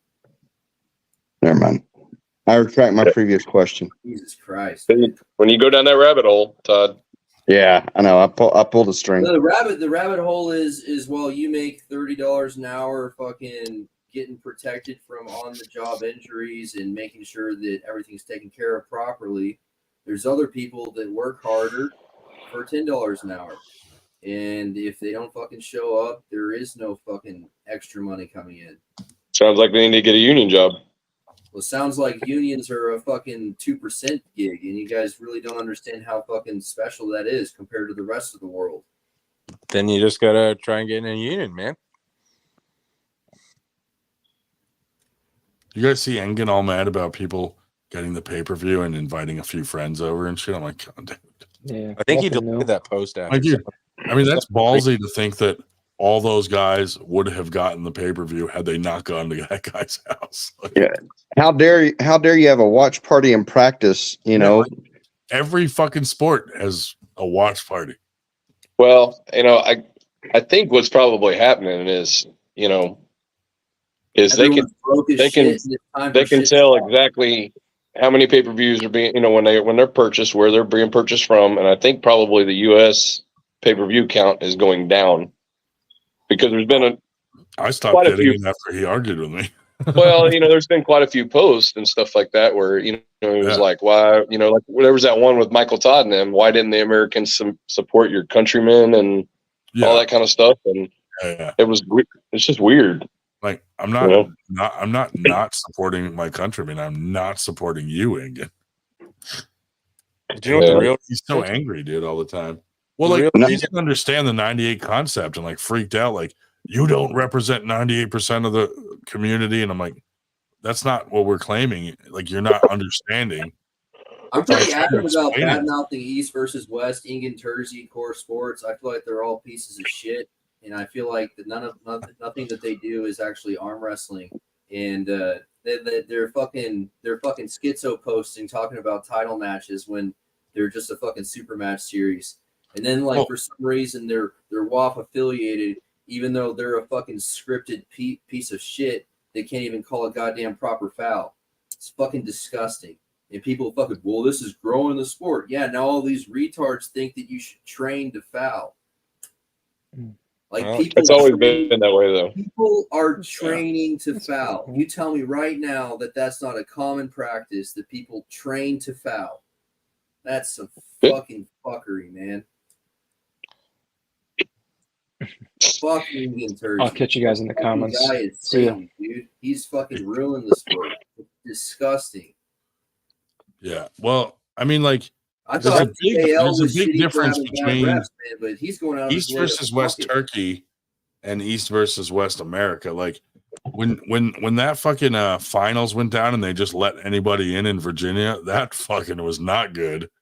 And then here in the Northeast, like, every little tournament was an East versus West qualifier. Then they threw that Nationals, which, why would you make that an East versus West qualifier? It should be its own thing. That was fucked up. And now people see East versus West qualifier and everything, and now nobody gives a shit. Like, they took the prestige of it away by doing that. I mean, I could see both sides of it. I mean, up here anyway, like every little tournament last year was East versus West qualifier. And I'm like, it wasn't supposed to be that way. I know. Well, you gotta have enough you gotta have enough qualifiers to have enough people to throw a tournament at the end of the day. And you had one of the main promoters that started it. I mean, Paul Lynn and James and all that kind of stuff were, they were entrusted with it. So if they're throwing, they're throwing a lot of tournaments up there, then naturally they probably have one for every one of them. Yeah. But it was like, James throws a lot of tournaments throughout the year. So it was like, every weekend there was a tournament, and the Northeast is it's not like Texas, so everything's close. So it's like a fucking tournament within a 2-hour radius every weekend. That's an East versus West qualifier. It was like, this is weird. Well, I mean, even in Texas, we were well oversaturated for a year or two.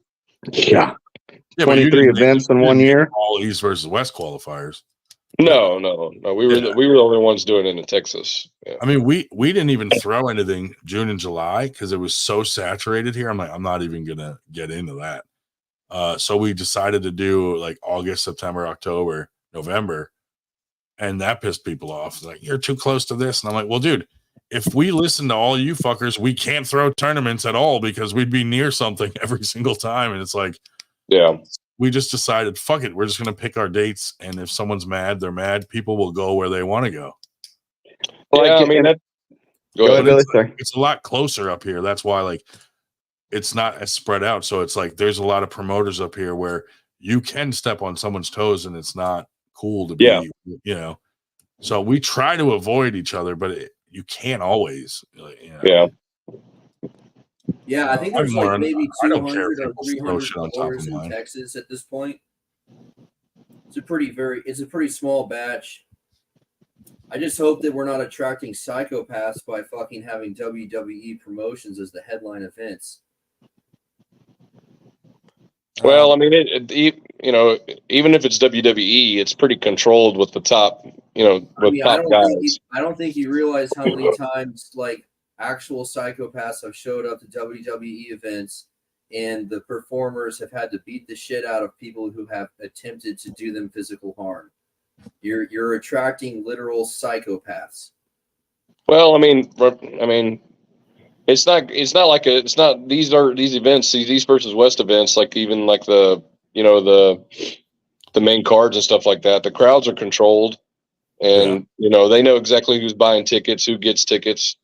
It could get to a point where it gets bigger and they allow a public audience to buy tickets, but right now it's pretty controlled. You get bigger and you could attract enough psychopaths that like the death threats to some of the headline promotions in the WWE arm wrestling event would be complaining about all the death threats they're getting leading up to the match, and that could be part of the match drama. Andrew, are you one of those psychopaths? So now they're profiting off of promoting the psychopaths they've attracted. Okay. So basically, just don't let Andrew Wood buy a ticket, and you're good. Got it. Yeah. If I was MG, dude, she should make an OnlyFans and just shave her armpits on the OnlyFans. Should be like that. She could sell farts in a jar. Should make a killing, dude. Yeah, dude. Yeah, could have an OnlyFans just farting all the time. What did I miss? I could. Easy, dude. Easy. Yeah. You ever go to like cake farts? Oh yeah. Oh, dude, classic. What am I missing? There was that one chick that made a few $100,000 off of selling her farts in the jar, and she had to quit because she was taking shit like probiotics and shit to make herself fart more because she was selling so many fucking farts in a jar. She gets like fucking colon cancer. I have no idea. You guys think I know anything, and you're wrong. I just know software. There was a guy that got busted selling women's underwear, and he was just dipping the underwear in like tuna cans, and he got busted. I'm like, how is that a crime? Like, what kind of fraud is that? Have you guys noticed how there's no oversight for medical experimentation, and how there's no recourse when a doctor does some kind of surgery that is unnecessary that causes permanent damage? Like I've noticed that it actually happens in batches, like based on in this year, this kind of extra surgery was taking place, and this part of people's body was routinely. Look what you did, Todd. I was just thinking about that earlier. Where's the oversight for that? I was wondering that yesterday. I'm glad that's just out of control, man. There is zero oversight for malpractice, and then they like in Texas they put extremely low limits on financial consequences for ruining someone's life through medical malpractice. So it's almost financially better to take the shadow money where you abuse people physically for some kind of medical experiment without their knowledge. Oh, boo-hoo. Is that why you're wearing that helmet? So yeah, I got a bucket. I got a bucket on my head, so Johnny I feel like I have a bigger brain. But you go in to have like a tooth extracted, and you wake up and your leg's amputated. Yep. All right, all the cool kids are gone. So I don't know. Cool kid's still here. Jack's going to do some. See you later, Rich Boy. Hopefully you have fun doing cocaine under armed security. Yeah, he didn't hear half of what you said. Yeah. I really wish I could do cocaine with armed security protecting me while I'm getting fucking yeeted. Okay. All right. I'm sorry, guys. I'm so sorry. Andrew, have you ever attempted to say something that's relevant to the conversation that's going on? I was trying to explain how not calling the sport when you're out of the parameters of sport and you don't make a stoppage and then you build that gray area up into the sport as part of the mechanism of the competition, that you attract a different personality type than you would if it was a technically controlled match with an extreme analytical quality. I have no idea what that meant. Okay, so here's the thing. Sociopaths running around in this fucking sport. There's a lot of most people's teams are going to correct them. Because the foul wasn't called, we're worried about psychopaths. Because the foul was not called, you're promoting more sociopaths and psychopaths to come to your promotion. And most of the psychopaths in this sport were on this podcast tonight. Will continue to increase the more gray area you allow in the sporting officiating. I mean, it's not like team leaders don't tell their guys, hey, this is how actual events are run, and none of that ever happens. So yeah, You're just fucking mumbling at this point, man. You're using fucking goddamn. I'm not the one with a pot on my head. Hey, now I don't judge people for what they wear when I'm wearing this. I was about to say, there's a really good reason for it. I just didn't tell it. Your proper noun for that sentence was team leader. There was nothing in that fucking sentence of value. You were using nothing but fucking pronouns, dude. It was the vaguest shit. What are your pronouns? Dumb and dumber? Mine is I hate fat, effeminate retards. Hey. I take offense to that. That dude, every time someone that doesn't like me gets in an argument with me, they call me fat. Yeah, they come on the live stream and point a gun at the camera just to fucking be a bitch. Okay. But yeah, everyone. Don't know who did that, but okay. Go-to is like you're fat. You could watch it on a live. If anyone knows that I'm fat, it's me. No one knows better than me that I'm fat, dude. Thank you for pointing it out. Todd, we're gonna have to have a meeting after this and your treatment of Andrew from here on out. I know. Yeah, I'm gonna need therapy because. Yeah, why don't you pull your gun back out? It's your therapy weapon. Your organization needs sensitivity training. Does it make you feel protected when you hold the gun on stream? Is it relevant to arm wrestling? Is anything that you say relevant to arm wrestling? You just brought a gun on stream because you're a fucking faggot. Oh my god! I think someone's in a bad mood. Did you bring a gun on stream? Did you guys have guns on stream for arm wrestling? Did we? Yeah. I don't know. Why don't you ask? Why don't you ask who on the stream? I just did.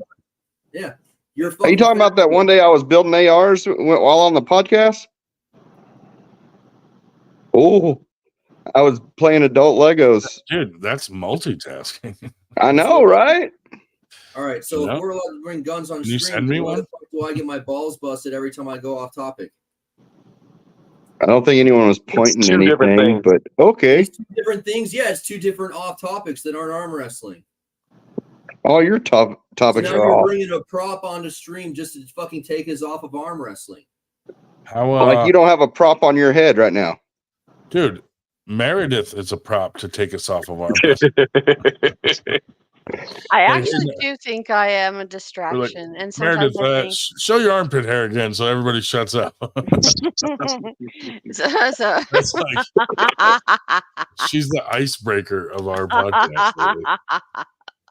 Dude, Katla goes into like dad chats and posts the link to our podcast, and then like guys join, and we're like, "Hey, do you arm wrestle?" And he's like, "No, I thought this was a dad chat." And then I'm like, totally fucked him up. Like, what do you talk about in a dad chat? Like, you know what I mean? I can't picture joining a dad chat and be like, "So guys, what do you do with your kids?" I don't know. It's just weird to me. I mean, there's a group for everybody. Yeah. Is there Look at this group. Are you sure? Because I'm pretty sure there's people that aren't allowed in any groups. Dude, if that was true, homeless people. Pretty much anyone's allowed in this group. There's we definitely don't discriminate. Sorry, I have Meredith. One of these days during the podcast, just grab comb. Just grab a comb and start combing it. Twirl it. And you should just comb it randomly, and everyone will just be like, "What is going on here?"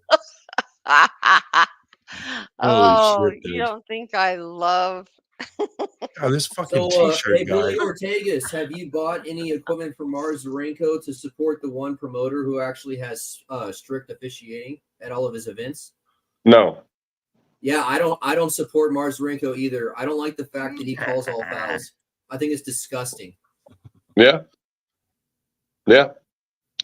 I wonder why Billy wouldn't use a Mazarenko table at any of his events. That's a tough one. They actually call fouls, and you guys don't. Why would you use a Mazarenko table when you're not going to call a foul? It's just ironic. Okay. Yeah. What do you guys think? Mazarenko tables are good. They're good. They're one of the top. Yeah, and so are his promotions. What do you guys think of the presidential debate? Oh, actually, I thought his promotion got slandered by the psychopaths, and now he's nothing. That's the last I heard. Which psychopath? Is Mazarenko even a promoter anymore? Well, he went to prison for a little while. He's supposed to be coming back. PAL is supposed to be ramping back up. I don't like Aren't his they going promotion. to do some stuff in I don't Dubai? like his equipment. What's your favorite table, Andrew? He's supposed to start doing some stuff, Mazarenko, in Dubai. Oh, right there. That's what I heard. Yeah, that'd be cool. Yeah, and I think their PAL started. They're going to start ramping up here in the States a little bit more as well. Good, because we need someone who's not a complete retard. Who's going to leave that up, Sean? High Five and fucking Monster Factory. Those are the only ones that call fouls, and they're not even good at it. I think he's trying to get someone to take the bait, but it just doesn't work. It's not bait, dude. I'm not biting it. It's a real conversation that you don't want to have, just like everything I've been talking about this whole day with you. Opinions vary. It's exhausting, dude. You're such an effeminate bitch. Well, isn't that a shaved bear? Ooh, Are you talking about fouls that aren't called? Or are you talking about fouls that are missed? All right. So what have you done to achieve 100% foul call rate? You're not going to get 100%. Okay, so how close are you playing? Even your theory of your live stream review stuff's not going to come to fruition. So I don't know. That's where you're getting at. I was trying to have a real conversation. Just sit there and be quiet. Oh my goodness. Okay. I mean, look, they're PAL and them that they use cameras and they work. Have you thought about it? Have you looked into it? Do you know what percentage increase of efficiency you could get out of it? I mean, I'm sure it would increase, but I don't know if it actually amounts to anything in the end of the day. It does. It changes. It changes the affect of how the competitor approaches the match. If you do that with strict reffing anyway, without cameras, then you're going to do that anyway. No, stuff gets missed all the time. There's misdirection. What's the difference between missed and not being called? No, there is. Dude, But the problem is there's easy ways to misdirect an on-table official. There's easy ways to. I would agree with that.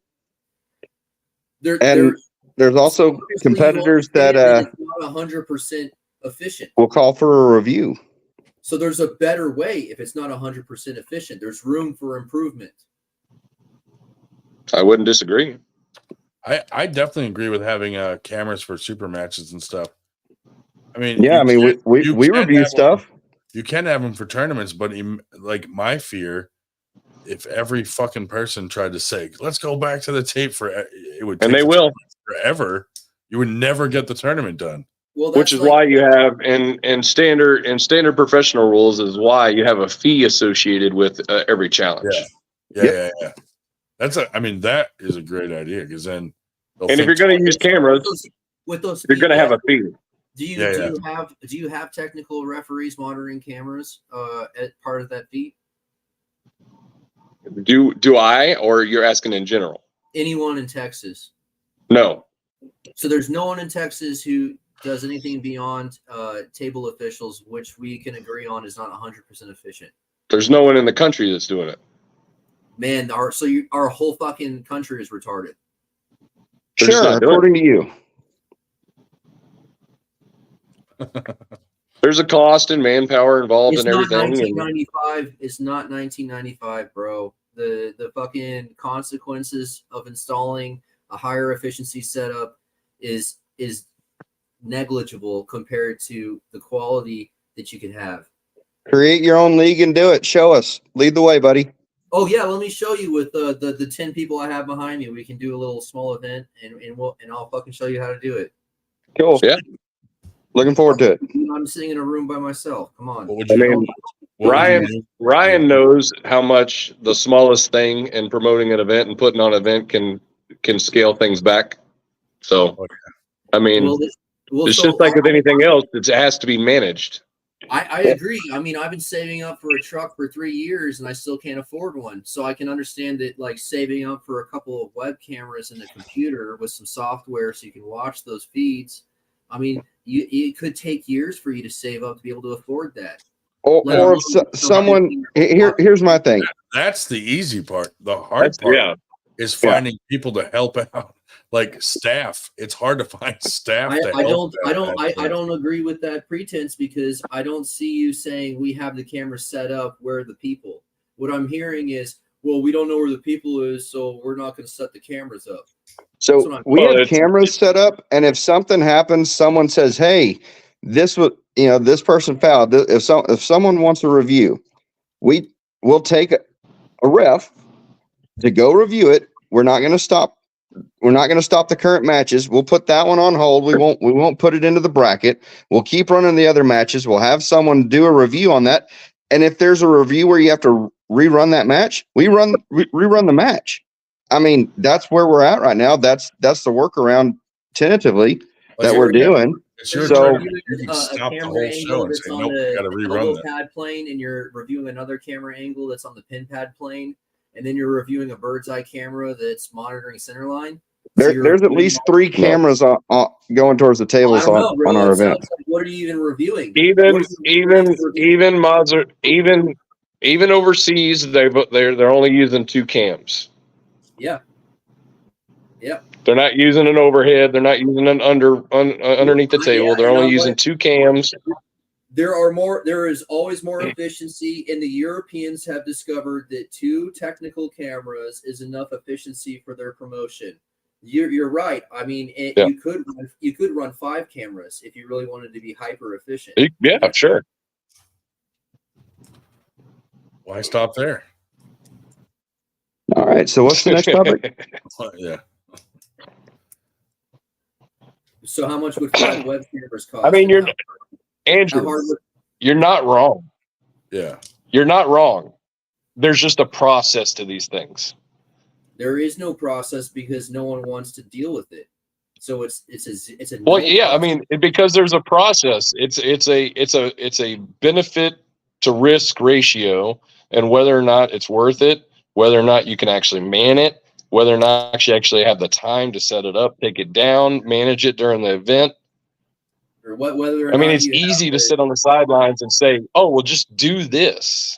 That's the funny thing is I really don't see myself sitting on the sidelines. I'm over here doing something that I'm passionate about related to arm wrestling. It just happens to be that, Well, you're over there talking.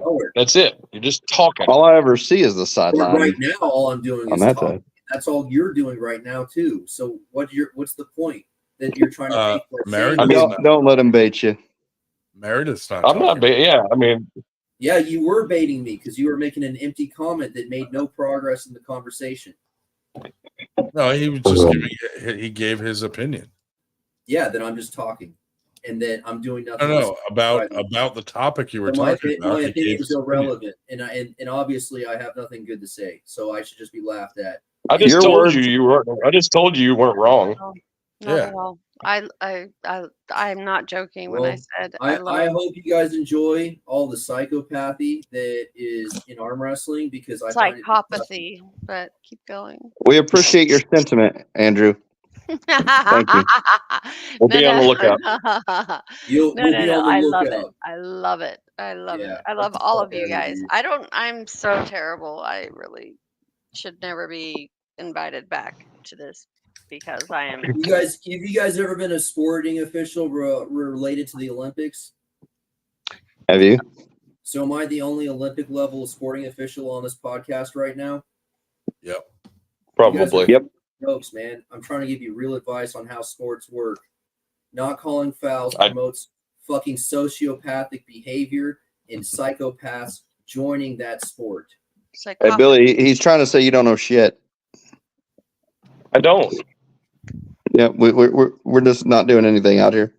I mean, I'm sorry for dedicating over a decade of my life to being a sporting official, and I have some experience on the fucking social dynamics of sport.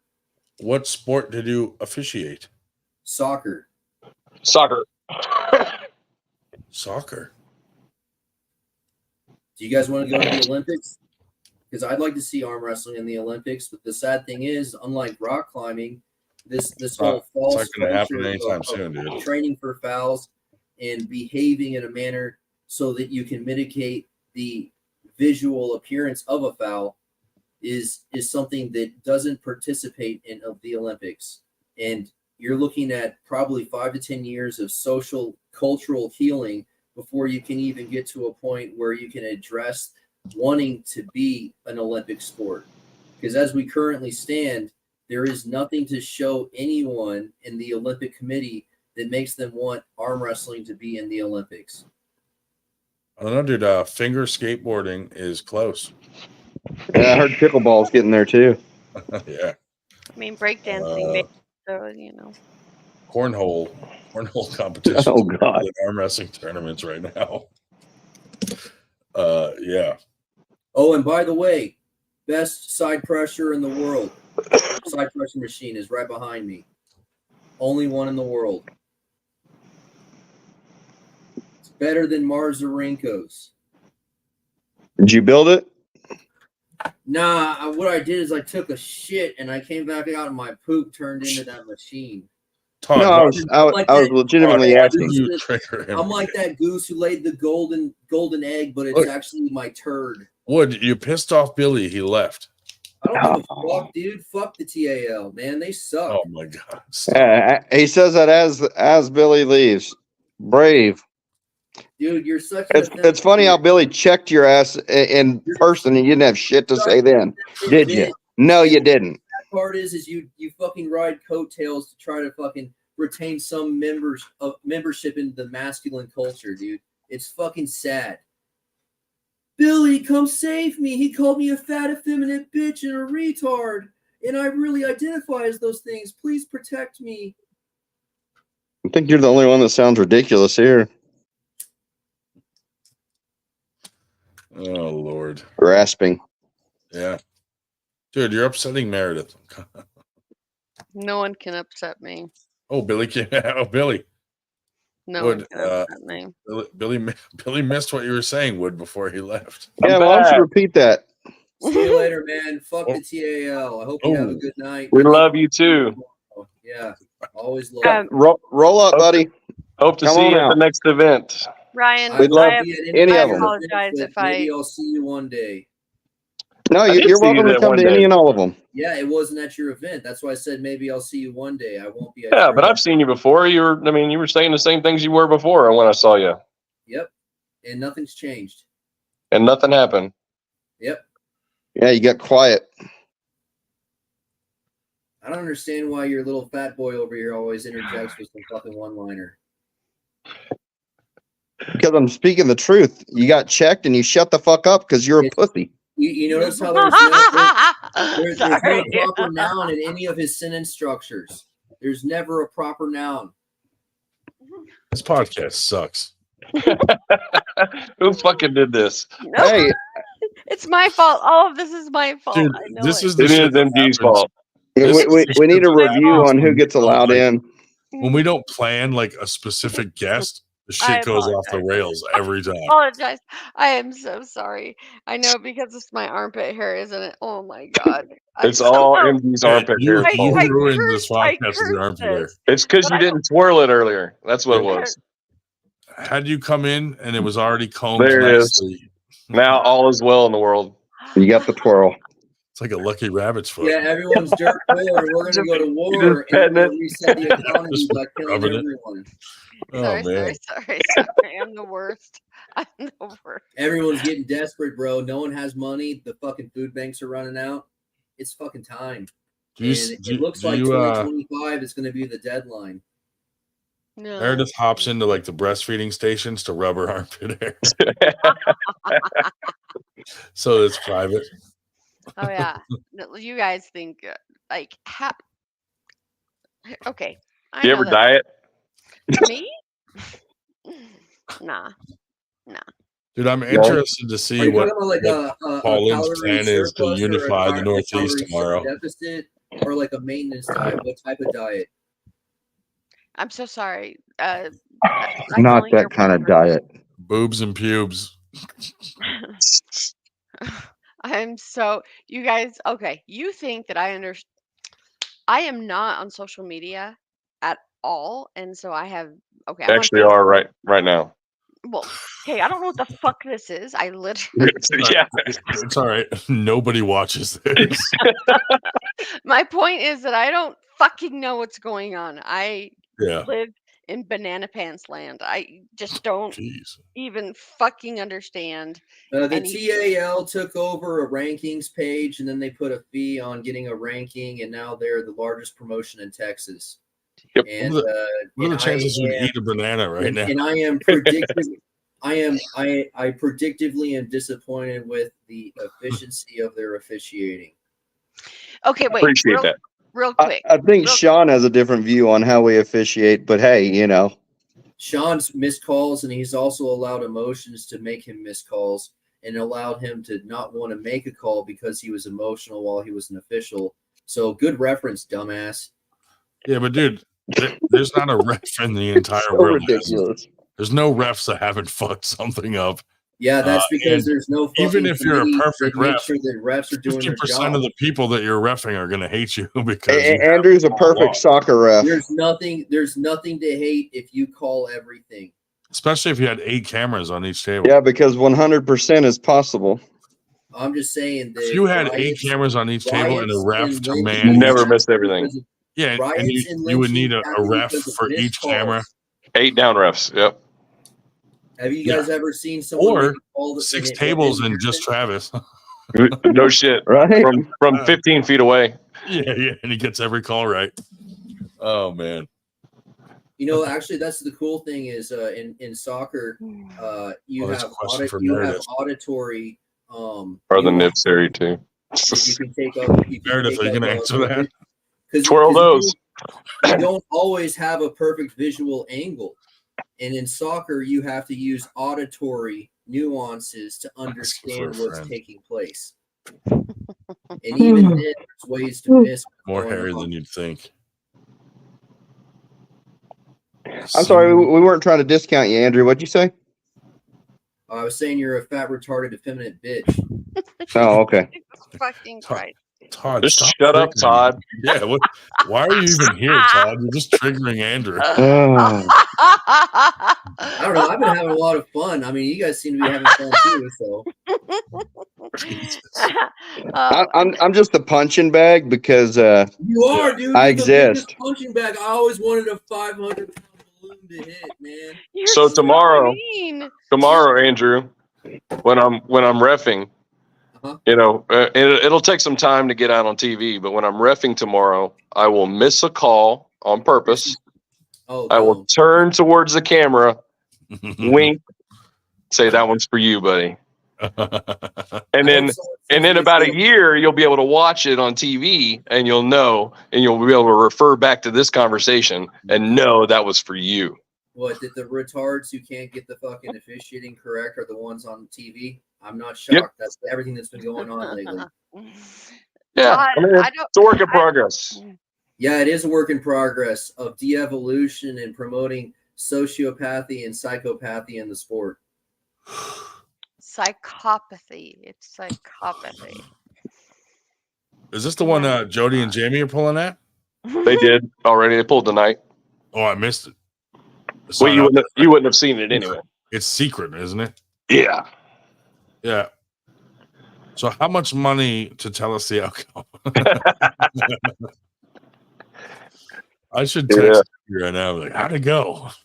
Well, I mean, if they, if they say something, then they say something. I mean, right. I think everybody could probably ascertain how it probably went down. Yeah. And I mean, both of them are each better in like the opposite arm, right? Yeah. Yeah. It's a 50-50-90. Yeah. 98%. Yeah. So it was cool though. I mean, we had all the cameras set up and everything like that, and they did their they did their thing. Referees have a union, or are arm wrestling referees unionized? No, we're waiting for you to start it. It's funny you say that though. On a serious note, it's funny you say that because there have been a little bit of rumblings causing a little stirring in the referee community about doing something like that. Well, maybe you should call the fouls so people can appreciate enough to think that's a good idea. There are a few people that think that's a good idea. Billy. Dude, did you hear about the one of the piss tests at Nationals up here? No. So one of the guys got picked for taking a piss test, little skinny guy. So he did a water cut, so he couldn't piss. So Simon got sick of waiting and just goes, just fill it with water. I was like, shit. holy Jesus. I thought that was pretty funny. That's definitely Olympic level. No, it's, I mean, for a nationals, not man, okay. we're going to the Olympics next year for sure. Yeah, So, exactly. see, what was it? Last year? Yeah. Last year at our ladies only. Yeah. We had talked to Simon, and we've actually Sarah was actually able to get that ladies only to be a USAF national qualifier for the women to go to WAF Worlds. Right. Yeah, we piss tested, I think 3 ladies that day. Yeah. 2 or 3 ladies that day. So it was, nice. We did the whole shebang when we did that. So. Fuck that guy. Yeah. No, that's cool. I just, I mean, Simon, he's always saying, I don't text people and dissuade them from going places. And then 3 people at Winter Blast showed me text from Simon saying, hey, if you pull at Winter Blast, that could affect you from pulling this. And I'm like, dude, why? Why do that? What's the logic behind that though? Like, I have no idea. What was Winter involved? Blast isn't like, we're not like IFA or I was don't know. it because of Sean? Maybe. We just hired him to be the head ref and manage the refs. Yeah. So I mean, I don't know, but Knuckles Up has had the same issue.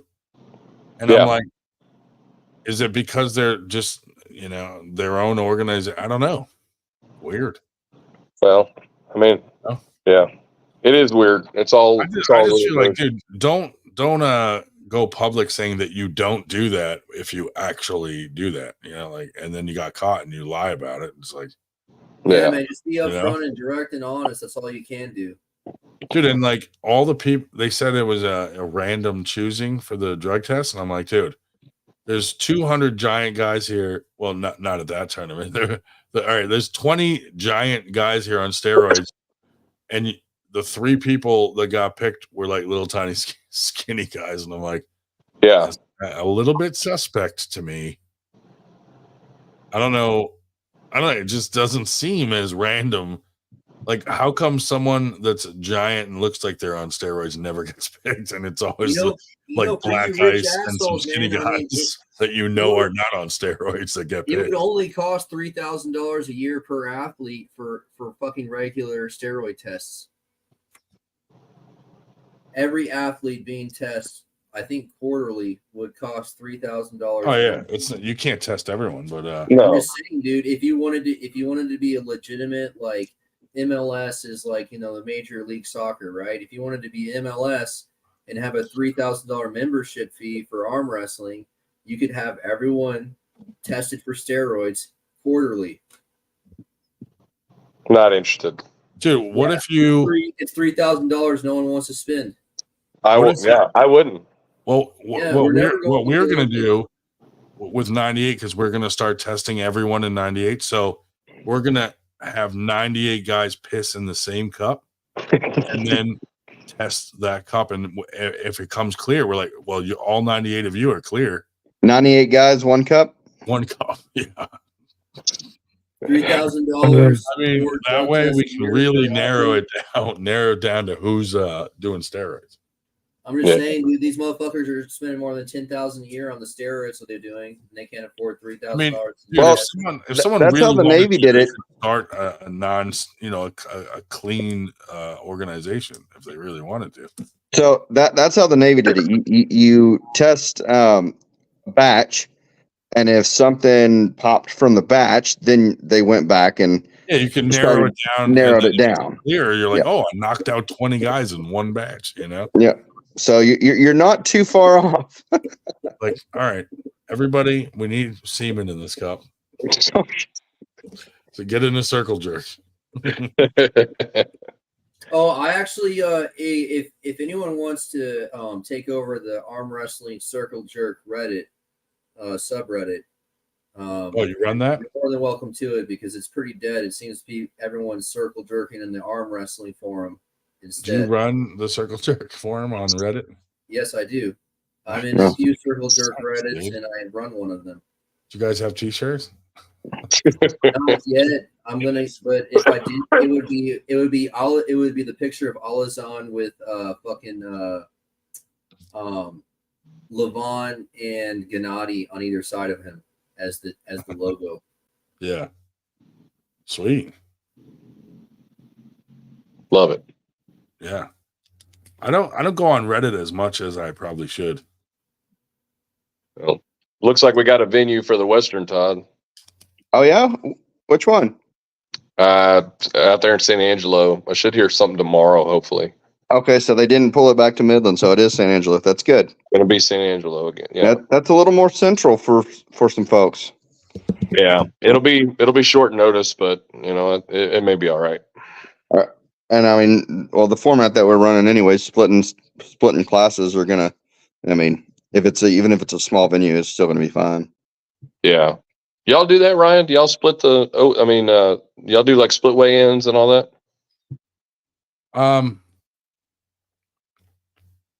We have. Like the day of? Yeah. Yeah. We have. It seems to be working here in Texas pretty well. It seems like everybody kind of likes it. We're trying to set up right now where people can fill out their registration forms in advance. That way they show up and just give it and they can write their weight on it. We weigh them in, but we'll have the list of everybody the night before. So like our brackets guy can have that all in there. And instead of having to put, say, 100 people in there, he might just have to remove 2 or 3 people that didn't make weight. Yeah. So that we're hoping that'll save us some time. We're going to experiment with it a little. I know some other people have possibly tried that maybe in the past, but we're going to try to play around with that a little bit. Yeah. At the smaller tournaments. Yeah. Pre-registration and digital payment. I mean, that's one thing. It's just what sucks is when you do have the errors and someone doesn't make weight, then you got to make changes. Yeah. Do you guys we're hoping there'll be less people that make weight than the amount of people that show up that you have to put in, so it'll be like, all right, maybe we got to make 10 changes rather than 100 or right. Yeah. I was thinking about getting a Woolim account for online payment. Have you guys used Woolim? No. It's the Cash App in North Korea. Yeah, let's use a communist fucking. We tried to do like pre-registration where people could pay for the tournament, but then it was a big tournament, and then we realized like they took a huge percentage of that for the site that we use, and I was like, oh man, really? Yeah, it was like well, I mean, not big, but enough where you were like, oh shit, like maybe we won't do that again. Here's another one, Ryan. What about remote weigh-ins? That's been a topic recently. So, well, we did it one year, and one of the teams that did it cheated, and it's very obvious, and then we never did it again. Yeah. So, I mean, you can if you trust the people doing it, I think it's good. Like we did remote weigh-ins where we were like certain teams kind of spread out. Team captain had a remote weigh-in at their practice place, videotaped everything, the problem is when you allow someone to do it, then everyone wants to fucking do a remote weigh-in, and it's like, dude, we can't have 20 remote weigh-ins. This is ridiculous. Yeah. No.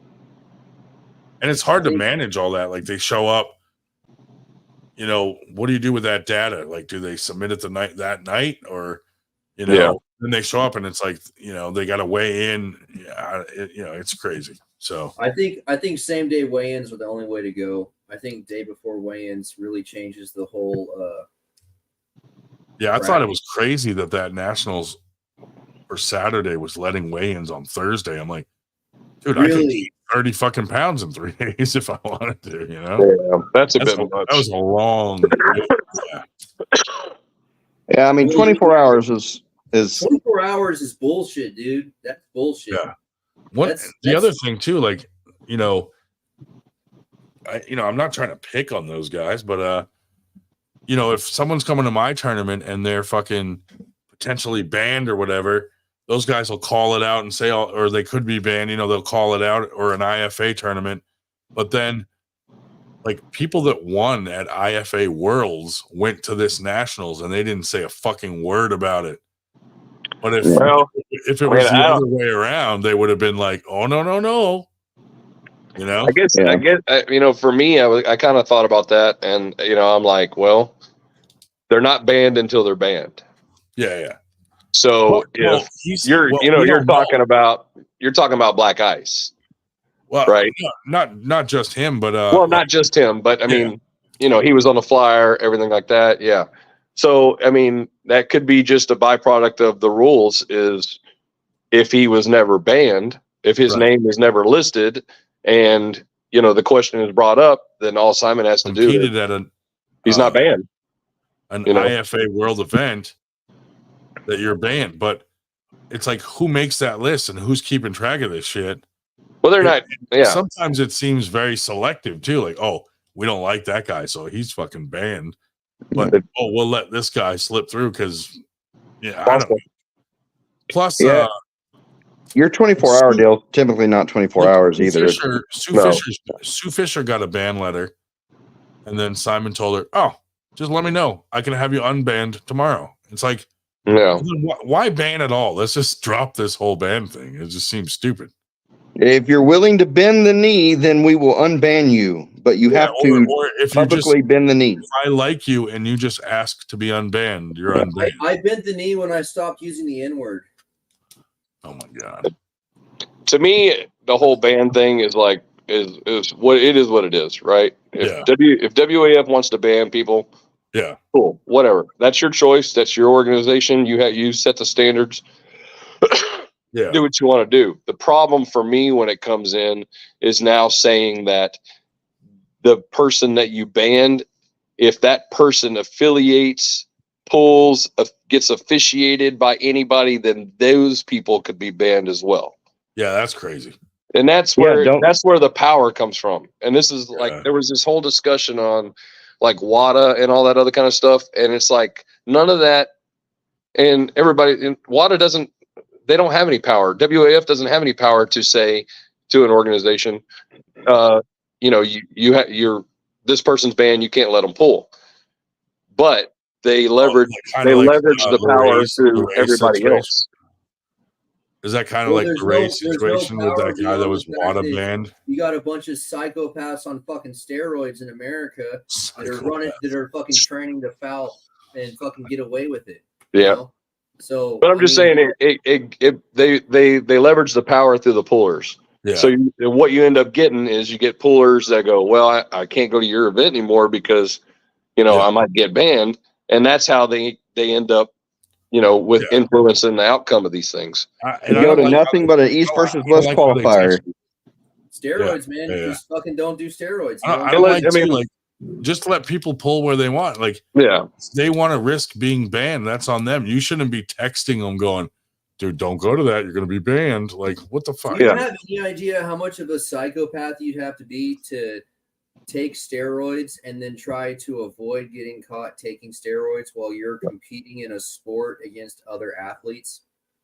I mean, you know, everybody's got different agendas too. So, I mean, that's a psychopathic behavior. Completely am okay with, you know, like the decisions made by Tim Talmadge and, you know, like Chance and them, you know, they've chosen to take their organization in a particular direction. And, you know, like, you know, Tim, he invites the Latvians, he invites the Swedes, all this other kind of stuff. They're heavily regulated over there. And if he wants to continue to do that, this is what he has to do. Whether he agrees with it and he does or he doesn't, I mean, that's you know. Tim Talmadge is one of the only referees in America that actually calls fouls. Tim's a good ref. He is. He's a very good ref. And I think, like, if your organization, as someone in the organization that runs it chooses that, then that's great. Just like contracts, like people that have contracts, like it's different because you're agreeing to that contract. Yeah. But if you're someone not under contract you should just be able to pull wherever the fuck you want. I mean, it's just yeah, as long as you're not on steroids. The politics of it are just out, dude. It's not a big deal, but it's like annoying the way things go down sometimes. And bro, if you're on, there's not like a steroids, set you shouldn't be fucking competing in any sport. rule, you know? What sport it is, Yeah. you should be in it. Like, so Andrew, if a this guy's steroid big, user this makes guy's a not micro big. foul that doesn't change anything with the match, what would your determination be? That they should be kicked off the stage and they shouldn't be competing because they're on steroids. Yeah. Okay. What about the micro foul that doesn't change any aspect of the match? Sentence, you made one sentence and you asked a question. I Yeah, responded. it's kind of a two-part. Would you like to ask a different question? I mean, it was a two-part question. If I need to break it down, I can. Well, the question includes someone on steroids, so the match shouldn't be taking place. Okay. So separate question. If you have a micro foul that does not change any aspect of how the match is going at that point in time, what would you do? Would you consider microfoul a proper noun? All right, so we got nowhere with that one. Anyways, next subject. Because you don't, I don't know what a microfoul is, and That's Well, very what your question? What your question is that there are some rule sets that have stipulations that dictate advantage gain. You know, there's not a micro foul, it's a foul, but it was the advantage gain through the foul, and I mean, it's just like the variation of the rules of letting go of the peg, right? If your hand slips off the peg, it's a warning. Bro, If you come off the peg and you gain advantage, that's a different story. So if you slip your hand off the peg and it's a warning, could there alternatively be a promotion that would make that a stoppage? Sure, you could. So could there be a promotion where anything outside of the regulation of format would be an instantaneous stoppage? Would that be considered? Well, let's just put it this way, Andrew. Like for us on the amateur side of things, when it comes to not know when they're fouling out, so that when they go into strict rule sets, they lose. No, you need to listen. That's exactly what Americans do. They lose as soon as people call fouls on them. They don't know. They didn't train to have their fouls called. They weren't ready for the match with the fouls to be called, and they lose. And they look like fucking suckers. So on the amateur side of things here in Texas, the way the rules are written is that if you go into a dangerous position, you're warned. So and then dangerous position could get a would you fucking listen? God damn. Before a foul gets a stoppage, you could get a stoppage for just being in the wrong position. He just likes hearing himself speak. Apparently, Jesus Christ. And I'm like, I think I'm gonna feed into what he wants to hear here, but he just won't shut the fuck up. I'm trying to continue the conversation. I'm not getting lectured. Then wait until I'm done and wait until I say what I'm gonna say, and then you can respond appropriately afterwards. Pop an Adderall, wait 30 minutes, and then rejoin. All right. So if we do it with the amateurs. If an amateur puts themselves in a dangerous position, the rules say they are going to be warned. If they do not correct, then it's stopped. So one of the things we do is that we don't warn amateurs. We stop the match. We consider it a foul. Yeah. So we got rid of the warning. If you actually put yourself in a dangerous position as an amateur, then the referee will stop the match. So we stop it right after the arm break. You know, I might be the only weird person that does this. I'm definitely not the only weird person here, but that does this. So arm breaks. I watch every one of them frame by frame. Yeah. So I watch them, but I don't. Dude, after you watch it like 20 that times, close there's attention. really not much to see, you know. No, there's a lot to see. I mean, there's a lot to see. A lot of the scenarios are pretty similar, dude. You can kind of see it coming. If I was a ref, I could see the value in that for sure. Yeah, so there's been some weird ones, right? That weren't like a little bit better. Yeah. that weren't like blatantly like shoulders turned away, all that other kind of stuff. So like me, anytime I see an arm break video, or we've encountered a few of them, like I take those videos and I slow them down frame by frame and I watch them over and over again. And I try to pinpoint exactly when the break occurred, where their hand was, where their arm was, were they looking at what, like all this. And so there's one part is trying to learn as much as you can about that to try to prevent it. And then the other part of it is the response side of different things. So, yes, and this wasn't a dig on y'all, because I think you might have remembered this conversation. Like, I did not like the way the referees at Winter Blast handled Victoria's arm break. Yeah. There were so many things from my standpoint, obviously watching. She was on the edge of a stage. Nobody got behind her. Nobody secured her. Nobody secured her arm. That kind of stuff has to be done immediately. And those guys are seasoned, like I say, seasoned refs. Those guys have been reffing for a while. Yeah. And it wasn't like, from what Sean said, usually someone, when they break their arm, they can pull it back in and like put it like this. Yes. And hers was like stuck out weird. Well, so and I think no one knew what to do. It freaked everyone out, I think. And that's the point. And I can understand how people can freak out. Because but like, you would think as a ref, like you'd be ready for you have to whatever. Yeah. And you need to be, and whatever it takes. Like, so Sarah, our Sarah. Yeah. Right. She freaks out on arm breaks. Yeah. And since she's been doing this, I have done my best to beat it into her that she cannot freak out as a promoter. Yeah. Like, you have to take charge. You have to continue on. You have to take care of the situation. You got to keep the tournament moving. You got to keep, all this stuff. And so that's one of the things you have to, and look, I get it. I'm not going to fault the guys. Maybe they didn't know what to do, and maybe it was a surprise or whatever like that.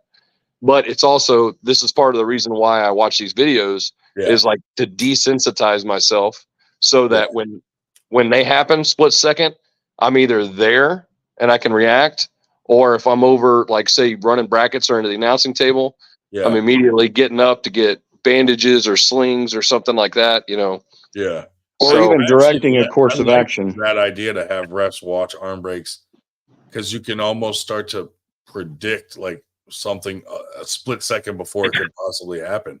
It's possible. And then sometimes it's not. You may catch something. Well, you'll have a situation, and Billy, you probably saw this one, like Gage Holmes a couple years ago in Oklahoma. You couldn't hardly tell, but what it was is that he had been pushing himself really hard, going to a lot of tournaments and not giving himself much time to recover. And so there was something already there, and all it took was that the tiniest bit of that shoulder roll and getting pressure pulled away from it, and his arm broke in 4 places, a spiral fracture. So I mean, one of the interesting things that I've been talking about, me and Dustin Laughlin, if we could ever find somebody that would want to do it pro bono, is actually finding a sports doctor. Yeah. And say even if you use one of us as a guinea pig, going through a tournament or a good tournament or a hard practice, and going and getting MRIs and X-rays to see what the arm looks like after these things, and as an educational thing, saying, look, your arm does break down, and you got to give it time. Yeah. You got to give it time to heal. You got to supplement right. You got to eat right in order to heal these things. And if you're grueling it out on a Friday night practice with a tournament on Saturday or, whatever. Yeah. Like a before and after would be cool. Yeah, exactly. Or say you have a crazy challenge match the night before a tournament. Yeah. Right. Yeah. Get a volunteer to no one's going to volunteer. Let the professional guy oversee their arm break. You don't have any would. technical footage for them to monitor. You want volunteers for an MRI study, and then you don't even have fucking analytical footage to advertise to recruit them. Billy, It's hypothetically, all promotion footage. if you were reffing Wood and he was in an arm break position, would you stop it? No, you'd probably get someone to show up. He'd probably stop himself. Billy would stop him. I'll answer that. Billy would stop it. If I was The Billy, ref grabs your hands and pushes it further into the arm break position. Sure that I would change the brackets to make sure that someone that could break my arm was in my fucking bracket first, so that I could just get out of there quick. I'll tell you this. I don't want that to happen to anybody. The great thing about being a terrible arm wrestler is I don't have the resistance to break my arm. I just roll out like, hey, quick pin, nice and easy, no injuries. See you later. They're nasty. Oh, they're not cool. You know what's nasty is it's getting not so fun to mad see over people talking shit on the internet that you show up to their arm wrestling practice just to do them harm.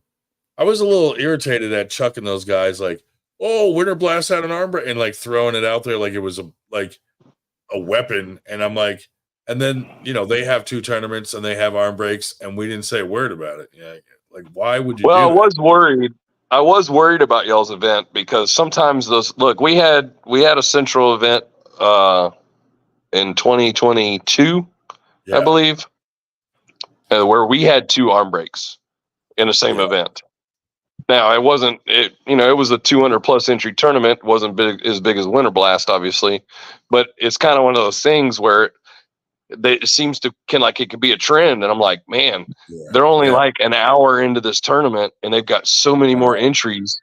Like, God, I hope, because at what point do you go, we've got to shut this motherfucker down. Like, we can't we can't have people walking out of this hotel with fucking broken arms. I thought the same thing. That central event. It's like, what do we do, dude? Yeah, we had to get, and actually, Leonard Harkless was reffing for us at that event that day. Yeah. And one of the breaks was on his table. And we had to get him and Danny Gillian. We stopped the mid event, but him and Danny Gillian got up and was basically preaching everybody. It's like, God dang it, guys. You got to get it together. We can't continue to have this. Yeah. It's scary. It's like the way, Corey was like, well, listen, the amount of people that are here, this is 4 regular tournaments. Yeah. And he's like, and there were people that left, came back, didn't warm up. And I'm like, there's going to be injuries, dude. These guys are coming in from the cold and not warming up and then jumping up there. So does a lion warm up before he chases a gazelle? I'm kidding. Yeah. We put a lot of practice tables out in the crowd so that people would warm up because they weren't. And I'm like, when it's cold outside and you go out and smoke a cigarette and you come in, your muscles are all cold, and then you get called up. I'm like, this is not good. Billy loves warm up tables on the side. Yeah, I don't like them. We put one towards the back of the area and one in the pit, so the guys that were on deck could kind of warm up a little. Do you have to pull up in a dip station at your events? See, we've had tournaments where we don't put them and everybody bitches, and then when we put them, everybody bitches. So it's you can't. Well, I just don't like how they become an after pull table during mid tournament. Oh yeah. Do you have we try to put them in a strategic location where that won't happen. But unfortunately, sometimes they'll fucking move one to a bigger area. Oh yeah, what are you doing? It has a pull-up bar. I've never been. I've been to one event, Rage in the Cage. It had a pull-up bar. Well, because it was at a gym. Every other event I've been to did not have a pull-up bar. No one's carrying that around. It's lighter than an arm wrestling table, and it provides better warm-up. You can stretch out on a pull-up bar. The only reason it was at Rage in the Cage because it was at a gym. Yeah, I know, and I'm just letting you know that that's a fucking proper avenue to ready yourself for performance. You can stretch out on a pull-up bar, just like a dip or you can bring a band. Yeah. I see a lot of people bring bands and like all warming I'm up saying before, is, if you had a pull-up bar at your event, it would be beneficial to the sporting athletes that are participating. Dude, most of the mistakes of Winter Blast that year were one, fucking Paul Italia Nanya match was fucking not good. I mean, Nanya fucked that up. Paul was professional. Nanya was an asshole. I would never throw another fucking challenge match in the middle of a tournament. In the middle of the tournament, yeah. They both required that. You know, It's one thing. It's one thing if you know, like we've done it before. Like we've done it this year because we split the classes, right? So we run AMs first, all the AMs, and then we basically 3:00 is when the pro classes are designated to start. If it, you know, so there's been times where we'll throw that super match if a guy wants to pull a little bit later, you know, right before the pros pull, you know, but like just to stop the mid event. No, I mean, yeah, they shouldn't have done that. No, especially with that big of an event, but still. Dude, I was like, you guys realize we stop for 1 minute, the crowd is gonna fucking murder us. Yeah. Like, you don't can understand. Stretch your bicep, your pec, your lat. You can stretch your hamstrings, for God's sakes, on the fucking pull-up. I pull cold. I mean, I don't understand why it isn't something that someone else hasn't requested. I just don't understand how. You're the only one that's ever said it. I mean, I can stretch my pec out and my bicep out on a door frame, but stretching the lat out on a pull-up bar is pretty much an exclusive arrangement. There's not many other places that you can stretch your chest wall out, and I don't know if you guys have ever done it, but pulling the fucking chest wall and the ribs, like where the obliques are and everything, that shit happens, dude. And you fucking cold. You don't really get everything's all wound up while you're pulling, dude. It's just ready. It's ready, especially if you did like a fucking water cut. Man, fuck all that shit, dude. Just give me a pull-up bar and let me stretch it out. The voice of experience. Oh man, but yeah, I mean, you can't win. Like anything you try to change, someone's gonna be mad. You know, like we try to run the weight classes in order because people like to pull up. So then the pros bitch like we should go first, and I'm like, yeah, but you guys are like the main event. Yeah, the amateurs will stick around to watch you. If the pros go first, they're out. So as a promoter, I'm like, I'm telling this venue that we're all going to be there all day, eating, drinking, trying to get it for free, and you know, tooting our horn that it's going to be awesome. And then if you let the pros go first, they're out, and then you have half your crowd. So I always just do it in order, and that's it. Like just you know, amateur all the way up, and everybody pulls up, no problems. It's all in order. But at one point during Winter Blast, you know, no offense, I think he was just trying to get through it, but Corey tried to switch some of the stuff, and then the guys that wanted to pull up were like, dude, I don't want to pull my 242 class before my 220 class. Yeah.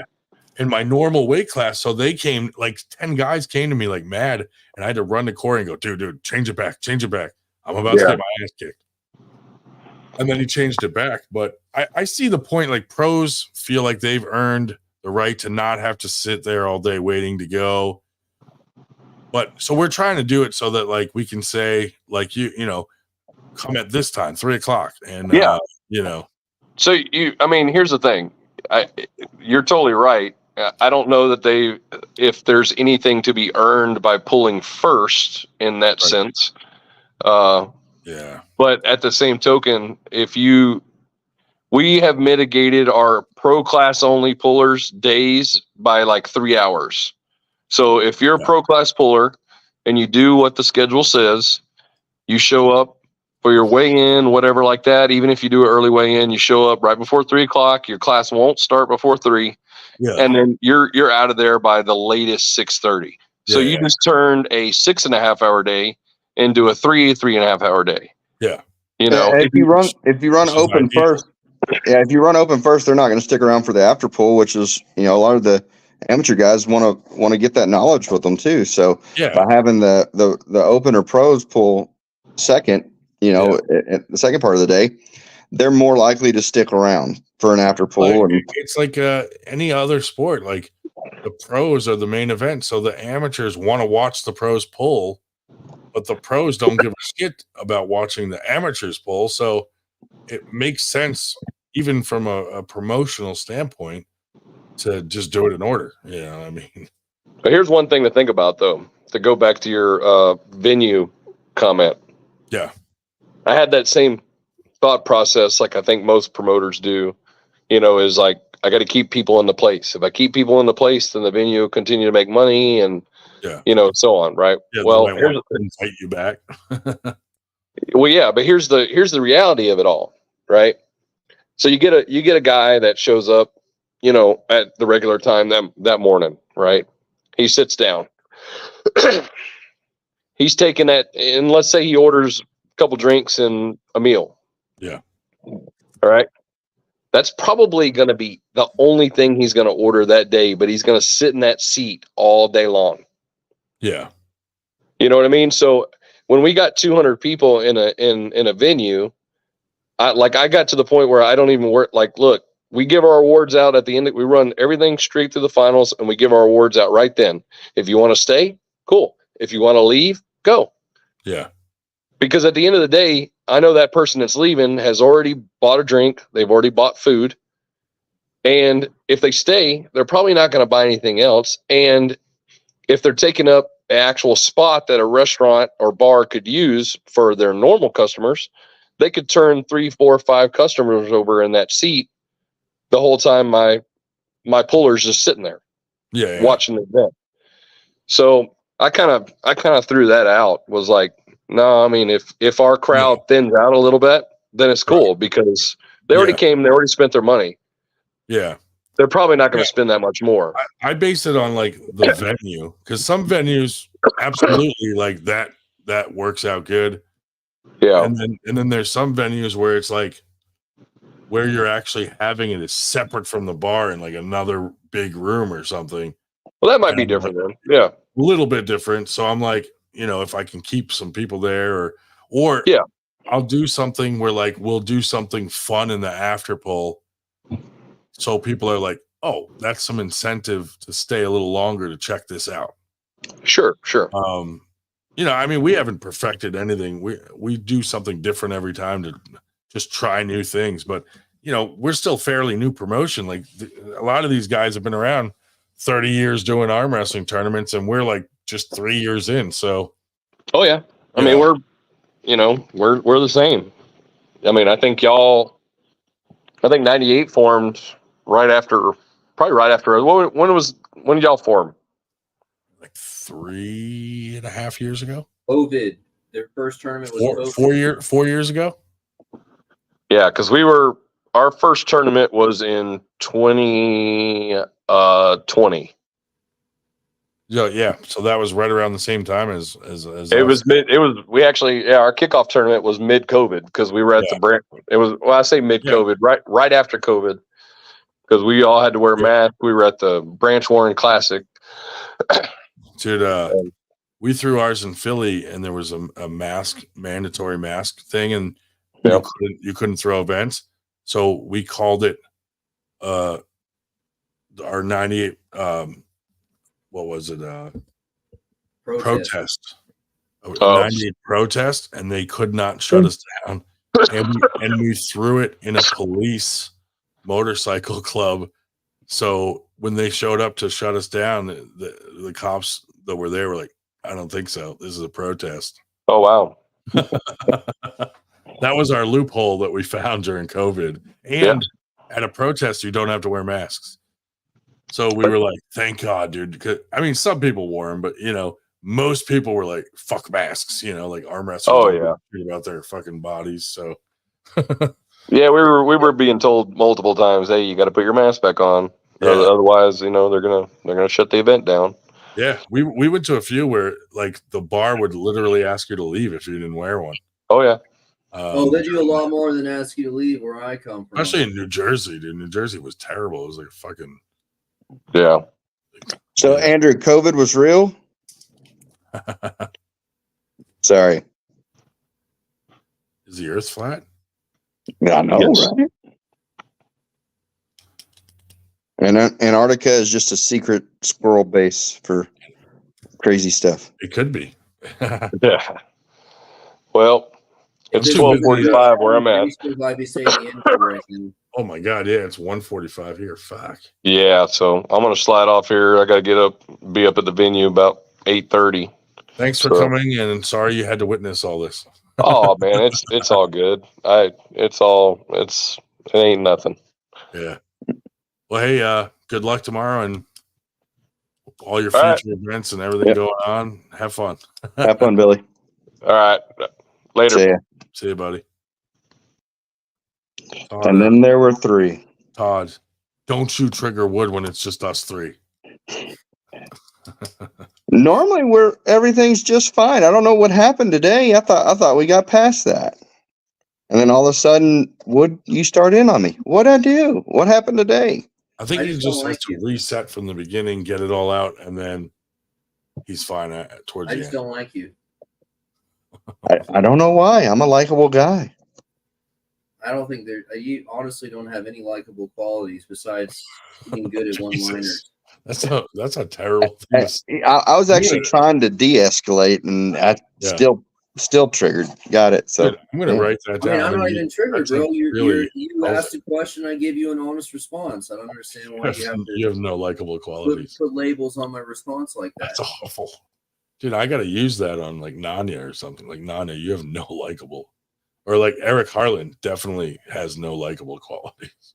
I don't know. Eric Harlan's a pretty nice guy, and he's pretty passionate about the sport. You know? Wow. Maybe he's nice to you, but he texts me like telling me he hopes my wife and daughter get raped and weird shit like that all the time. Jesus Christ, man. I'm like, oh, thanks, Harlan. How are you today? You know, if he was anyone that meant anything, I might get mad, but he's such a loser. I'm like, I don't care if he threatens my family. I'm just so proud that I'm more of a loser than Eric Harlan is. I mean, I've tried so hard to win at something, and I'm winning at losing. Yeah. Oh, Eric Harlan's cousin in the house. There we go. Eric Harlan's cousin. Cool. Great show as always. I don't think we've ever had a great show. Oh, man. Maybe a few. I'm interested to see what Paul Lynn's going to say tomorrow about trying to unite the North. Say we unite the fucking crazies and fucking tear apart America once and for all under some pretense that we're hungry and don't have money. The North needs to unite. Winter is coming. Oh, the North is really good at uniting based on racial lines. You guys are super racist. They would never let me. Always, like you were saying, fucking people light cars on fire and stuff. And during those events, it's really fun is when they see someone that's a different race. Wasn't all the cars getting lit on fire up north? It doesn't really happen down here in Texas, man. I mean, there's a little bit of racism, but like we don't play like that where like you go in the wrong neighborhood and you might die because you're the wrong skin color. We don't do that shit down in the South. It's not as bad as people say up here. It's pretty fucking bad, bro. I fucking pay attention. Where? Because I'm on your podcast, YouTube's algorithm changed, and I get all of Philadelphia's news now. Well, dude, Philly is bad, but it's like Philly's its own animal. It's like kids killing each other, dude. It's like these crazy fucker gang related shit and hits, and it's a shit show. It is really bad. There's a lot of murders in Philly all the time. It's like fucking. Did you see the one dude hopped out of a car with an AK and like murdered a dude at a bus stop? I'm like, geez. Isn't Philly more of a Democratic capital? Yeah. I mean, that's why. Philly is there you go. Dude, all my buddy cops are like, they're like, we're being told not to even fucking intervene with any of this shit because it's not worth our lives, and they defunded us, so fuck them. So that's why it's just a free for all fucking shit show, because the cops are just like, you want to defund us? Fucking fix your own problem. And, you know, us trigger happy Texans, you know, yeah, we don't really have that problem. Yeah, I bet. Yeah, we do. It's just not on the news. It Everybody happens all the open time. carries. Yeah, because they don't want to promote that a good guy with guns can stop a bad guy with guns. Dude, Philly has like fucking, they won't even let you fucking carry there, even if you have a permit. They're assholes. Oh, city ordinance. Fuck you, dude. The Constitution trumps your fucking ordinance. Yeah. Remember that guy So- in Houston who shot the armed robber in the restaurant, and then the fucking police were trying to find the shooter? Yeah. And then everyone in Texas is like, you can fuck right off. He doesn't have Yeah. to identify himself. Right. Dude, I love watching like fucking audits and all that shit, dude. I love it. First, And you got, you know, like Kyle Rittenhouse, that whole deal. Yeah. Did he change his name? Like, did he? To Andrew Wood. Yeah, he might have, but I mean, I felt like he had a legitimate reason to fucking start. No, fucking he's being attacked. Yep. He's part of it's kind of sad, but he's part of the social media class now, where he has to stay relevant and affluent enough to be able to afford private security for the rest of his life. Yeah. But in the moment, I mean, watching the video, you know, he was about to be attacked. Yep. You know, Opportunity, capability, and intent. That's all you need to protect yourself. If someone has opportunity, capability, and intent. They're still coming I think after he should him. have shot more people, to be honest. Yeah, dude. No, dude. Fucking Rittenhouse. They're still coming after him, dude. He literally has to have private security everywhere he goes now. Jesus. Imagine Dude, the overhead on. Imagine what's going to happen if Trump wins. Oh my God, these fucking libs are going to freak out. Oh yeah, it's going to be war Again. Again, yeah. No, No, not my president. Like these lesbians. Come on. Calm down. Dude, I almost got into a fight at the gas station when the election results got announced at 4 a.m. I was sitting there waiting to go to the gym, and I go to the gas station on the way to the gym after they announced the results.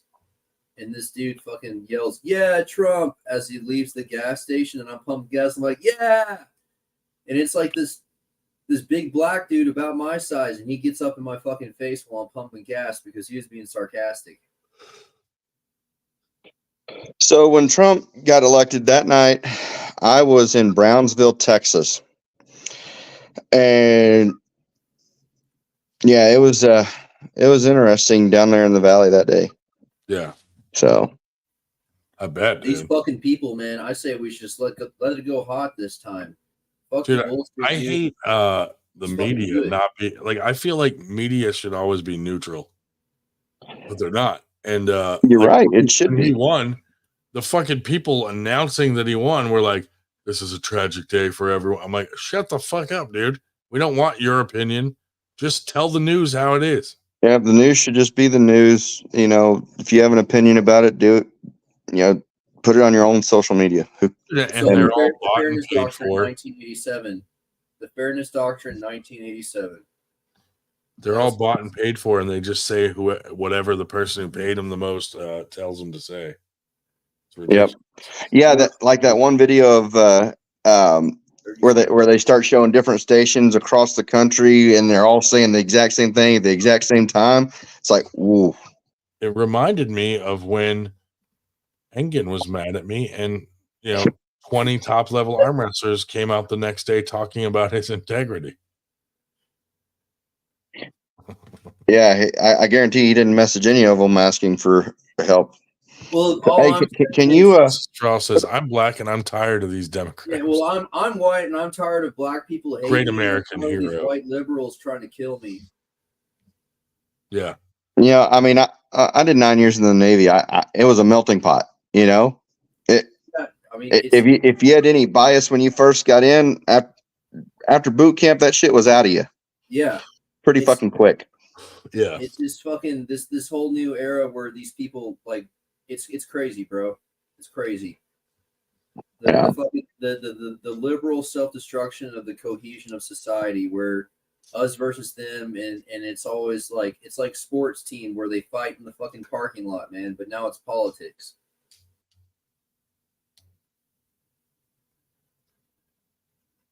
Yeah. Well, time to call it. I'm on Team Tinder, bro. I'm a fucking mask up and Tinder my ass on Dude, down. where the did road you get that? right, man. Dude, at first it looked like you just had a pair of underwear on your fucking chest. Tinder underwear. I wish I had Tinder underwear. All I got was a handkerchief. Is anyone else sponsored by Tinder, or am I the only one who's sponsored? Just you. Shouldn't there be a before that? No, I'm just kidding. I'm sponsored by Grindr. Oh, that's pretty gay, dude. That's pretty fucking gay. It is. I mean, honestly, I kind of feel bad about having a sponsorship by Tinder because they do have a bunch of gay degenerates on there that are abusing the heteronormative fucking social structure it's supposed to be about. Yeah. It's like, dude, there's a whole gay section. There's a whole fucking section for you people. Why are you in my list of selections when I'm looking for the opposite gender? Yeah. Makes perfect sense, dude. Well,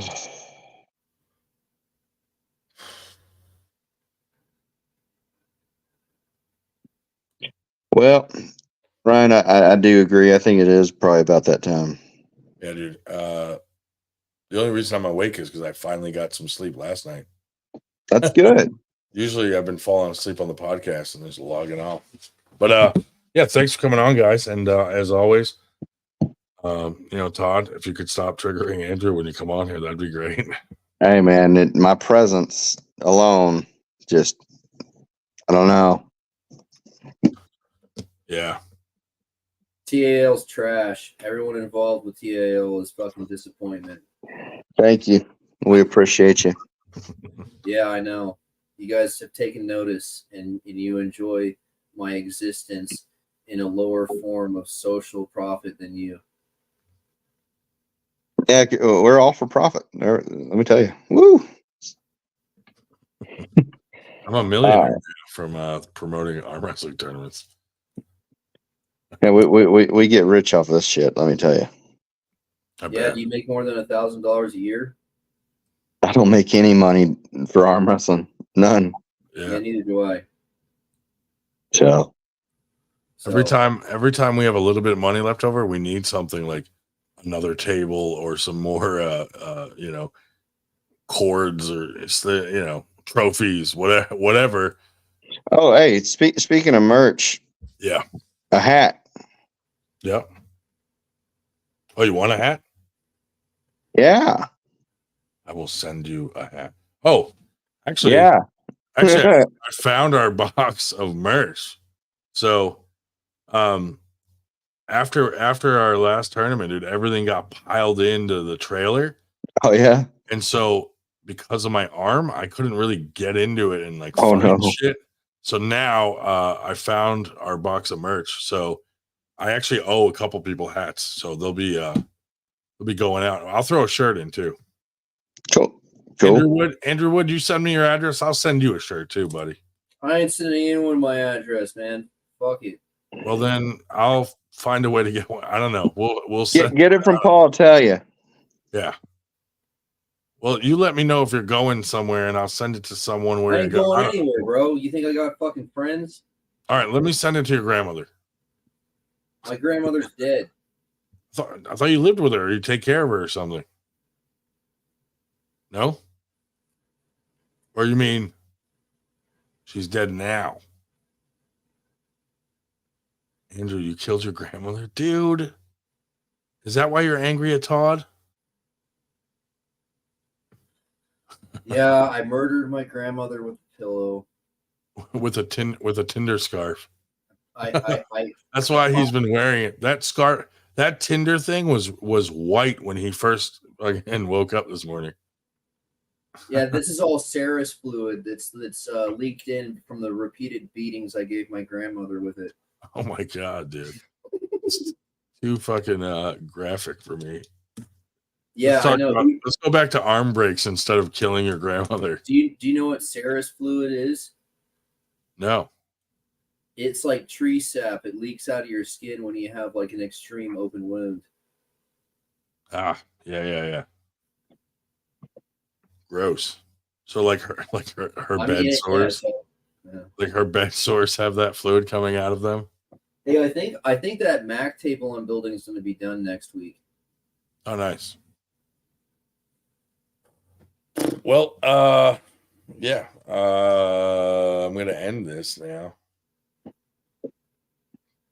Peace, fellas. We'll see you next Friday, maybe. See you, bud. Thanks. Thanks for everything, man. Be good, Andrew. You too, bro. See you, Todd. Bye. And let's see how quick it ends.